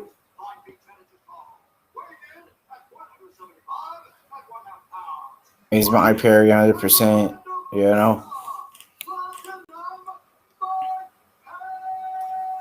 And here you go. Mike Perry here. Platinum Perry.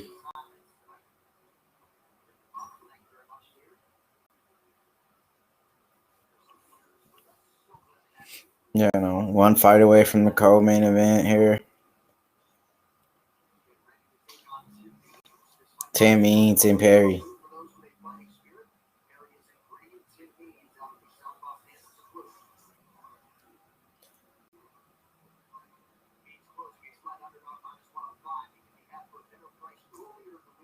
Leg kick by Mike Perry, a return leg kick by Means.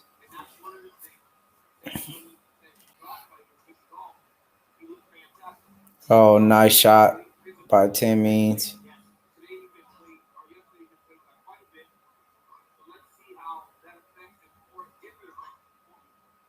Mike Perry coming in to Russell, trying to get a big takedown.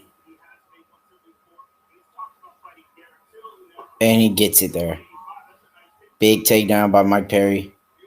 Mike Perry's really made a lot of improvements in his wrestling. I feel like Mike Perry, is becoming more well-rounded now. He was always known for his big knockouts, but he's definitely made leaps and bounds when it comes to his grappling. We've seen that against Mickey Gall. He was dominant there as well on the ground. Mike Perry's taking his back. And, Mike Perry has improved a lot when it comes to his grappling. And he has Tim Means back here.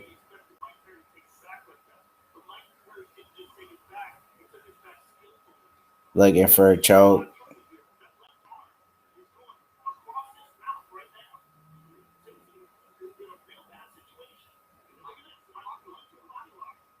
Nice body lock there by Mike Perry, but he gives that up.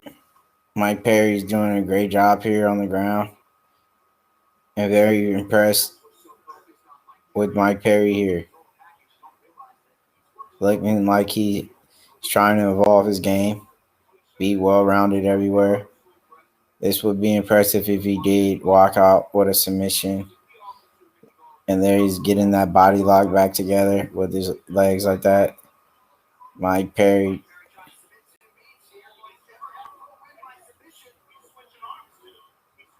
Mike Perry is a strong man. I feel like Mike Perry might have him. You see, it's a good position for Perry.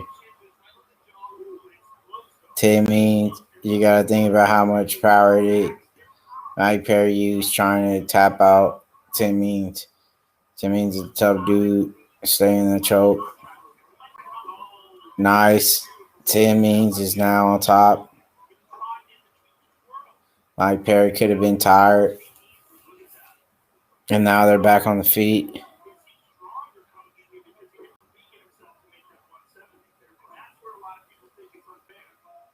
We'd like to see Mike Perry. He just eats a nice knee. Nice jab by Means as well. Did Mike Perry burn himself out with that choke? That takes a lot of energy. Could burn out the arms like that.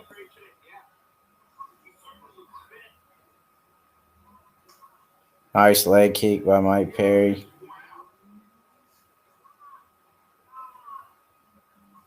Nice jab by Means and a knee to the body. Another good jab by Means.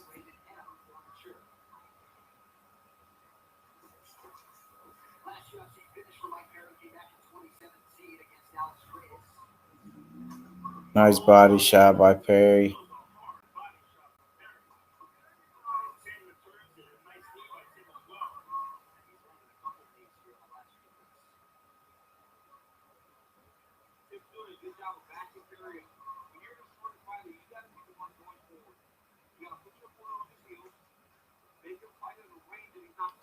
And there.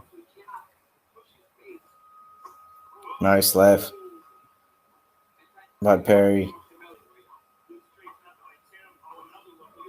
Perry getting ate up a little bit here with some jabs by Means. Nice leg kick by Means. Perry's eating some shots.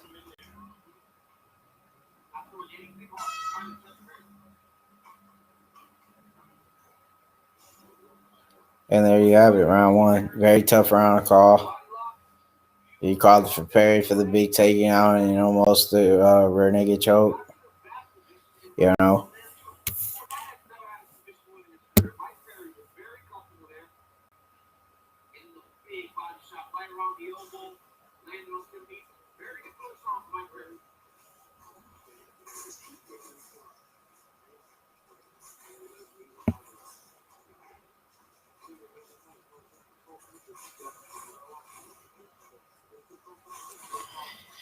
You know, that's what I'm saying. You know, he couldn't make weight. So you got to think, what kind of condition is Perry in, you know?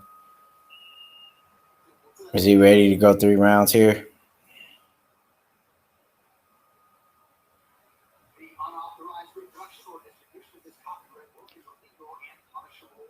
Means, in my opinion, looks like he might be the fresher fighter going in round 2.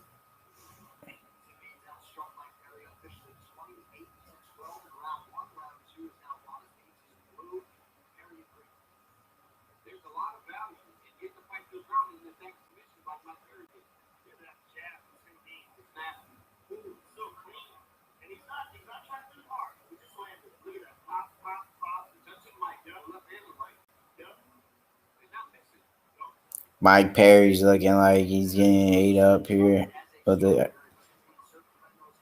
good takedown offense by Means. Mike Perry lands a leg kick. Nice straight by Tim Means.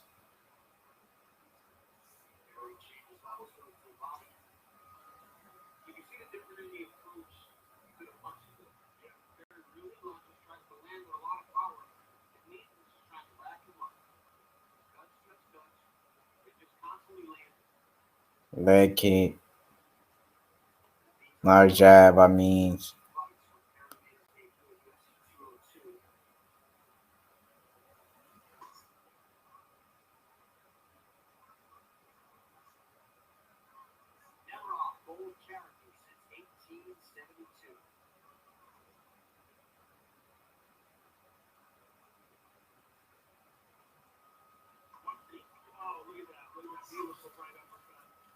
Means just really picking his shots carefully here, and he's out striking Mike Perry here.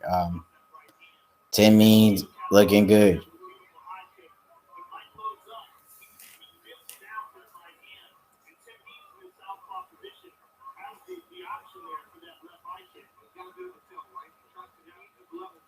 And there you have it. You know, round 2, 3 minutes left. Big body shot lands from Mike Perry.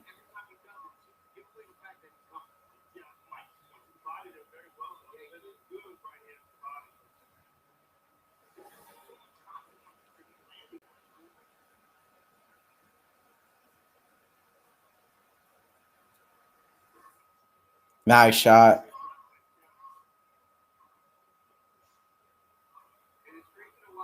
Thank God this Mike Perry didn't fight Robbie Lawler like this. Big ramp right from Perry lands.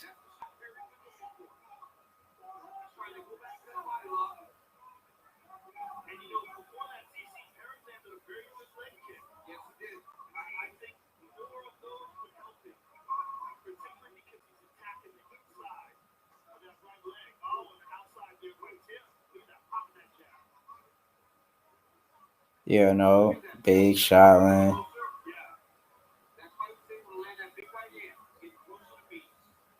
Nice lead elbow. Yeah, I'll tell you what, Jeff Neal might have stopped him, but Perry has a hell of a chin. Jeff Neal's just that good. Jeff Neal was a savage. You know. Big head kick by Means.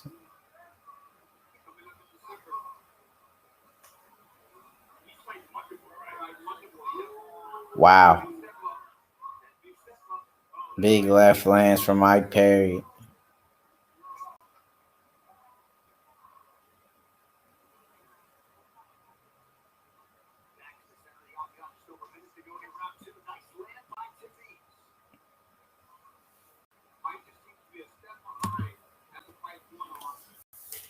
And, you know, Haney will smash him, you know.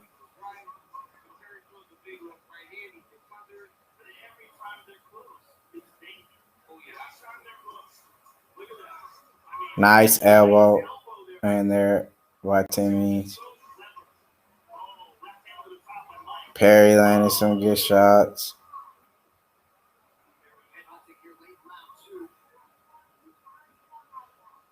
Look like Perry wants to make it a brawl, but Means is not falling for it. Nice jab by Means. He doubled up on his jab. Wow. Means is just beating him. His face just beat. Big power striker versus a man who's here to throw high volume. And he's outstriking Perry here. Timmy is up 2 rounds, looking like he will be on his way to a decision if he keeps this up.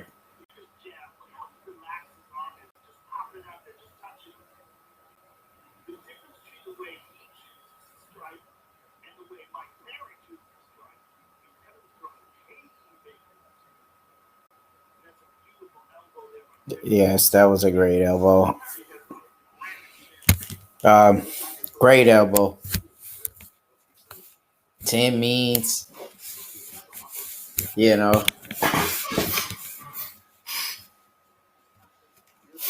just a great performance so far from him, you know. Mike Perry not making weight, you know, looks like it's playing a big role in this fight. You got to ask yourself sometime, you know, if a guy doesn't make weight, did everything go right in his training camp? Of course not.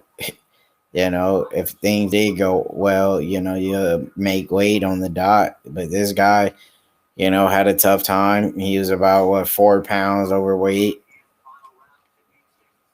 And it looks like it took a big toll on him. And he's eating these leg kicks from Means early in round 3. Mike Perry's looking for another takedown. This is a very close round. Mike Perry, if he could get this fight back to the ground and have success like he did in that first round, Mike Perry could win it. You know, you never know with the judges. Round 1 was very close. Round 2 was clearly 10 means.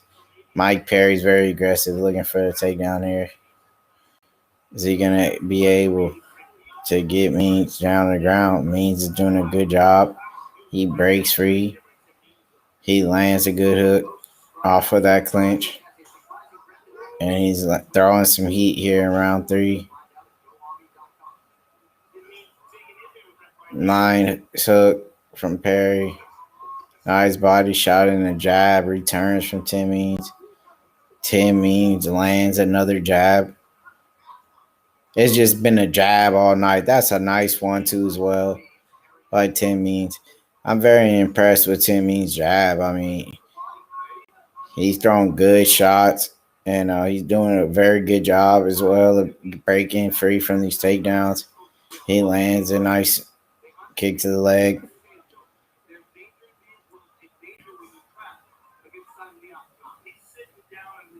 Mike Perry doesn't look like he came in the best shape. You can tell by his physique, I mean, he doesn't look like he's in his best shape. In my way, he looks like, he's kind of chubby, he looks kind of sloppy here. And it looks like that's why he's performing the way he is right now. You've seen Perry in a lot better shape than this, a lot more leaner. This is not the best Mike Perry we've seen. Tim Means is just beating him.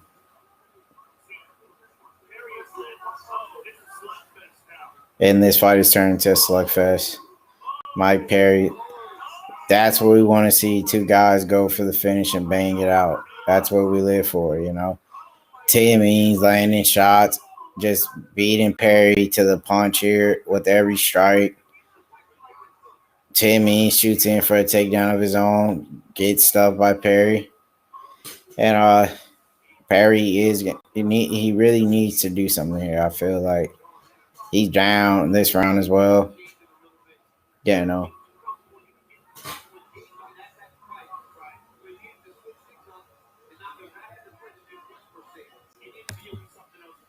Hey, you hear from Joe himself. Hats off to Joe. How everything works out. Um, glad to have you in the chat. Perry and Means still going at it. 1 minute and 25 seconds left in round 3. Mike Perry's face is a mess. He ate so many jabs from Tim Means. I mean, Tim Means have done nothing but, impress me tonight. The way he's really accurate with his strikes, landing the jabs. And he's come a long way in this fight. From being in trouble in the first round, giving up his back. 55 seconds left. You got to respect Mike Perry for the great chin he has. A lot of guys wouldn't be standing after eating shots like he have against Tim Means. Tim Means, has been feeding him nothing but hard shots. And Tim Means is still delivering. This is one of the best Tim Means we've seen. And big body kick by Tim Means. I feel like Perry should really, I feel like, Mike Perry just didn't have a good training camp. This is not the best Perry we've seen. And they're just banging it out. And they banged it out. They showed respect, They hugged it out, showing some great sportsmanship and respect for each other. Just a great fight. Let's hear it for Tim Means and Perry. Great fight, man. Yes, sir. They delivered, Great fight.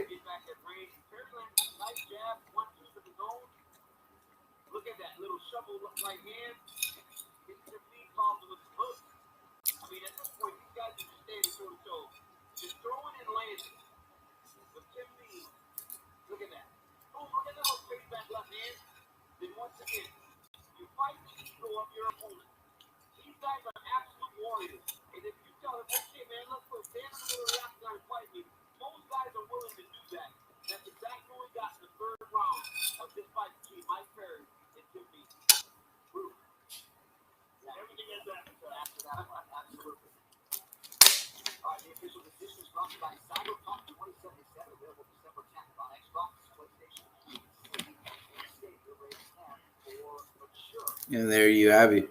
You know, a decision coming up here.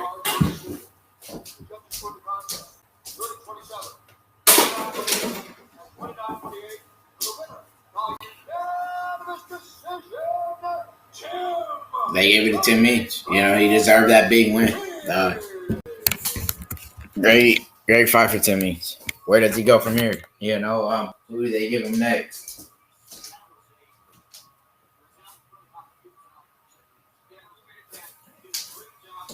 And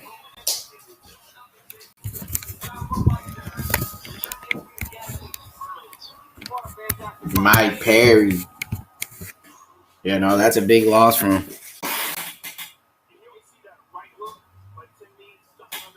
I don't think Mike Perry was in the best shape, but that's what happens when you step in the octagon not being prepared.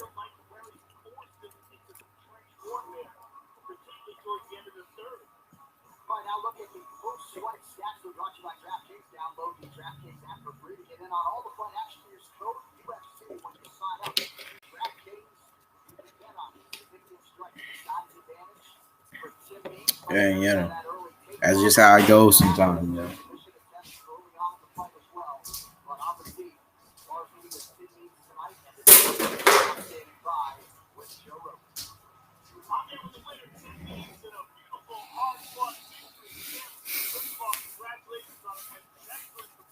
Yeah, no.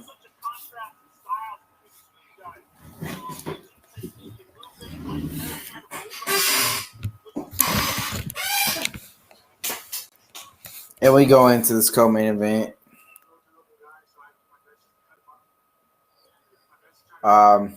Coming up.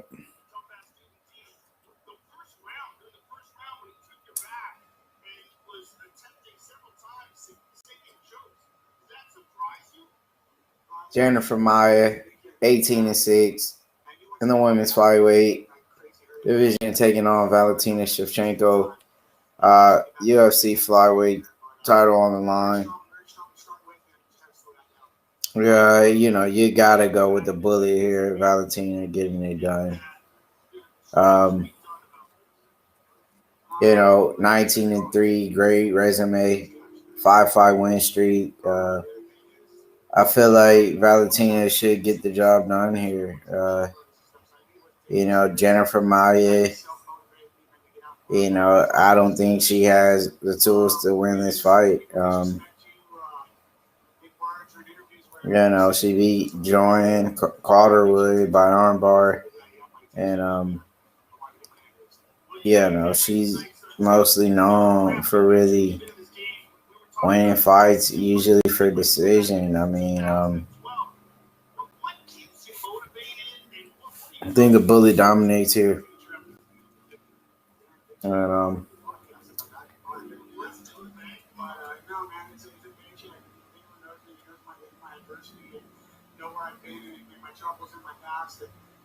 Tim Means.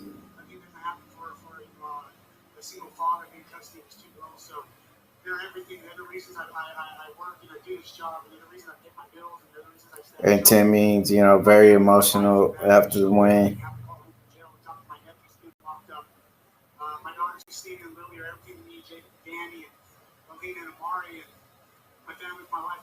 You know, big win dedicated to his family.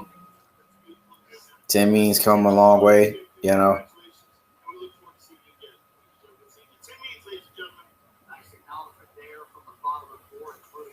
Tim Means getting it done. You gotta respect him. And we'll see him back pretty soon.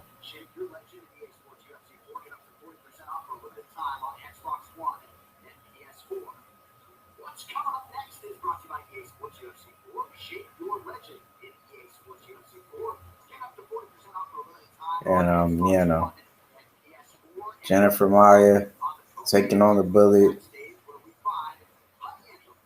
That's right, John. Get ready. The reigning and defending women's flyweight champion Valentina Shevchenko has delivered domination after domination with each time she stepped into the octagon and And that's how it goes.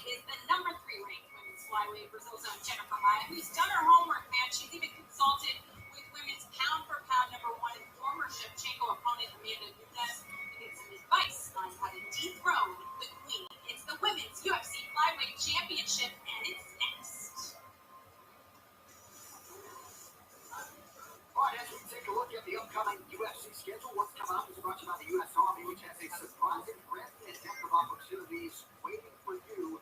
What you'll do, you can find out at yourarmy.com. All right, next Saturday, UFC Fight Night Blades versus Louis Main card on both ESPN2 and ESPN+. And 1 week later, December 5, Jack Hermanson and Kevin Holland are the men on the marquee. That whole card is on ESPN2 and Plus. Saturday, December 12th, UFC 256 is live on pay-per-view. We'll close out the year with an incredible card. UFC Fight Night Edwards versus Chimaev, wall-to-wall on ESPN+. How about this card? Leon Edwards. That's a big fight card right there. You got Jeff Neal and Wonder Boy. Greg Hardy taking on Marcin Tybura. And Rob Font, Marlon Moraes. Sergenov taking on Ryan Spann, Marlon Vera, Aldo. That's a great fight card right here, December 19th. That's a great fight card. Those are some good fights, Chaos Williams versus Michelle Pereira, Alex Pantoja, Manil Cade from Rising, Diego Lima, Belal Muhammad, Antonio Arroyo, Deron Wynn,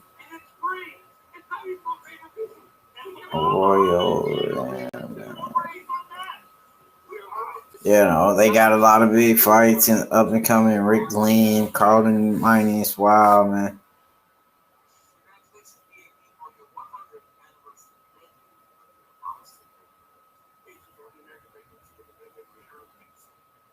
Big fights in the works,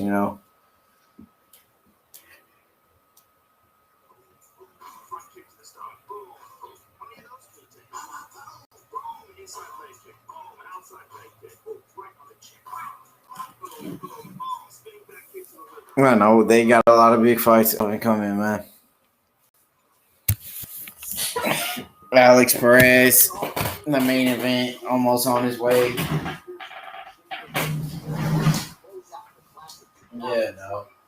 happy to announce at this time the induction of a man who is just about as beloved as any in the fight game.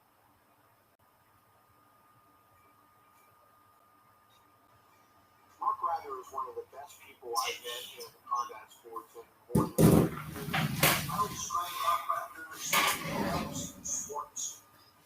than let's get this co-main event on the road here.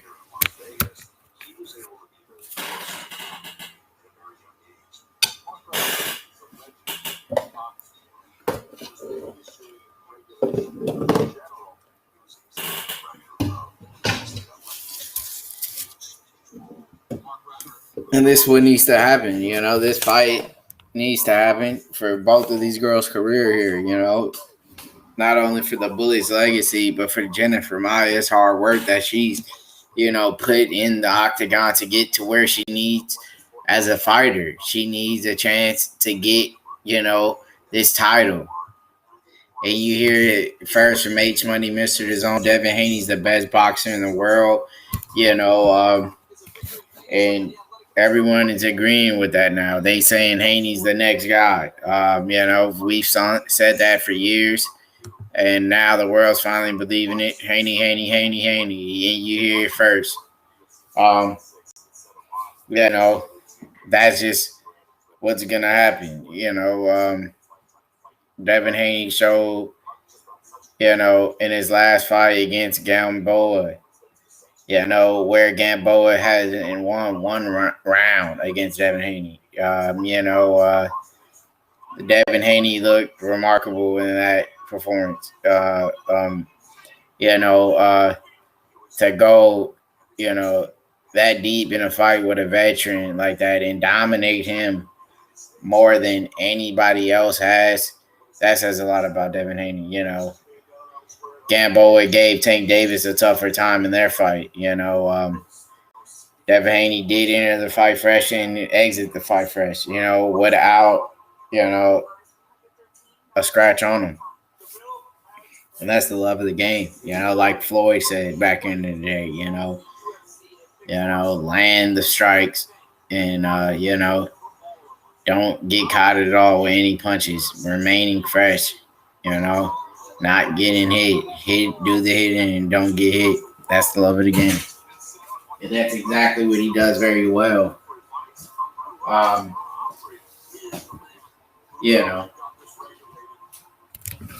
He will get that next big shot against a big name opponent. And he will do the same. Going fights, entering fresh, exiting fresh.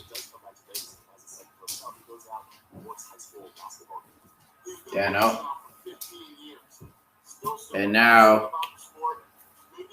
we got a big fight coming up, co-main event. Women's flyweight title on the line.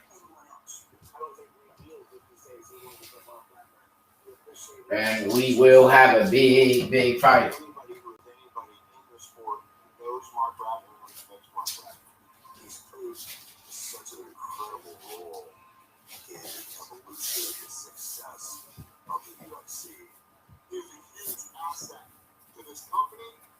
And now he's in the UFC Hall of Fame. Mark Rappner made mixed martial arts and the UFC part of the permanent sports landscape. That's an incredible legacy that will live on forever.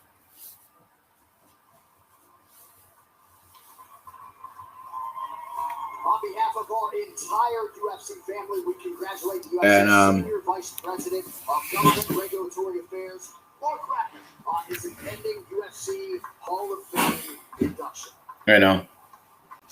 Another one getting inducted into the UFC Hall of Fame. AJ McKee, he had a great performance. AJ McKee dominated, he got taken down. And off of his back, he pulls off an amazing submission. AJ McKee is a guy that could be a champion. He could give people the toughest fight in that tournament.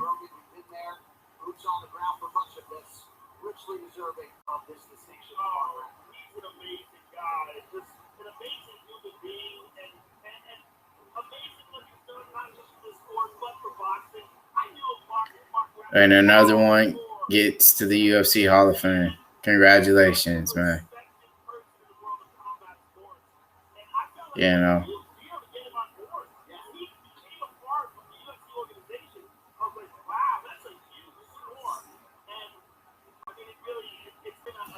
Just a great, a man who deserves it,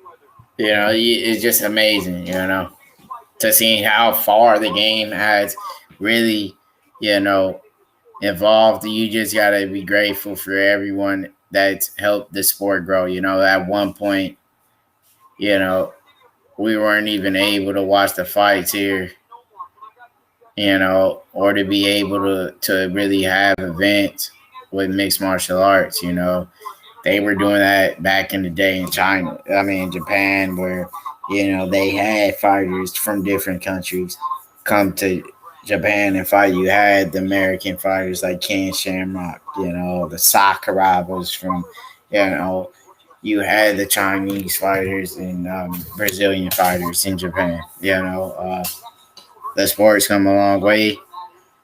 The fastest growing sport as well. We got the champion, Valentina. taking on Jennifer Maia, who's currently ranked number 3 in the women's flyweight division. And they'll finally settle the score right here. Big co-main event.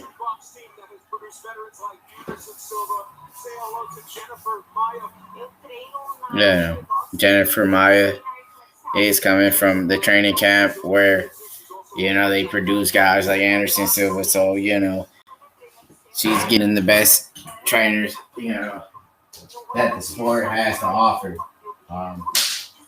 You have Jennifer Maia here fighting for a title for a reason. But I just feel like Valentina is just going to be a lot better. I feel like Valentina is just more well-rounded, a better striker. She can also take the fight to the ground, look for a submission, or even get a ground and pound,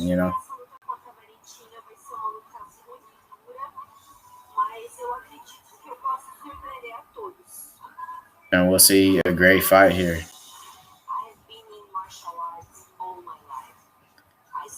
The Bullet's been doing this a long time, and that's a great fight on the co-main event. And, it's just a great fight. Who you got on this co-main event, H Money, Mr. D-Zone? Shevchenko. You heard it first from H Money, Mr. D-Zone. Valentina Shevchenko. Something like that. Shevchenko type. Something like that. But it's a great fight. You heard it first. Mr. D-Zone himself going with the Bullet.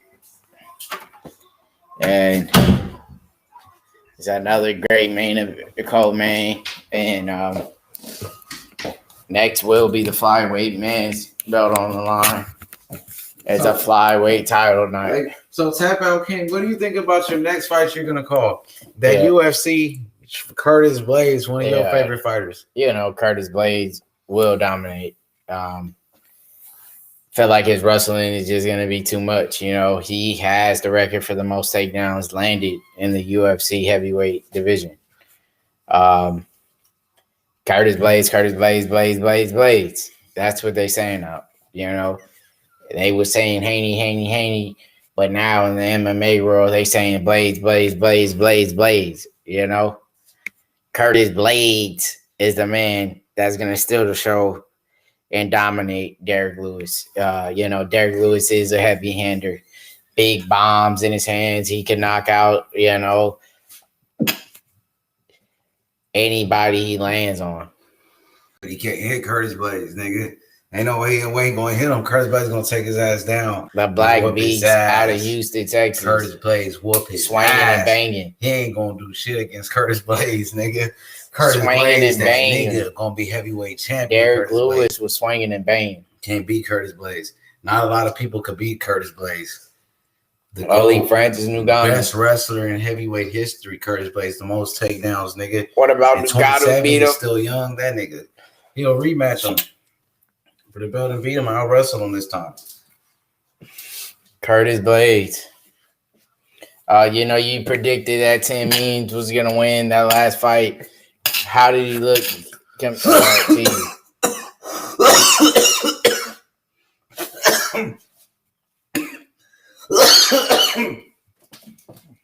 How did he look to you?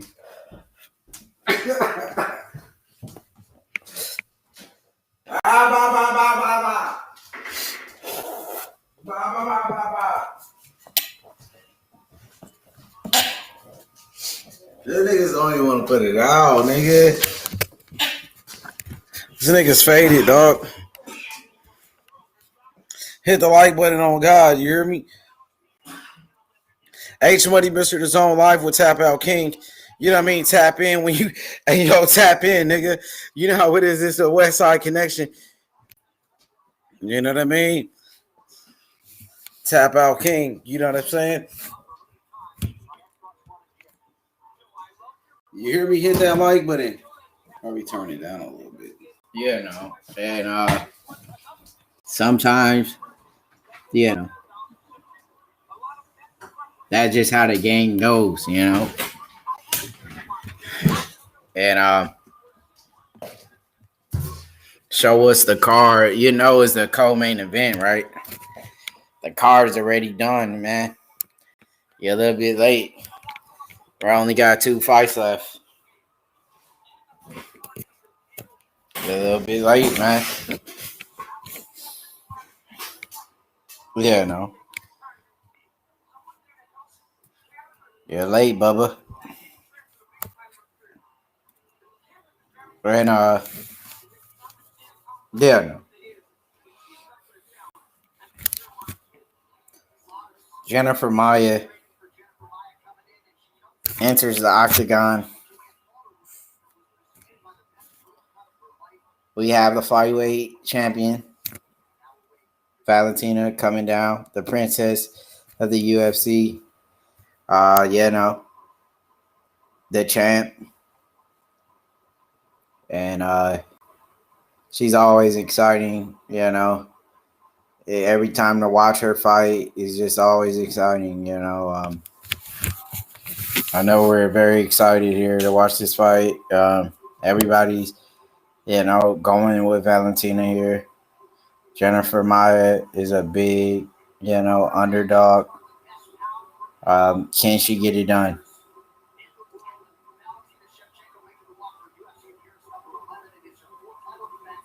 This is going to be a big, big fight here.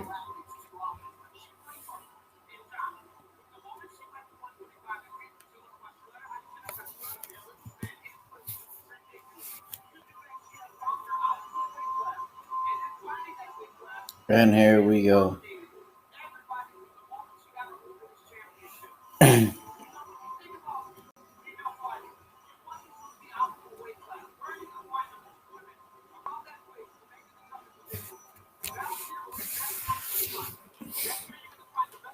Yeah, no, the bullet.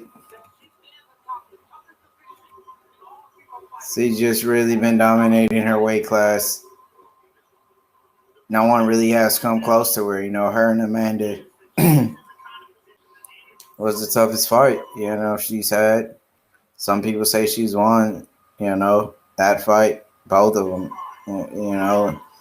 So those were very close fights.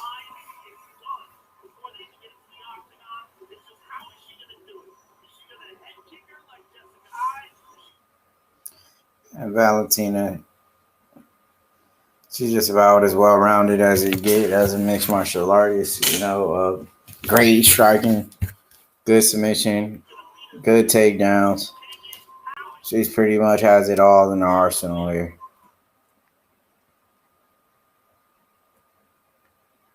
And she does have the highest striking accuracy in the women's flyweight history.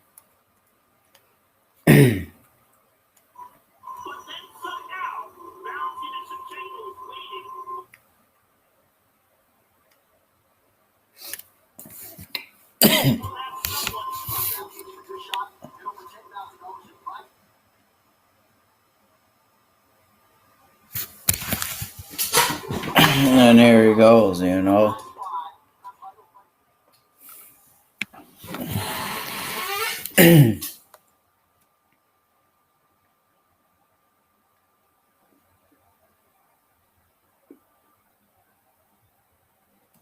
It's just going to be a great fight, you know.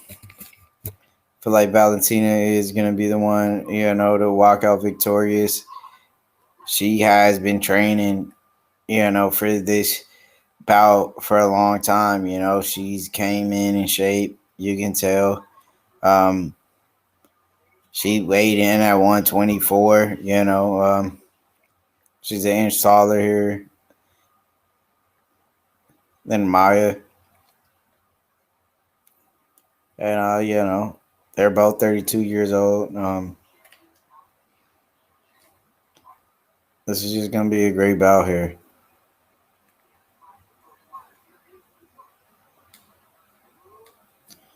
Bruce Buffer bringing him in as usual.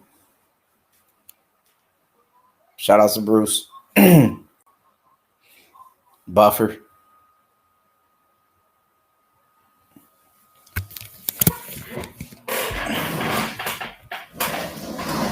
that's when you had switch it up, switch the game up a little bit.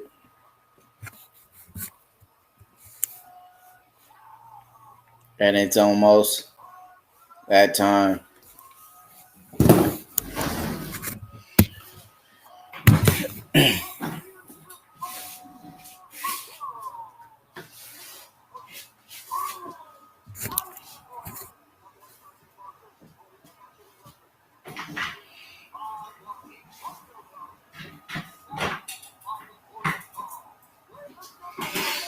And you have the challenger, Jennifer Maia.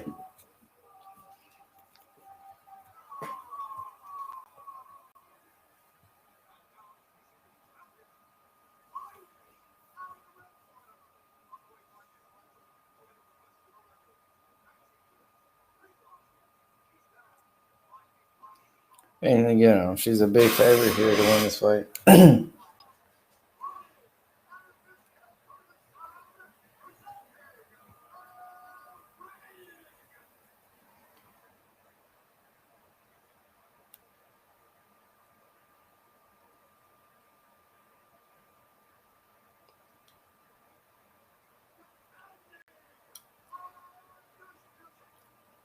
And here it goes.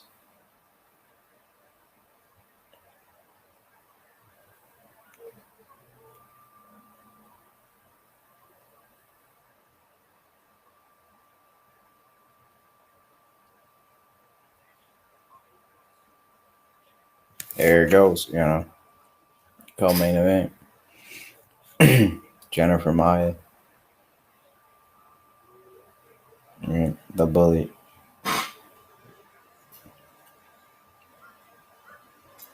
Valentina, here she goes. Nice leg kick. Jab.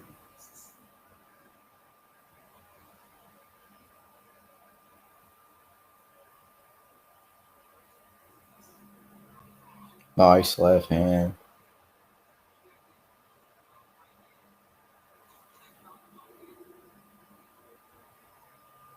Somehow they get in a clinch together here. Wow. Nice clinch work. I mean, just a very tough fight. Big takedown. Valentina is showing she can also work her ground and pound here. Good shoulder strikes. Those shoulders really could play, a dangerous weapon in a fight. You know how to use it right. And we've seen that used with Conor McGregor.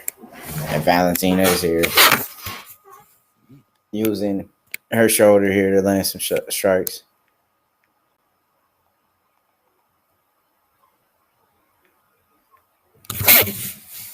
And nice control here from Valentina.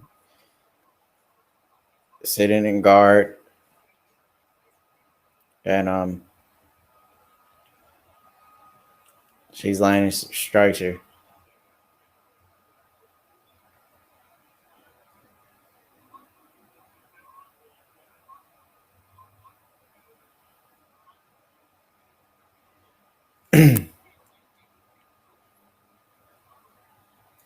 That was just a great takedown. Just to start off the round like that.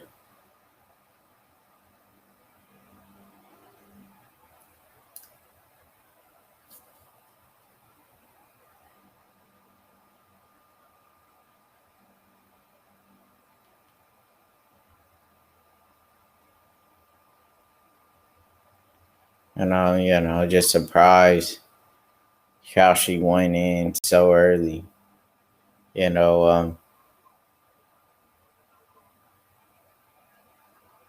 Jennifer Maia, is really known for her submission game.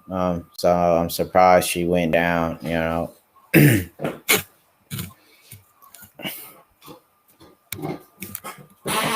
But Valentina is on top and has been controlling this round. I have the score of that fight, so far in this round for the one and only, the bully. Valentina is just really controlling this fight, dominant position. And she hasn't landed any big shots like that, but she is in control of the fight so far. So you really have to score it for her,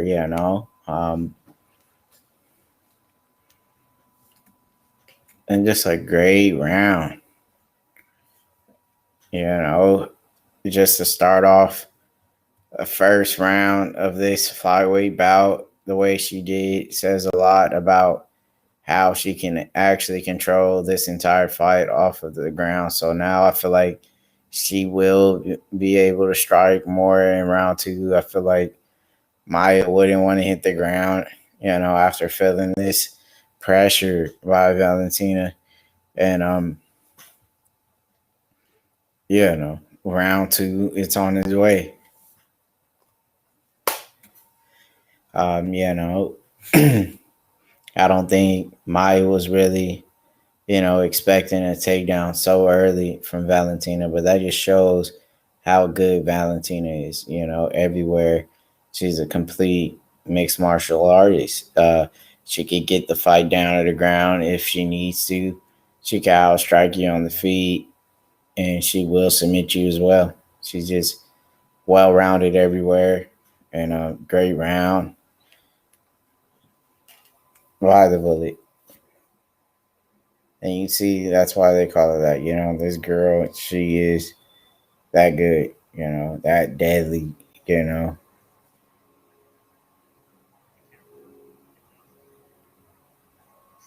And here we go.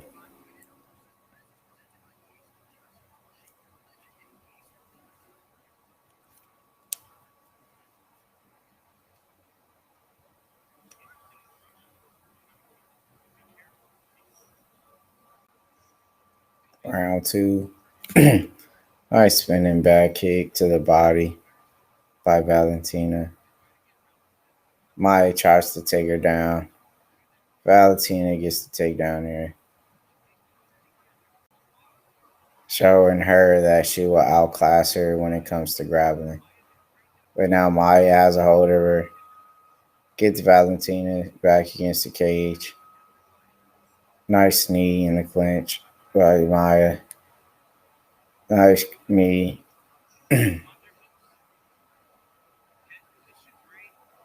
Valentina landing strikes as well in the clinch.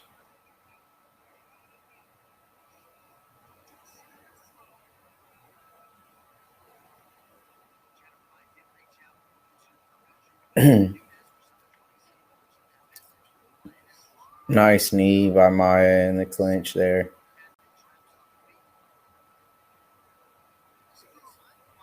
Nice knee again by Maya.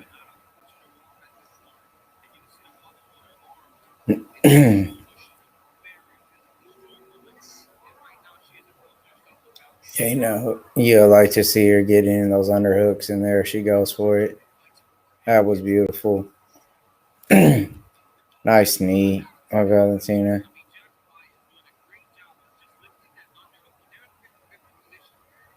And she has those underhooks there. Nice knee up top.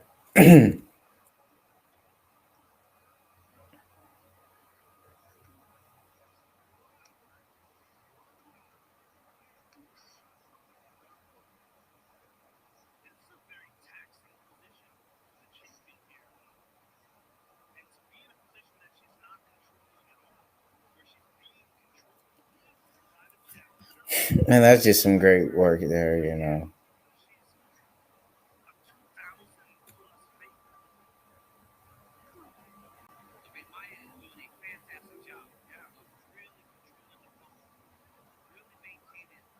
And some nice strikes land by Valentina there.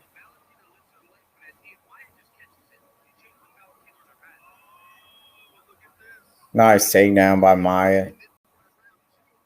Looking for It looked like she was looking for a leg there, but she lands some strikes here. This is good for Myra.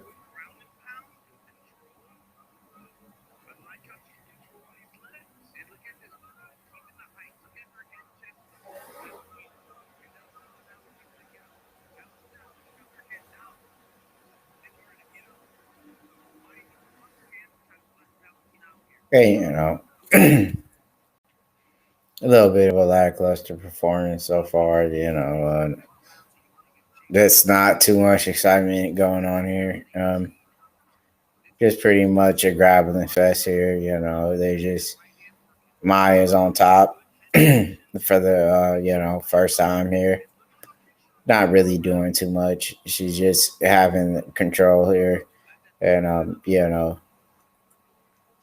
having that dominant position so far here in half guard.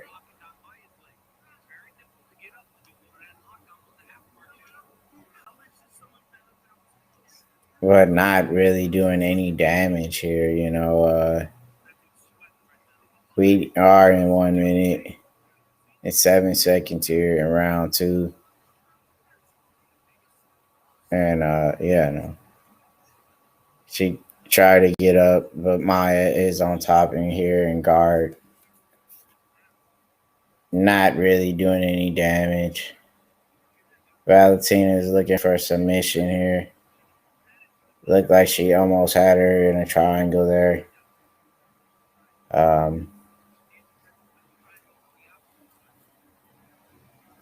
Jennifer Maya on top, just landing some shots here, just peppering her up, not really putting any power in it. But she has control of this round 2. You got to score it for Maya. Just control time. 4 minutes and 29 seconds was controlled by Shevchenko. And Maya is having a little bit of success here in round 2. 5 seconds left here in round 2. About to kick off in round 3. Great, shots so far. I got it 1 round apiece. Maya has 1 round. We will be going on into round 3 there. 2 rounds just fly by that quick, 125 weight class. She looks like, she has put on some mass from the flyweight division. Let's see if that's going to be able to hold up here in this fight, in this women's flyweight belt, no.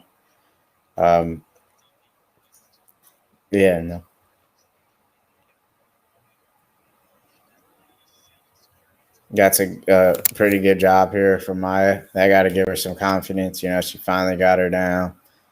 Yeah, she's able to do it again. We'll see who would get the takedown here in round 3. It's like whoever gets the takedown first, pretty much, controls the round. And that's where we at here. Who's gonna land the takedown first? Round 3 kicks off. Nice right left hook in there lands from Valentina. And she lands another good shot.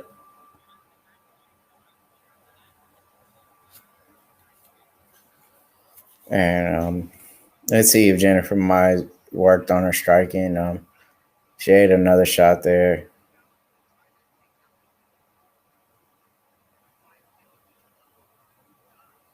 Nice jab from Valentina.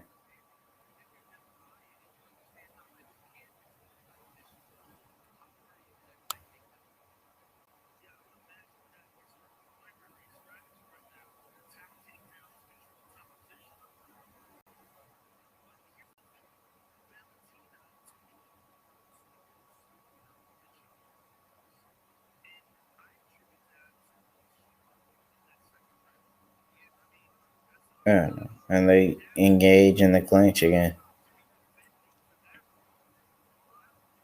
Jennifer Maya is in control again. As Valentina's back against the cage. Is she going to be able to land any takedowns, or any strikes out of here?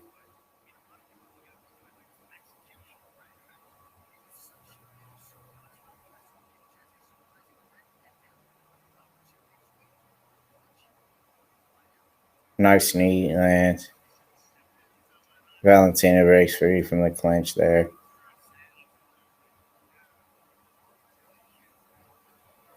They're back here striking. Valentina, clearly looks like a better striker here, but when it comes to these rambling exchanges, Maya could pose a threat here.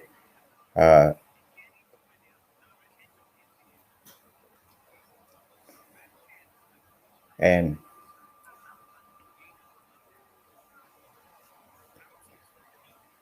the jab hook from Valentina.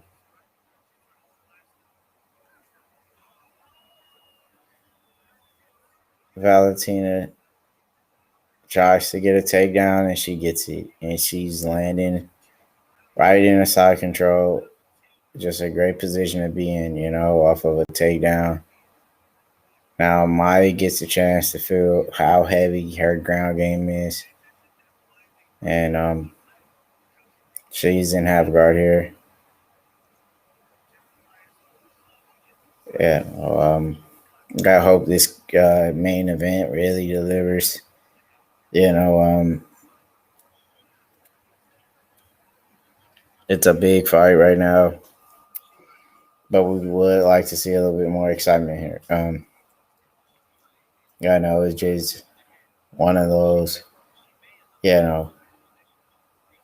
type of fights where, you hate to be a judge, and it's 2-1 here so far, and yeah, it's just one of those kind of matches, it's just one of those grinder matches, just two people grappling and grinding it out, not very exciting, yeah. So, Valentina is just controlling this fight here. 57 seconds left in round 3. We will be headed to the championships rounds. I feel like Valentino's winning this, third round. I got it scored 2-1. Valentina winning the fight so far. Maya is landing some strikes in the clinch. Not really doing any kind of damage. She's trying to get a takedown that she can't get. And she's landing some good strikes in the clinch. But these girls aren't really doing any damage here. They're tied up in the clinch. And Valentina lands another great takedown. And that for sure gives her round 3. Valentina wins one more round. This fight's over. She wins the 4th round or the 5th round. We will be looking at, a decision win for Valentina. It just, Maya had, success in that round too, but when Valentina is the one engaged in the takedowns and trying to bring the fight to the ground, she's more successful than Jennifer Maya. Jennifer Maya is behind in this fight now. Can she steal round 4? And then round 5 is up for grabs. She has a chance. Let's see how this 4th round plays out.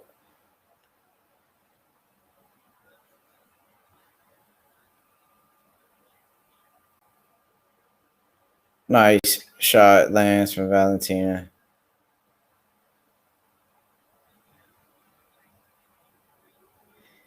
And when it comes down to the striking, Valentina is just a way better striker. I feel like Valentina is out striking her on the feet. So she's really winning everywhere so far. You got to score 29-28 so far for Valentina.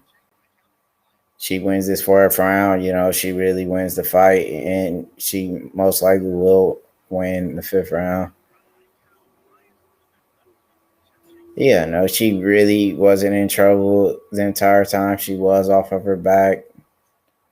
She actually looked for a submission attempt as well.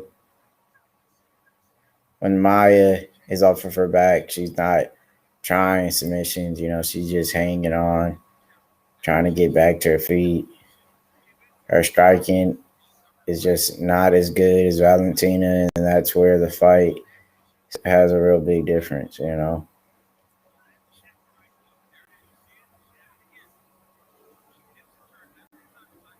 But Maya has improved, you can tell, in her striking, but he's just not as good as Valentina.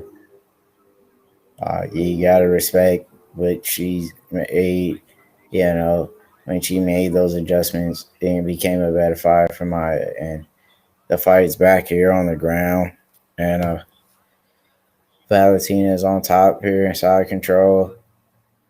Good spots to be in, and she's landing these good takedowns, and she lands side control, where the fighter really has to work to get back up to her feet. And this is a tough spot for her. She gets into half guard, and Valentina lands some ground and pound strikes.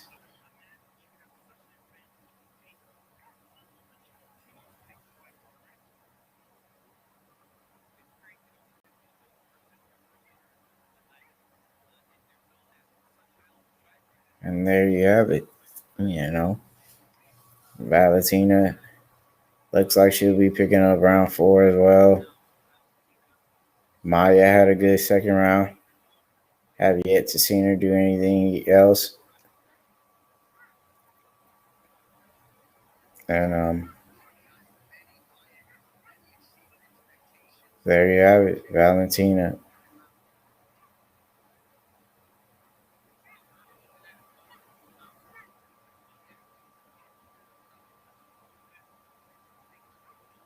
Trying to get this win here.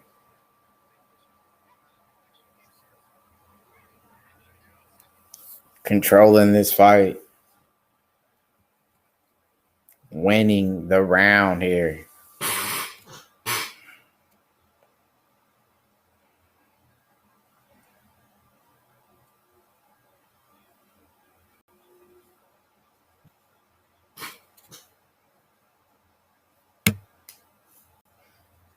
Valentina dominating these rounds here.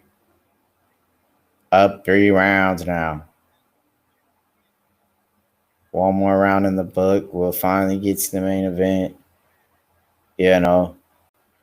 Was a long journey getting here. We've seen a lot of the lackluster fights, a lot of fights you wish you could fall asleep on. These fights weren't the best. For the people that missed the card, it wasn't that exciting, but just a great chance to see 2 belts on the line. But, not the best divisions, the flyweight division, a weight class that Dana tried to get rid of, but they're still here somehow, you gotta love Dana, Here we go. 13 seconds left in round 4. Round 5 kicking off. Up next. And there you have it. Great fight, great performance. Hats off, to Valentina. Looking good. Trying to get it done here.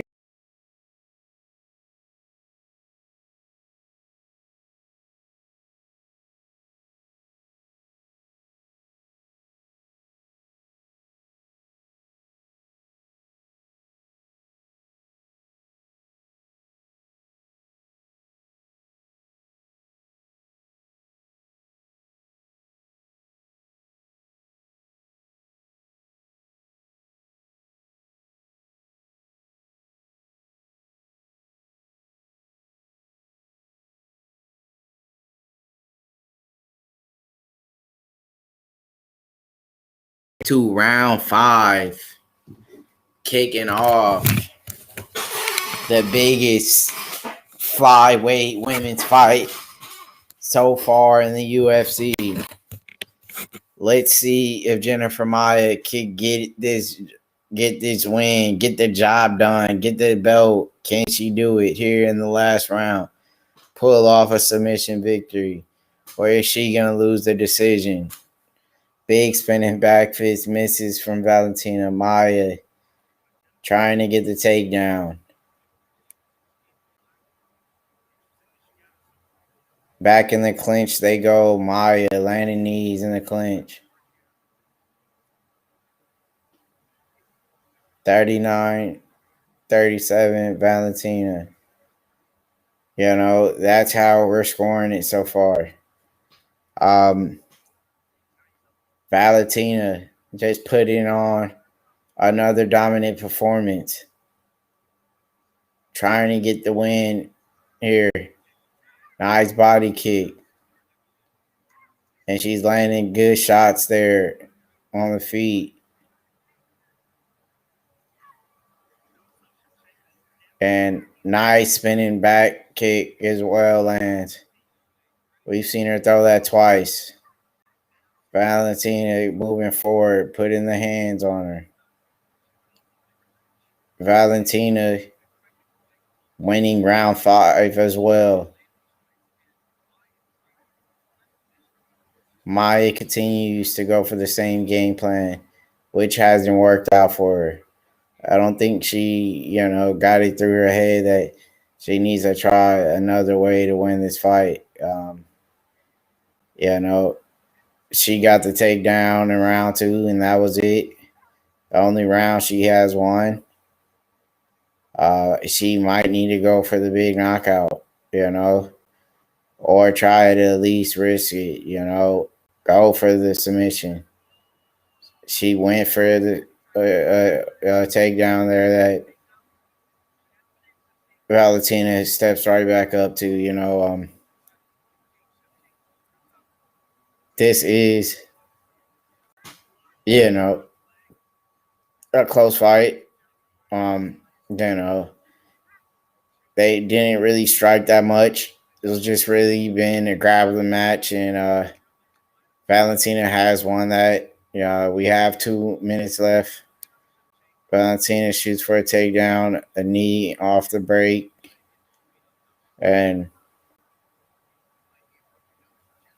that was a nice knee she landed. Let's go in to the co-main event. This is it. This is a night that a lot of fans will remember as another title defense for Valentina. Dominating.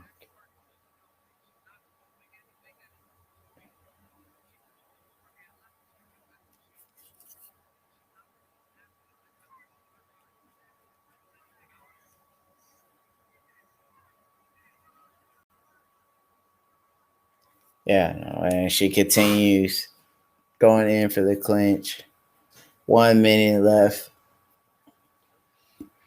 Valentina lands a nice elbow off of the break.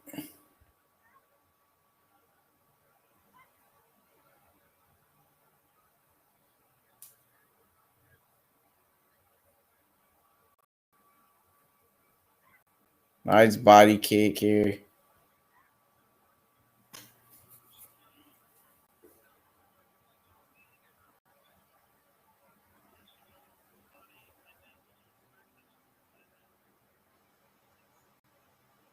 Nice front kick there.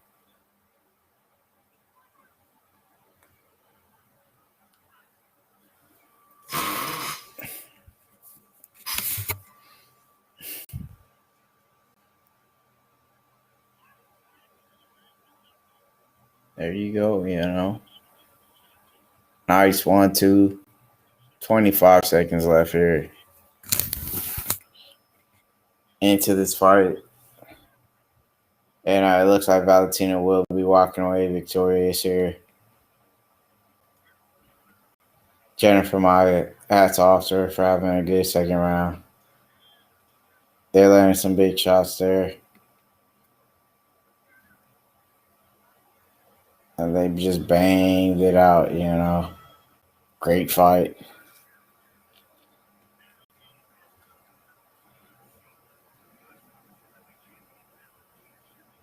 Valentina had a good fight.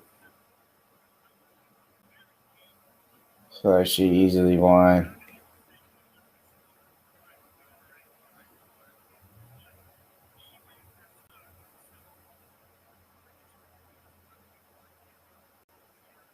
She's just such a great fighter. That Jennifer Maia was a tough girl. She did a good job in round 2. The Bullet is just a bad chick, I think she could beat a lot of dudes' butts in the UFC, she's just that good, man. Great job by her. Her and her sister went victorious tonight, The sisters did a great job, great fights for both of them. Antonina, she got the finish. She made a lot of improvements on her ground and pound. And, she's been probably working with her sister a lot to get better there. And she got the decision for sure. A clean cut win. She won 4 rounds to 1. But, Maya did have a good round. We will be going in to the judges here from the, Michael Buffer will be announcing that. Nice spinning back fist. And they just love to go at it,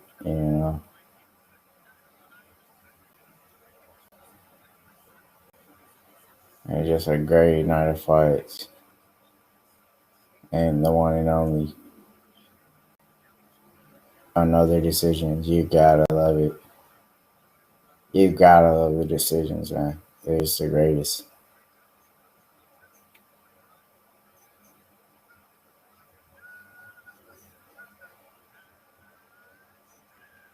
There you go. Put the belt around her waist. Right on the champ. There you go.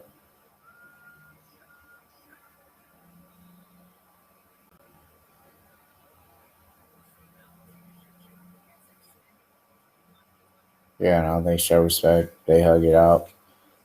Great time they spent in the octagon together. And we will be going in to the main event. Alex Perez taking on Deiveson Figueiredo. Deiveson. That's a good fight. Yeah. Let's see if they made those adjustments going leading up to this fight.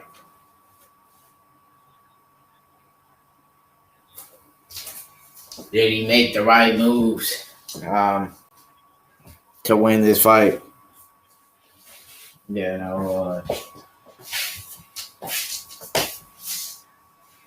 he put in as much work as he did when he fought Joseph? Is he coming to capture the gold here? The main event, it's on its way. And we couldn't be more happier to calling these fights right here on the best network on YouTube. We are here. And we're leading the new wave for all you people, that wanted to see, the downfall of the team. Somehow we remain the same.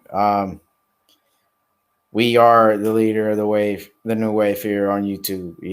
Those guys, we pay respect to them. They, those guys, they made, the wave possible. But now they're passing over the torch handing it over to us to lead the new wave.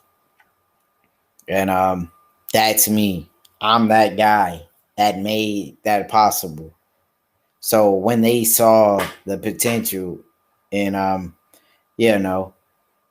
they saw, everything that they wanted. And we made those moves. So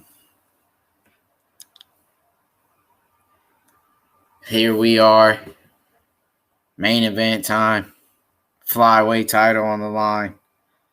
We have the best in the game at 125. We have Deiveson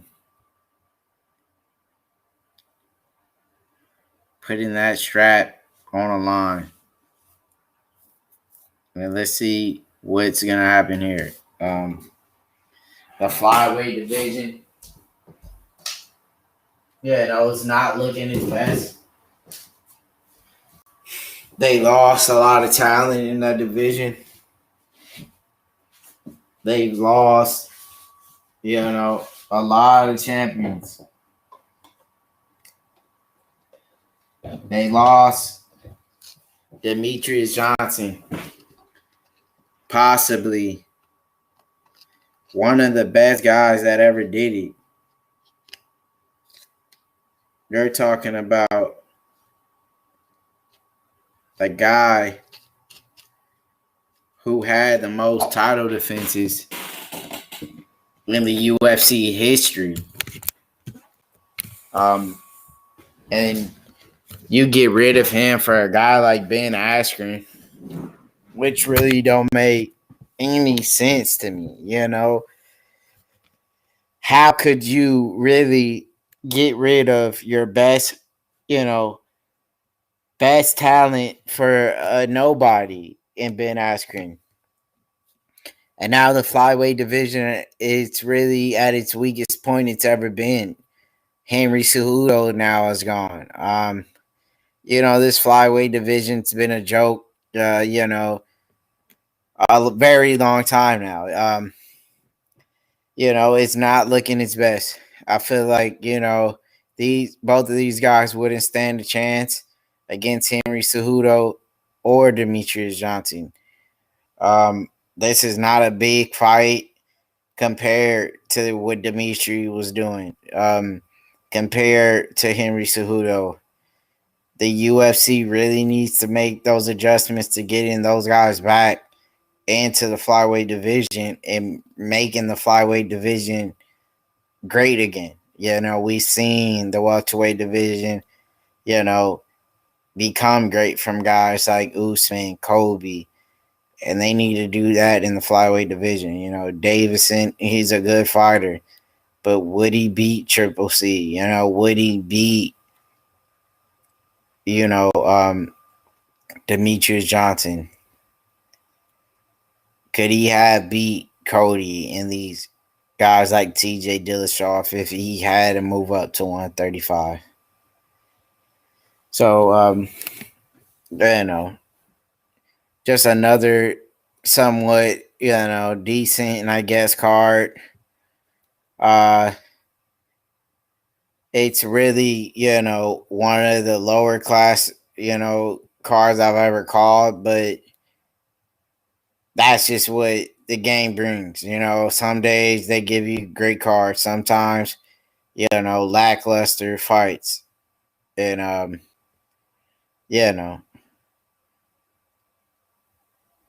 you're gonna put in, these hours, decision wins, decisions. That's all you're gonna see, sometimes, great decision wins.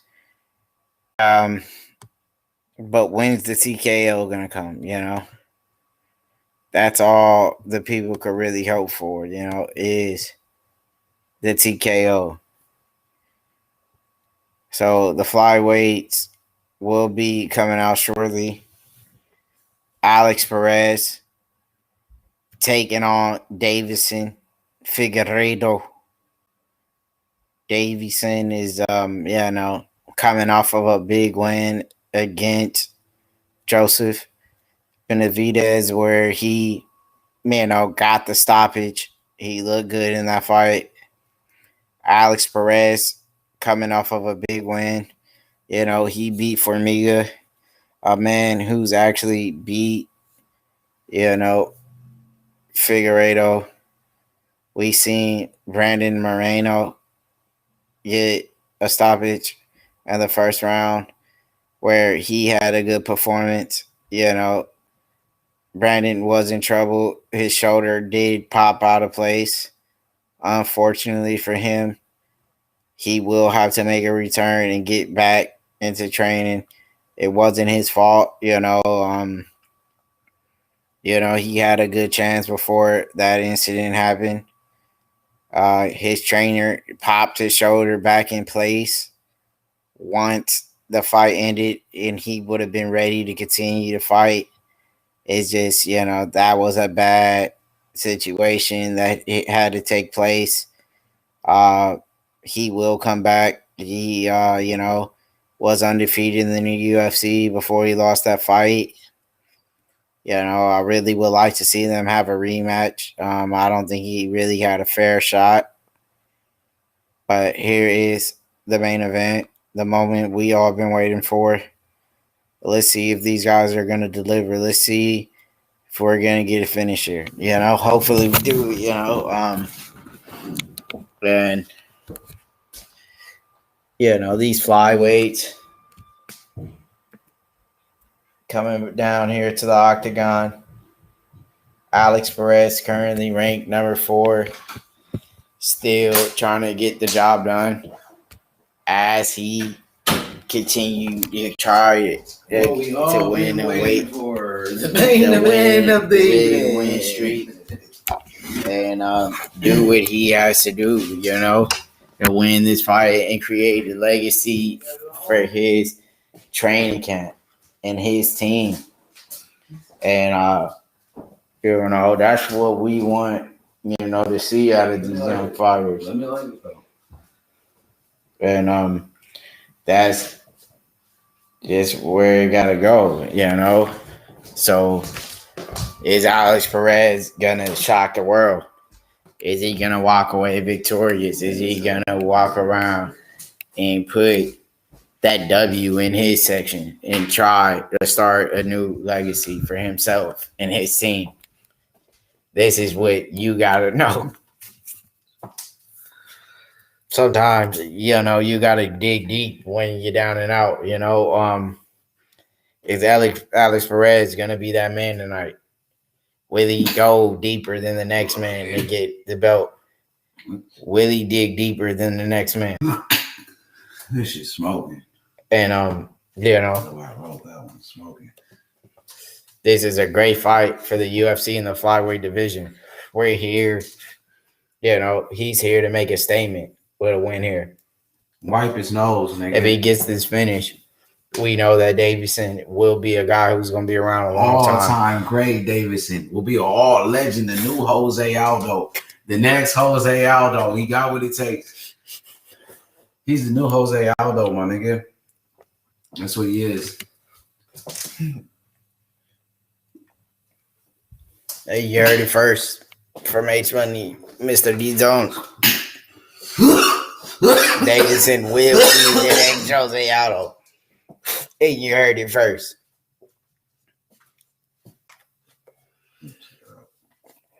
And Mr. D-Zone,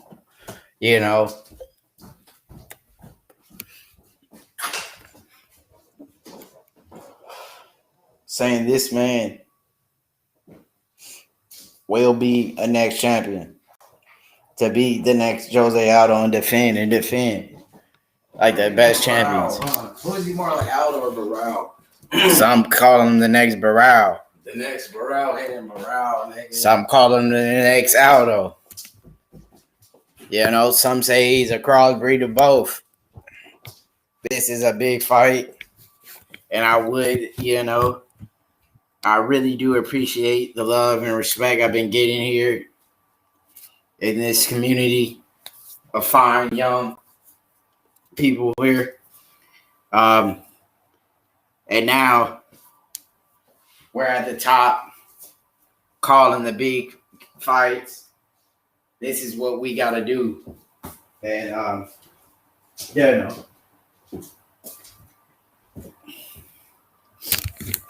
we will get this fight very shortly. And here come Alex Perez making his way down to the octagon.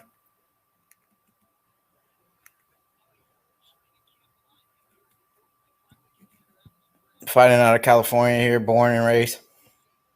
Born out of California. Alex Perez trying to get it done for the West. Is he going to be able to do it here? Fighting a very tough Brazilian. And, most of the Brazilians in mixed martial arts are very dangerous throughout every organization. The UFC, Bellator, they have breed nothing but champions out of Brazil. The likes of Anderson Silva, Jose Aldo, Renan Barão, guys like Victor Belfort, Fabricio Verdum, a lot of great fighters. And you got to respect the whole country for breeding great mixed martial artists and helping the world develop a great fight game. Here is Alex Perez entering the octagon, trying to capture gold, try to become a champion. And it's UFC 255. And yes, sir, it's flaming up now. It's getting hot in here. Yes, sir. This fight means a lot to the UFC in the flyweight division. And it's going down here. Figueiredo will be on his way out.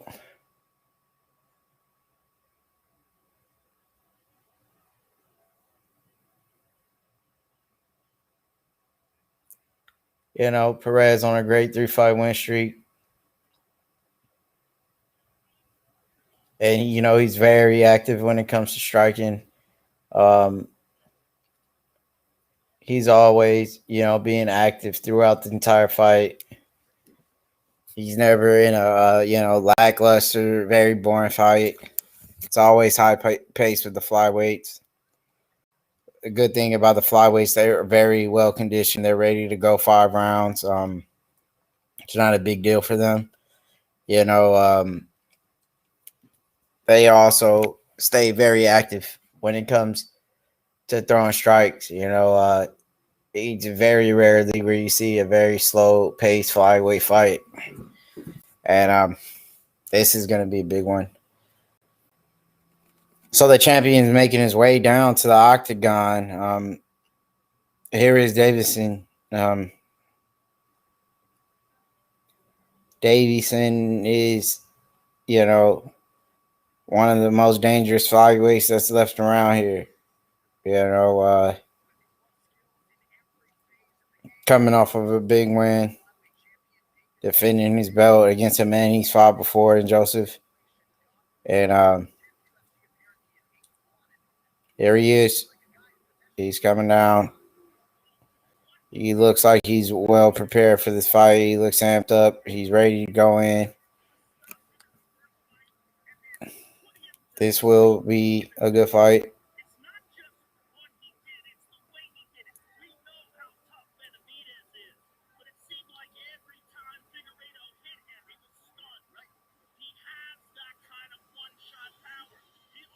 The 125 division.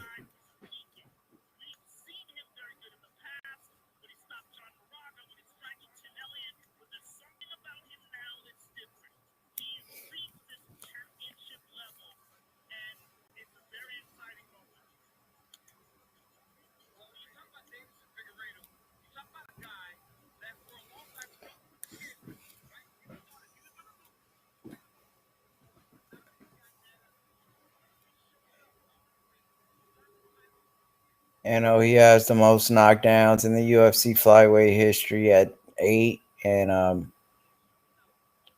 He's very accurate when it comes to strike. He's the second highest in the UFC history. So he picks his shots and he picks them very wisely. He is, as accurate as it comes. Some people say the next Barral, some say the next Aldo.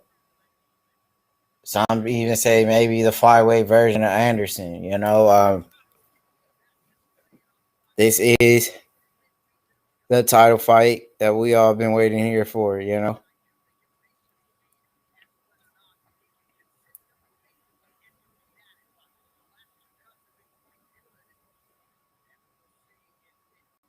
Here we go.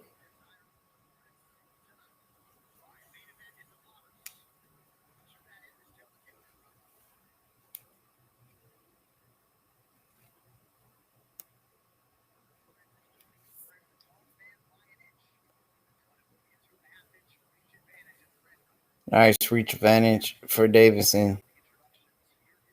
Deiveson has that nice reach advantage and also, gonna be the shorter fighter by 1 inch. Perez 5'6". Can Perez be able to get this fight to the ground? We've seen Deiveson really have trouble, with Formiga, who had the fight to the ground. If Perez is able to work his wrestling, bring the fight to the mat, he also has good submissions. Figueiredo could be in trouble. Perez is a great, well-rounded fighter, a great submission fighter. And, he has decent striking. And he does have a lot of good wins from submission. He likes to throw the leg kick. So this fight is a very close fight. Both men well respected in this flyweight division. Big chance for Perez to become a champion. Figueiredo, he needs this win. If he wants to build a legacy in this sport and go out like the next Demetrius Johnson's, the guys who went and defended that belt for years. Can he be that new guy? Well, the title really switch hands. Perez is the underdog going on into this fight, and it's fighting out of California. It's a lot of great fighters out of there. What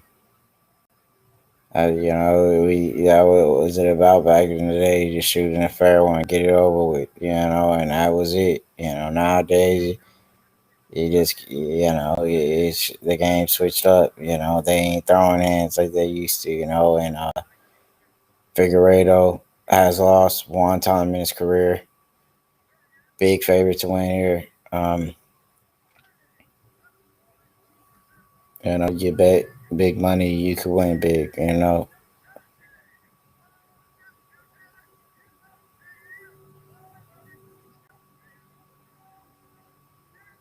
big champ.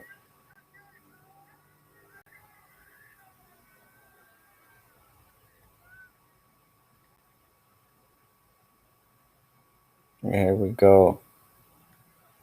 First round about to kick off. Yeah, no.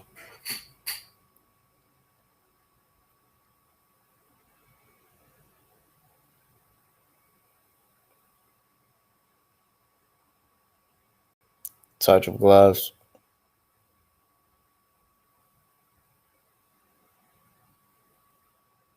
Respect from both fighters. They're ready to get it on.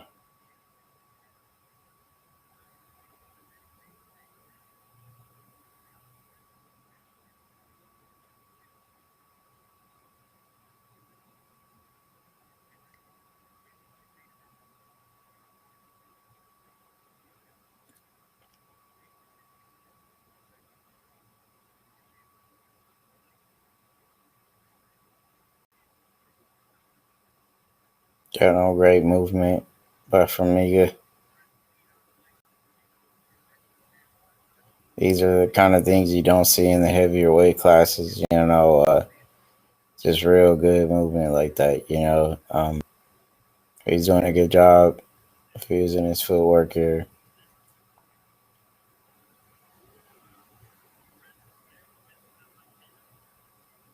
Jab attempt.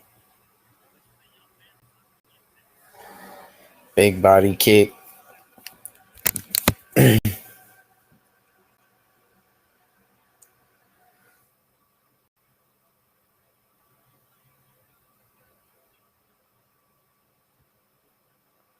there you have it, just a big body kick lands by Perez.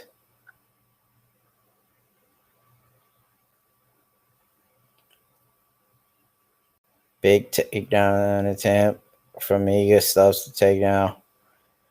But Perez still has a leg here.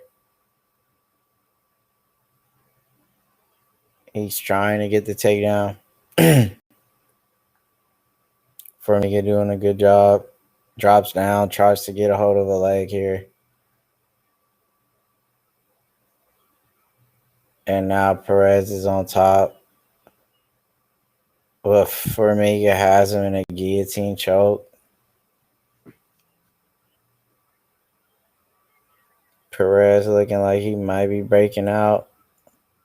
He taps him out in round one. Formiga defends his title in the very first round. Gets the big guillotine choke. Showing respect for Perez. And there you have it. Formiga gets it done.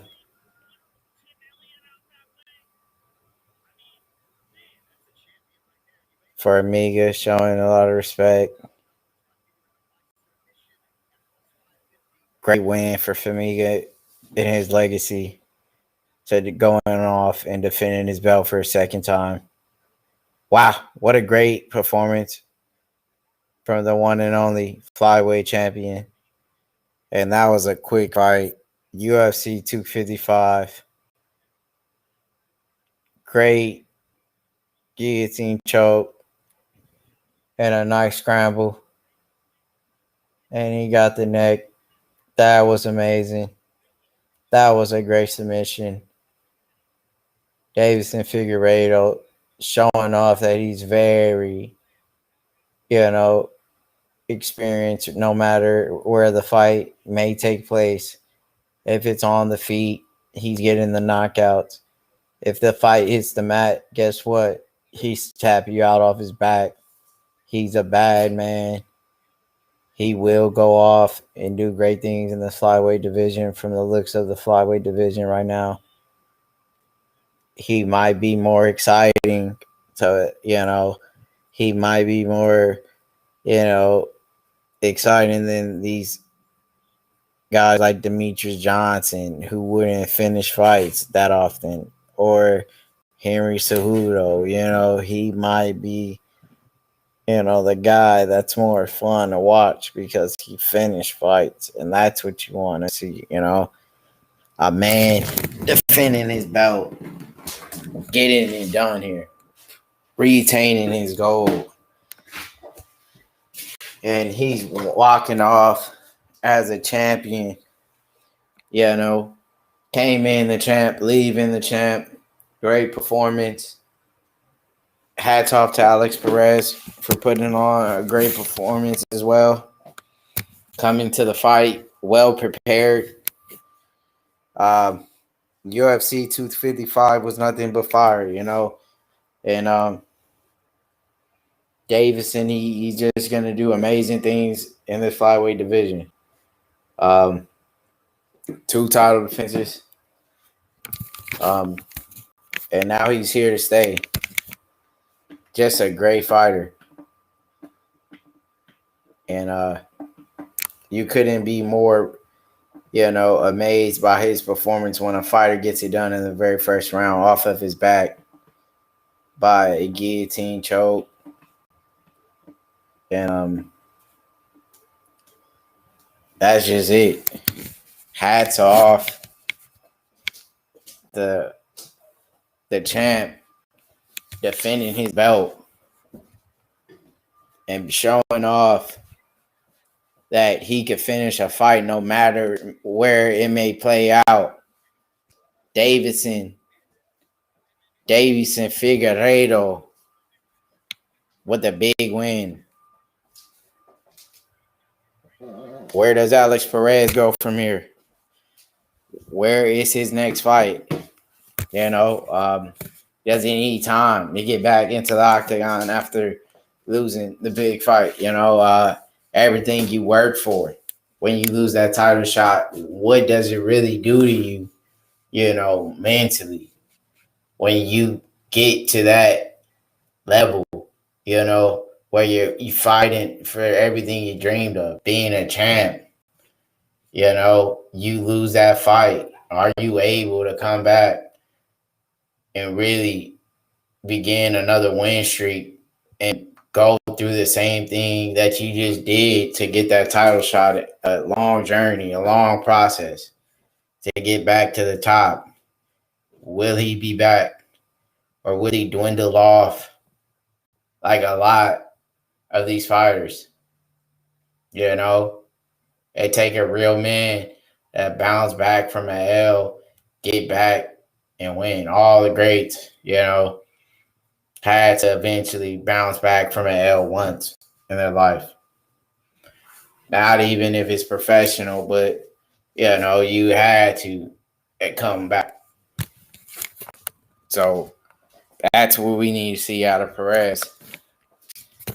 Will he come back, bounce back, be a champ, learn from the mistakes he made, and get another title shot? We really hope so. Just a great night of fights. Hats off to Valentina, dominated the entire fight.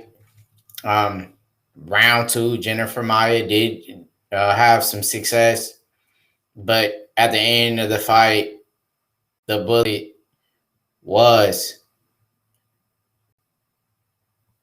one of the best fighters in women's flyweight history. And then Mike Perry, 10 means, dominates, looks impressive, got it done. 10 means. Great performance again from Buckley, where he got the finish once again. Wow, what a star Buckley's going to become. He is known from ending fights. He's getting those finishes. He's ending these guys, and he's out there to become one of the best knockout artists of all time in the UFC history. A great job by the one and only Brandon Moreno. Went off and dominated in the first round. Is he next for Deiveson Figueiredo? Will he be fighting him for the title? Brandon Moreno and Deiveson Figueiredo for the title. That fight makes a lot of sense. Then you want to thank, the one and only Sasha on the first fight of the fight card, getting a stoppage.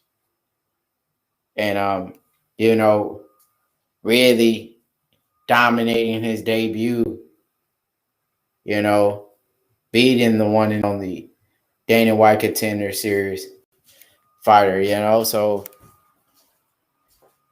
Kosi had a lot of trouble. He also had a lot of success in that first round. Kosi dropped him. Sasha did bounce back and get that win. Kyle Dawkins, a guy who's coming off the Dana White Contender Series as well, wins a unanimous decision.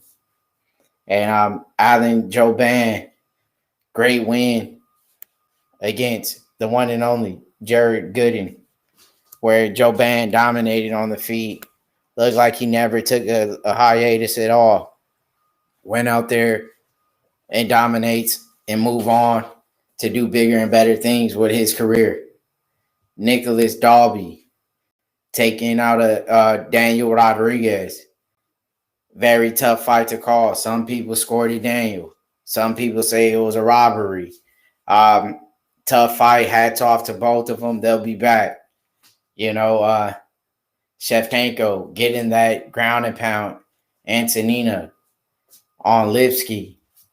Ground and pound TKO. Got it done. And Paul Craig finally evening in the score with Shogun.